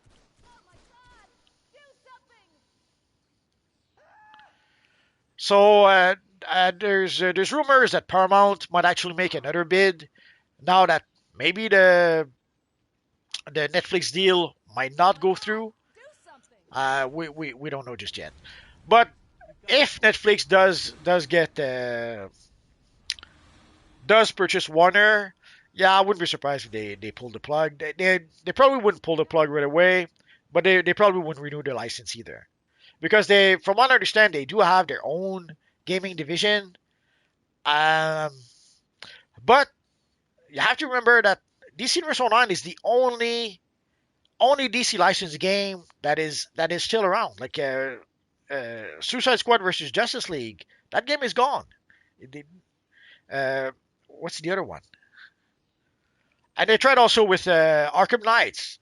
That game did not. Arkham Knights did not succeed. Suicide Squad did not succeed at all. Actually, it was a disaster.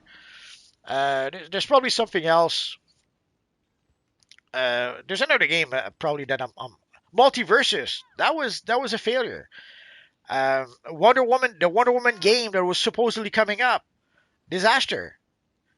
The worst part of the Wonder Woman game is that they spent, I think, $100 million on that game, and all they produced with that $100 million is like a 30-second teaser where you see nothing but you see a sort of Wonder Woman in the dark, and that's it. That they spent $100 million on that. Can you believe it? So DC Universe Online is their only real success right now. So if they had any brains, they would keep DCU around for the next 50 years. Sadly, they probably don't care very much. So I wouldn't be surprised if they do pull the plug, or again, or at the very least, if they do not renew the license, we shouldn't have to worry too much about that right now because they do have the license for the next 5 years until 2030, 2031. So right now we're good.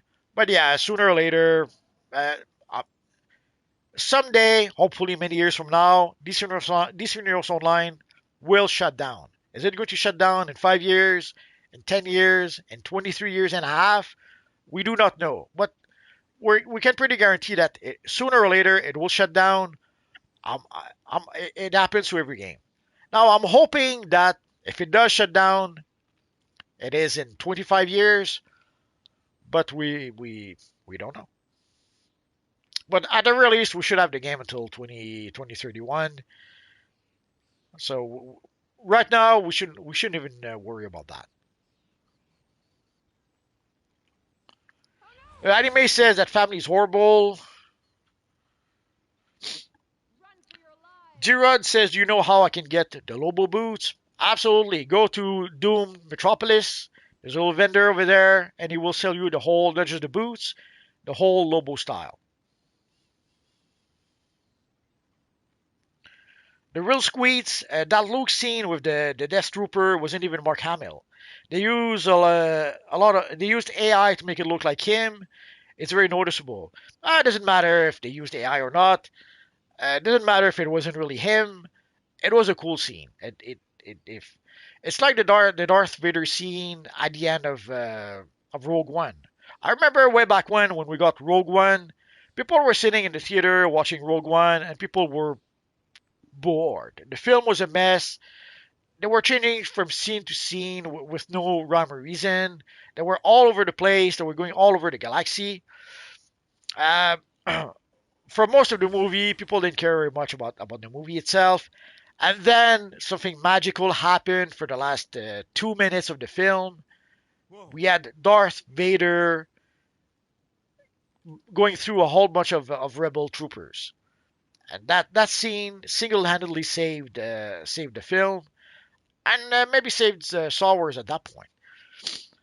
So it's a 2 minute scene where people went from being bored to death to holy crap, the best Star Wars movie we had since Empire Strikes Back. That's how powerful that scene was. And the Luke scene had a similar effect.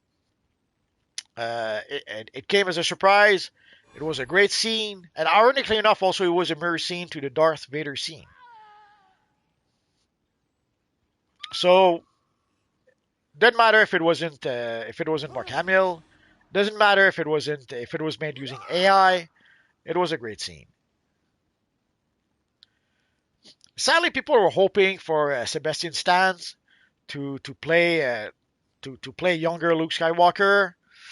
Sadly, that did not happen. Only Fury says those are not writers, those are activists. Japan, China, Korea actually hire actual people who knows how to write a story, unlike Western Corporation, who don't even hire actual writers. Yeah, it's kind of hard to argue against that. And even there was this writer in the Star Wars writing room called Walter Mosley. The guy had been writing for Star Wars for like 30 years. And it was a guy, a talented writer. He had a lot of lived-in experience. And also he was a black guy, so he brought the diversity that we keep on hearing so much about. He was bringing that to the table. But somehow, one day he told a story where he used the N-word. Somebody complained, and when he saw that, he said, "Screw that," and he left. So sadly, they've been. It's not just that they're not hiring writers. It's that they're chasing away whatever writers they have. They're chasing them away. Whatever talent they have, they're chasing them away. Anyone who's talented, who's actually competent, uh, they're finding reasons to get rid of them. Anyway, Only Fury was in it. Gotham Knights. What did I say? Yeah, you're correct. Whatever title I says, yes, I meant Gotham Knights. Did I say Arkham Knight? Yeah, I probably did that.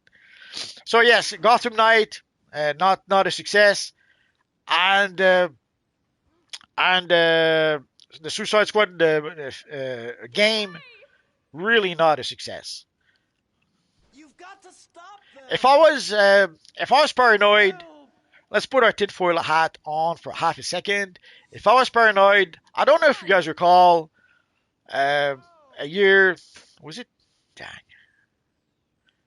Was it 2 years ago already? Dang, it goes by so fast. 2 years ago when we had a bit before Mavs and a whole bunch of devs were laid off, we had this weird cone of silence. We had this weird period where nothing was mentioned. There was no communication at all when it came to DC Universe Online. No communication about future plans. No communication about anything. It was a dead cone of silence. A dead period of silence. If I was a bit paranoid, I would think that there were rumors at the time that the reason why they were not talking about DC Universe Online at all, they were not talking about future plans, they were not talking about, it was so that DC Universe Online would not steal the spotlight from the Suicide Squad movie. They really wanted the focus to be on the Suicide Squad movie, and they did not want anything to detract movie. The Suicide Squad game, they really wanted to have the focus on the Suicide Squad game, and they did not want to have anything detracting from that. If I was paranoid, I would think that they were planning to basically replace DC Universe Online with that Suicide Squad game. It's been no secret, as David Zaslav did mention that quite a few times, whereas they wanted to make more live service games with the DC characters. Now you have to wonder because you have to wonder why he was saying that, because they already had a live service game. They had DC Universe Online. So why even try to have other live service games? Focus on DC Universe Online. Try to invest some money in DC Universe Online and improve the game. And you already have your live service game. But instead, they tried to release a Suicide Squad instead. And if I was a bit paranoid, so let's put on our tinfoil hat. If I was a bit paranoid, I would say that they were planning to replace DC Universe Online with the Suicide Squad game. Somebody crazy at Warner, at DC, at I don't care whom, I would say that somebody was planning to replace DC Universe Online with the Suicide Squad game. They probably thought that they would make a lot more money with a brand new game with brand new graphics than that old tired game called DC Universe Online. And sadly for them, it was a disaster. It was the launch was a disaster, but even afterwards, the DLCs were a disaster. And still, they went ahead and fired most of the DCUO people. And then they had to pretty much replace the whole team afterwards. So if I was a betting man, I would say that they were planning to replace DCUO with the Suicide Squad game. And their plans went out the window when the game became a failure. When the game, not just a failure, it was a disaster. Now, the reason why I'm saying that is that I've seen it happen before. I've seen the studio. There was a studio that I used to work at, and at some point they were purchased by another entity. And the other entity, sadly, and the studio already had many successful production. But somehow the studio that purchased them thought that they knew much better, that they were not going to make those crappy series that the studio's making.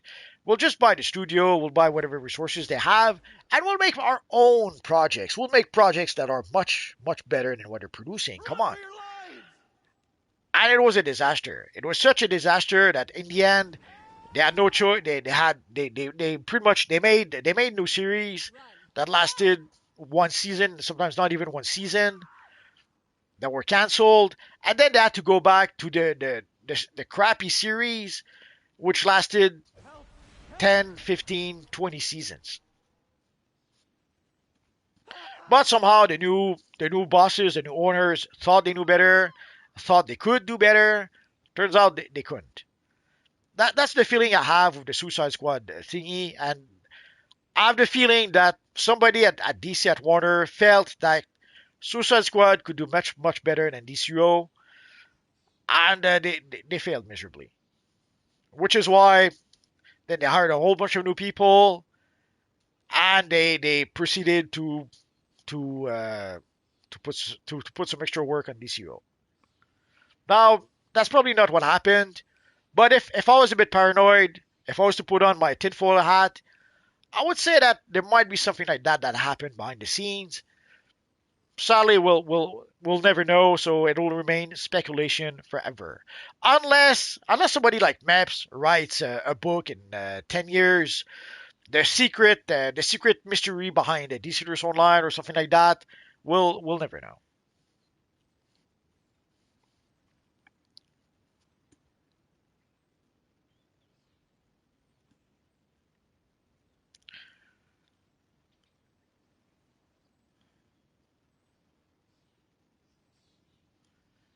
I'm not sure what.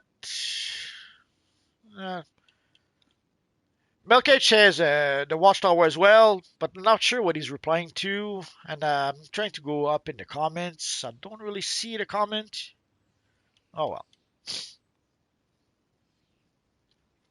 well. Stevie J says you can thank Sweet Baby for those failures. Yeah, that's a whole other kind of worm. We're not even going to go there. But yeah, they sadly there's been there's been people who've been trying to quote unquote change video games, and they've been willing to. Oh, okay. Mel Cage says okay about the Lobo boots. Yes, the vendor is also in the Watchtower, so you could go to the Watchtower. There's the pretty much in the middle of the Watchtower. You'll see a robot selling the Lobo style, but also if you go to Doom Metropolis, there's also the very same robot.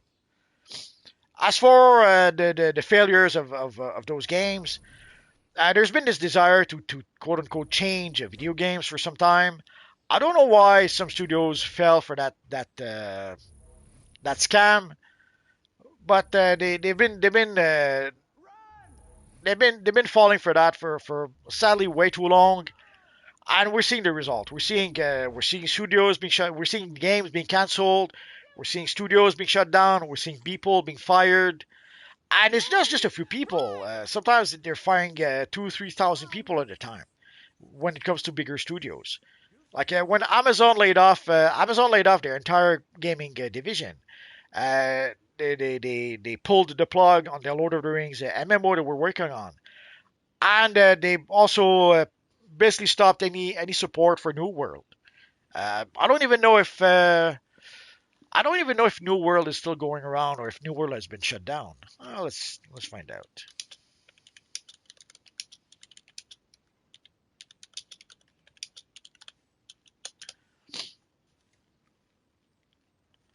So if I trust the evil AI, New World has not been shut down yet, but it has been delisted from the store since January 15th, 2026. Oh, it is. It is a. That is strange. Okay, it is scheduled for a permanent server shutdown on January 31st, 2027. So in a nutshell, people who have been playing New World still have roughly 1 year to be able to enjoy the game before they actually pull the plug. So sadly, it led that it's not an accident if studios are shutting down. It's not an accident if games are being shut down. It's not an accident if a lot of people in gaming studios are being fired. It's because they've been trying to appease certain people, and it pretty much led to disaster.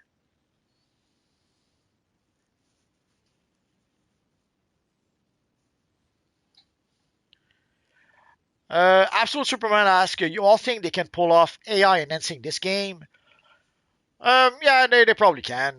Right off the bat, the animation. I remember when we had the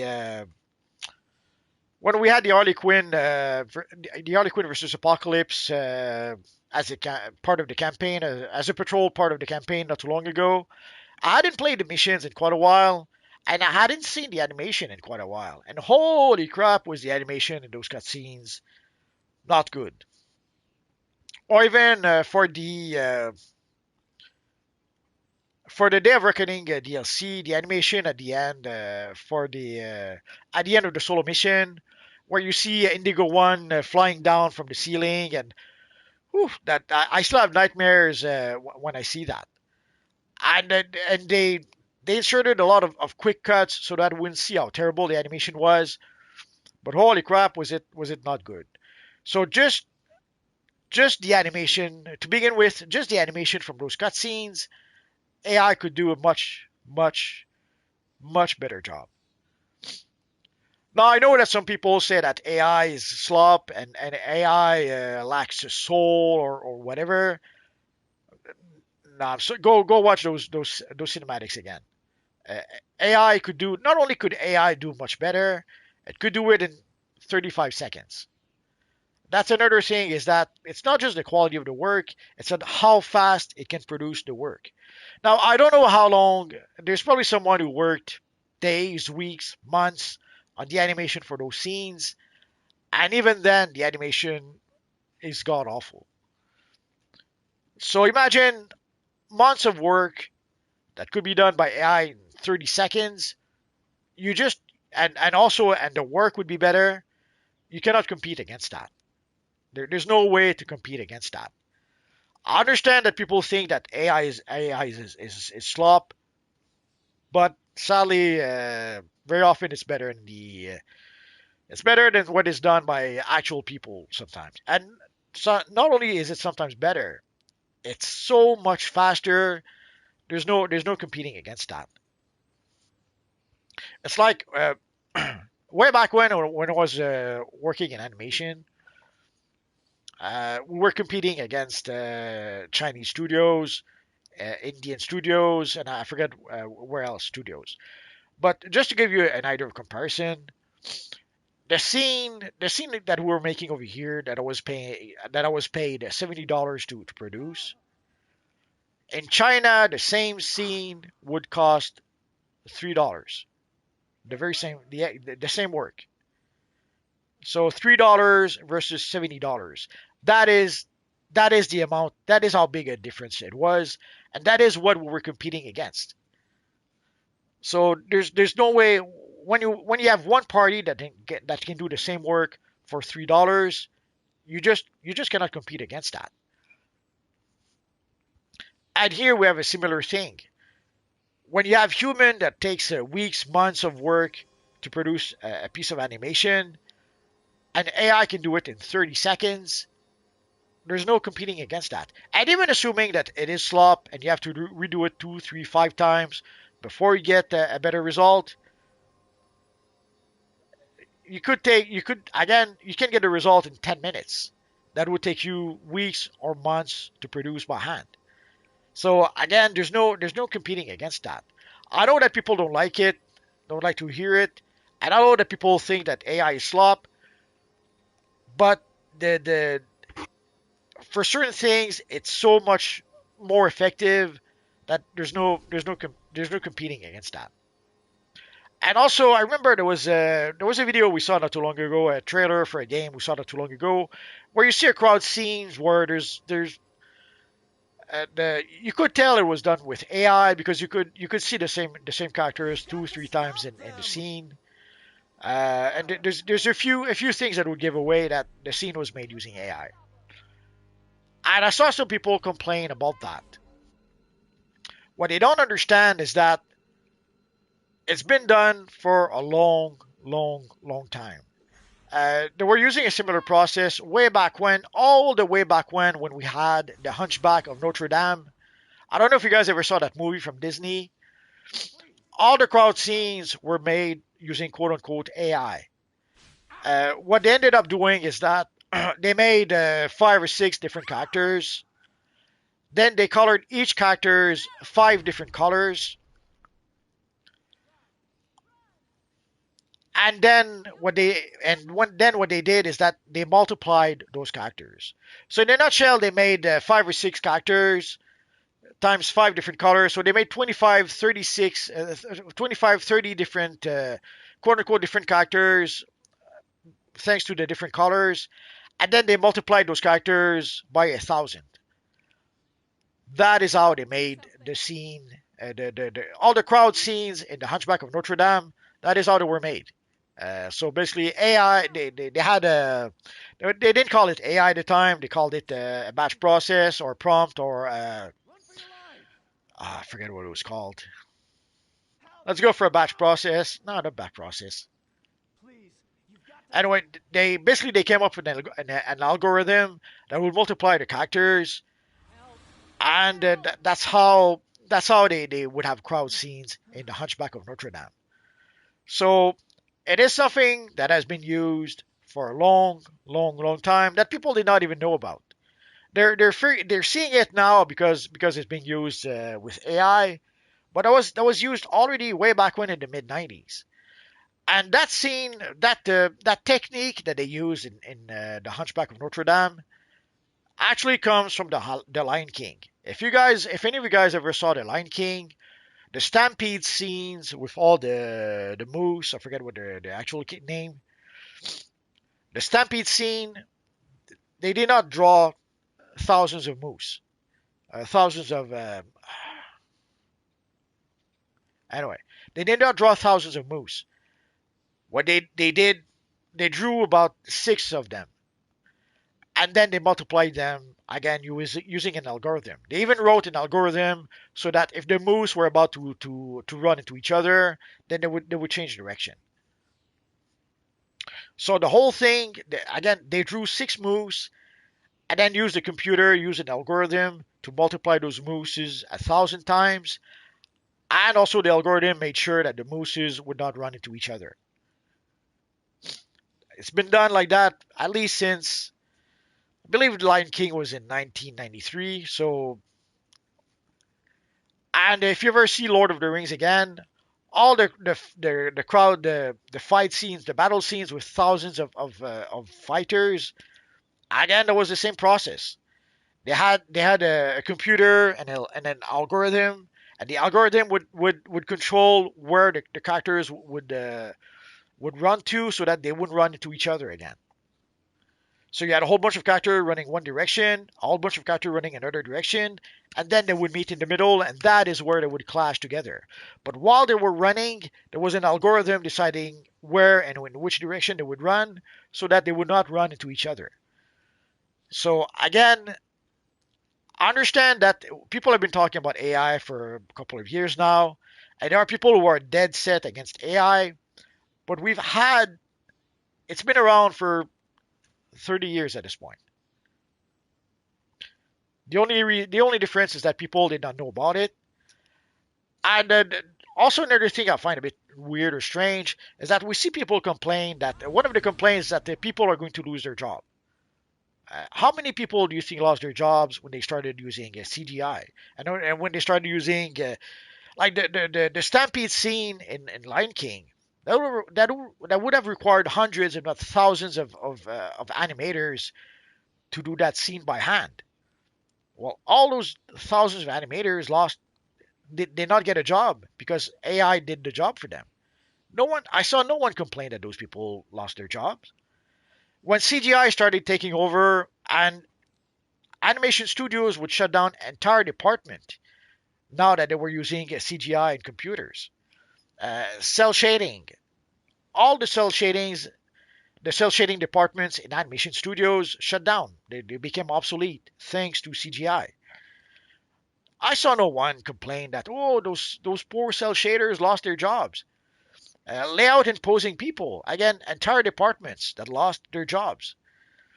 So there's thousands, tens of thousands, maybe millions of people who lost their jobs thanks to CGI. I didn't see anyone complain about that. I didn't see anyone feel sorry for those people. So I find it strange that now that actors are losing their jobs, now it becomes a concern. I find it strange that now that writers are losing their jobs, Now it becomes a concern because writers were, when we had CGI, writers were not concerned about losing their jobs because CGI was not replacing them. So it all was good. It's just that now that AI is replacing the writers and even the actors. Oh, now it becomes a problem. What about all the animators that lost their jobs? What about all the cell shaders, the cell painters that lost their jobs? What about all the layout and posing artists that lost their jobs? Somehow, when they lost their jobs, that wasn't important.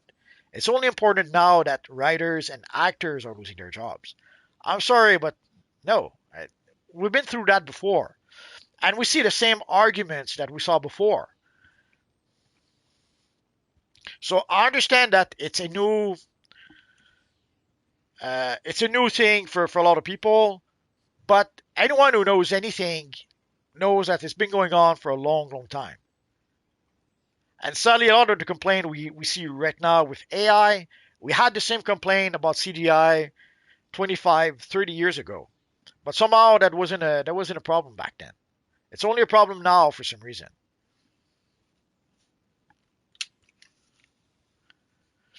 Oh, Absolute Superman says, in the end, AI will replace their replacers.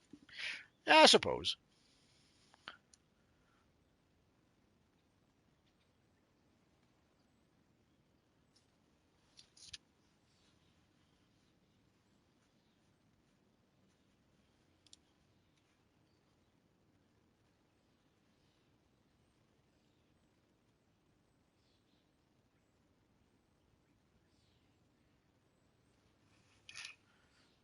So Mel Cage says it was a Lobo Boots. Okay, we were there.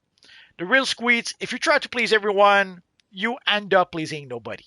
Hollywood needs desperately to need that, to learn that. It's not that they don't know, but they don't want to please the old fans. It's pretty much that simple. They don't want to give the old fans what they're asking for. They know what the old fans want. They know what the old fans are asking for, but they are determined not to do that. They are determined not to give the old fans what they want, uh, which is sad, but what can you do? The real squeeze game devs will fire teams because AI is free, like you said, much faster and easier.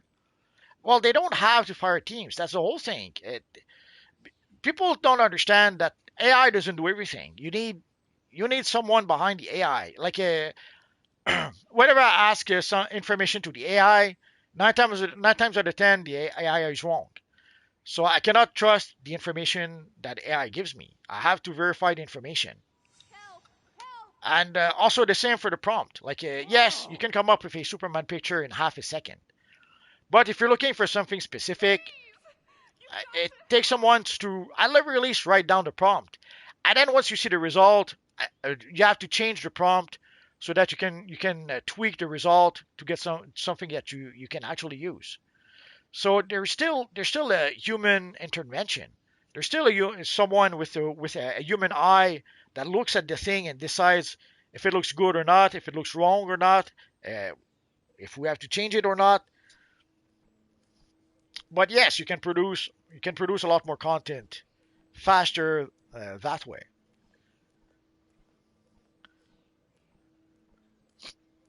So they wouldn't have so much as to fire people as to teach them how to use AI to do their job.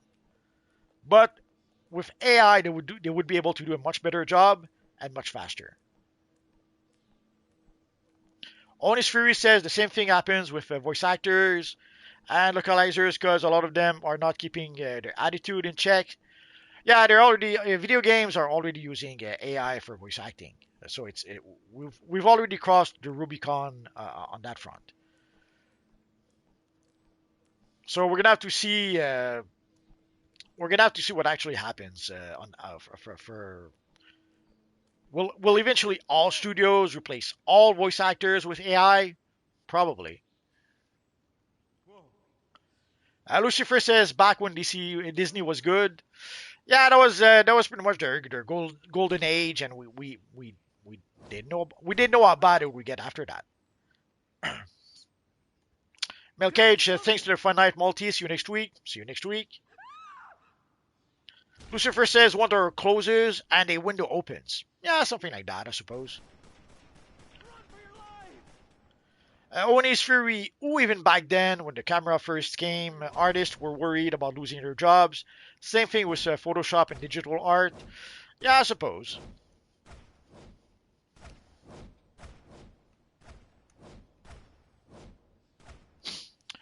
Zamasu, AI is not bad. It just depends on how it is used. It's a tool that should help and benefit. It shouldn't be the sole mechanics that develops. Well, you're repeating almost word for word what people would say about CGI 25, 30 years ago. When people were worried about being replaced by CGI, that was the argument. CGI is just a tool.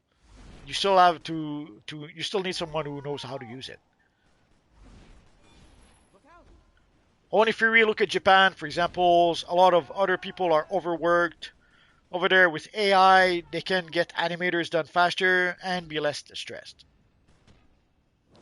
Oh, Jeffrey Lane says, hello everyone. I know I'm late. You're more than late, Jeffrey.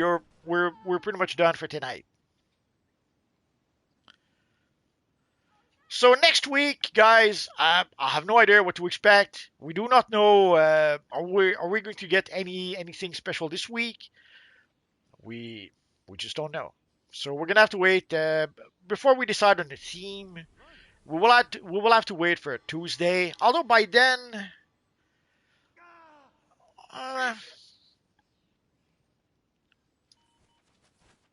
no, there we go. Although by then we might be able to. By then we should have the Blue Lantern ring. So we might make it a Blue Lantern event. Well, we'll see. Hell, you called for backup? It will depend on what we do this week. What do we get this week? If we do get something, a nice event this week, or a nice, not so much an event. Like let's say they were to announce a new time capsule. Yeah, that's not gonna happen. But let's assume they announce something new. We might make the event about that. If not, we might make it about the Blue Lantern ring. We're gonna have to wait and see for that. So yes, Blue Lantern next week would be possible. It will depend on if we do get something next Tuesday. So Tuesday, I'll probably confirm if it's Blue Lantern or not. We shall see. So guys, thanks to everyone who came to play with us. Thanks to everyone who came to chat with us. And of course, thanks to all of you guys watching. You guys are awesome. So guys, have a great weekend. And I'll see you guys next week. Bye-bye, guys.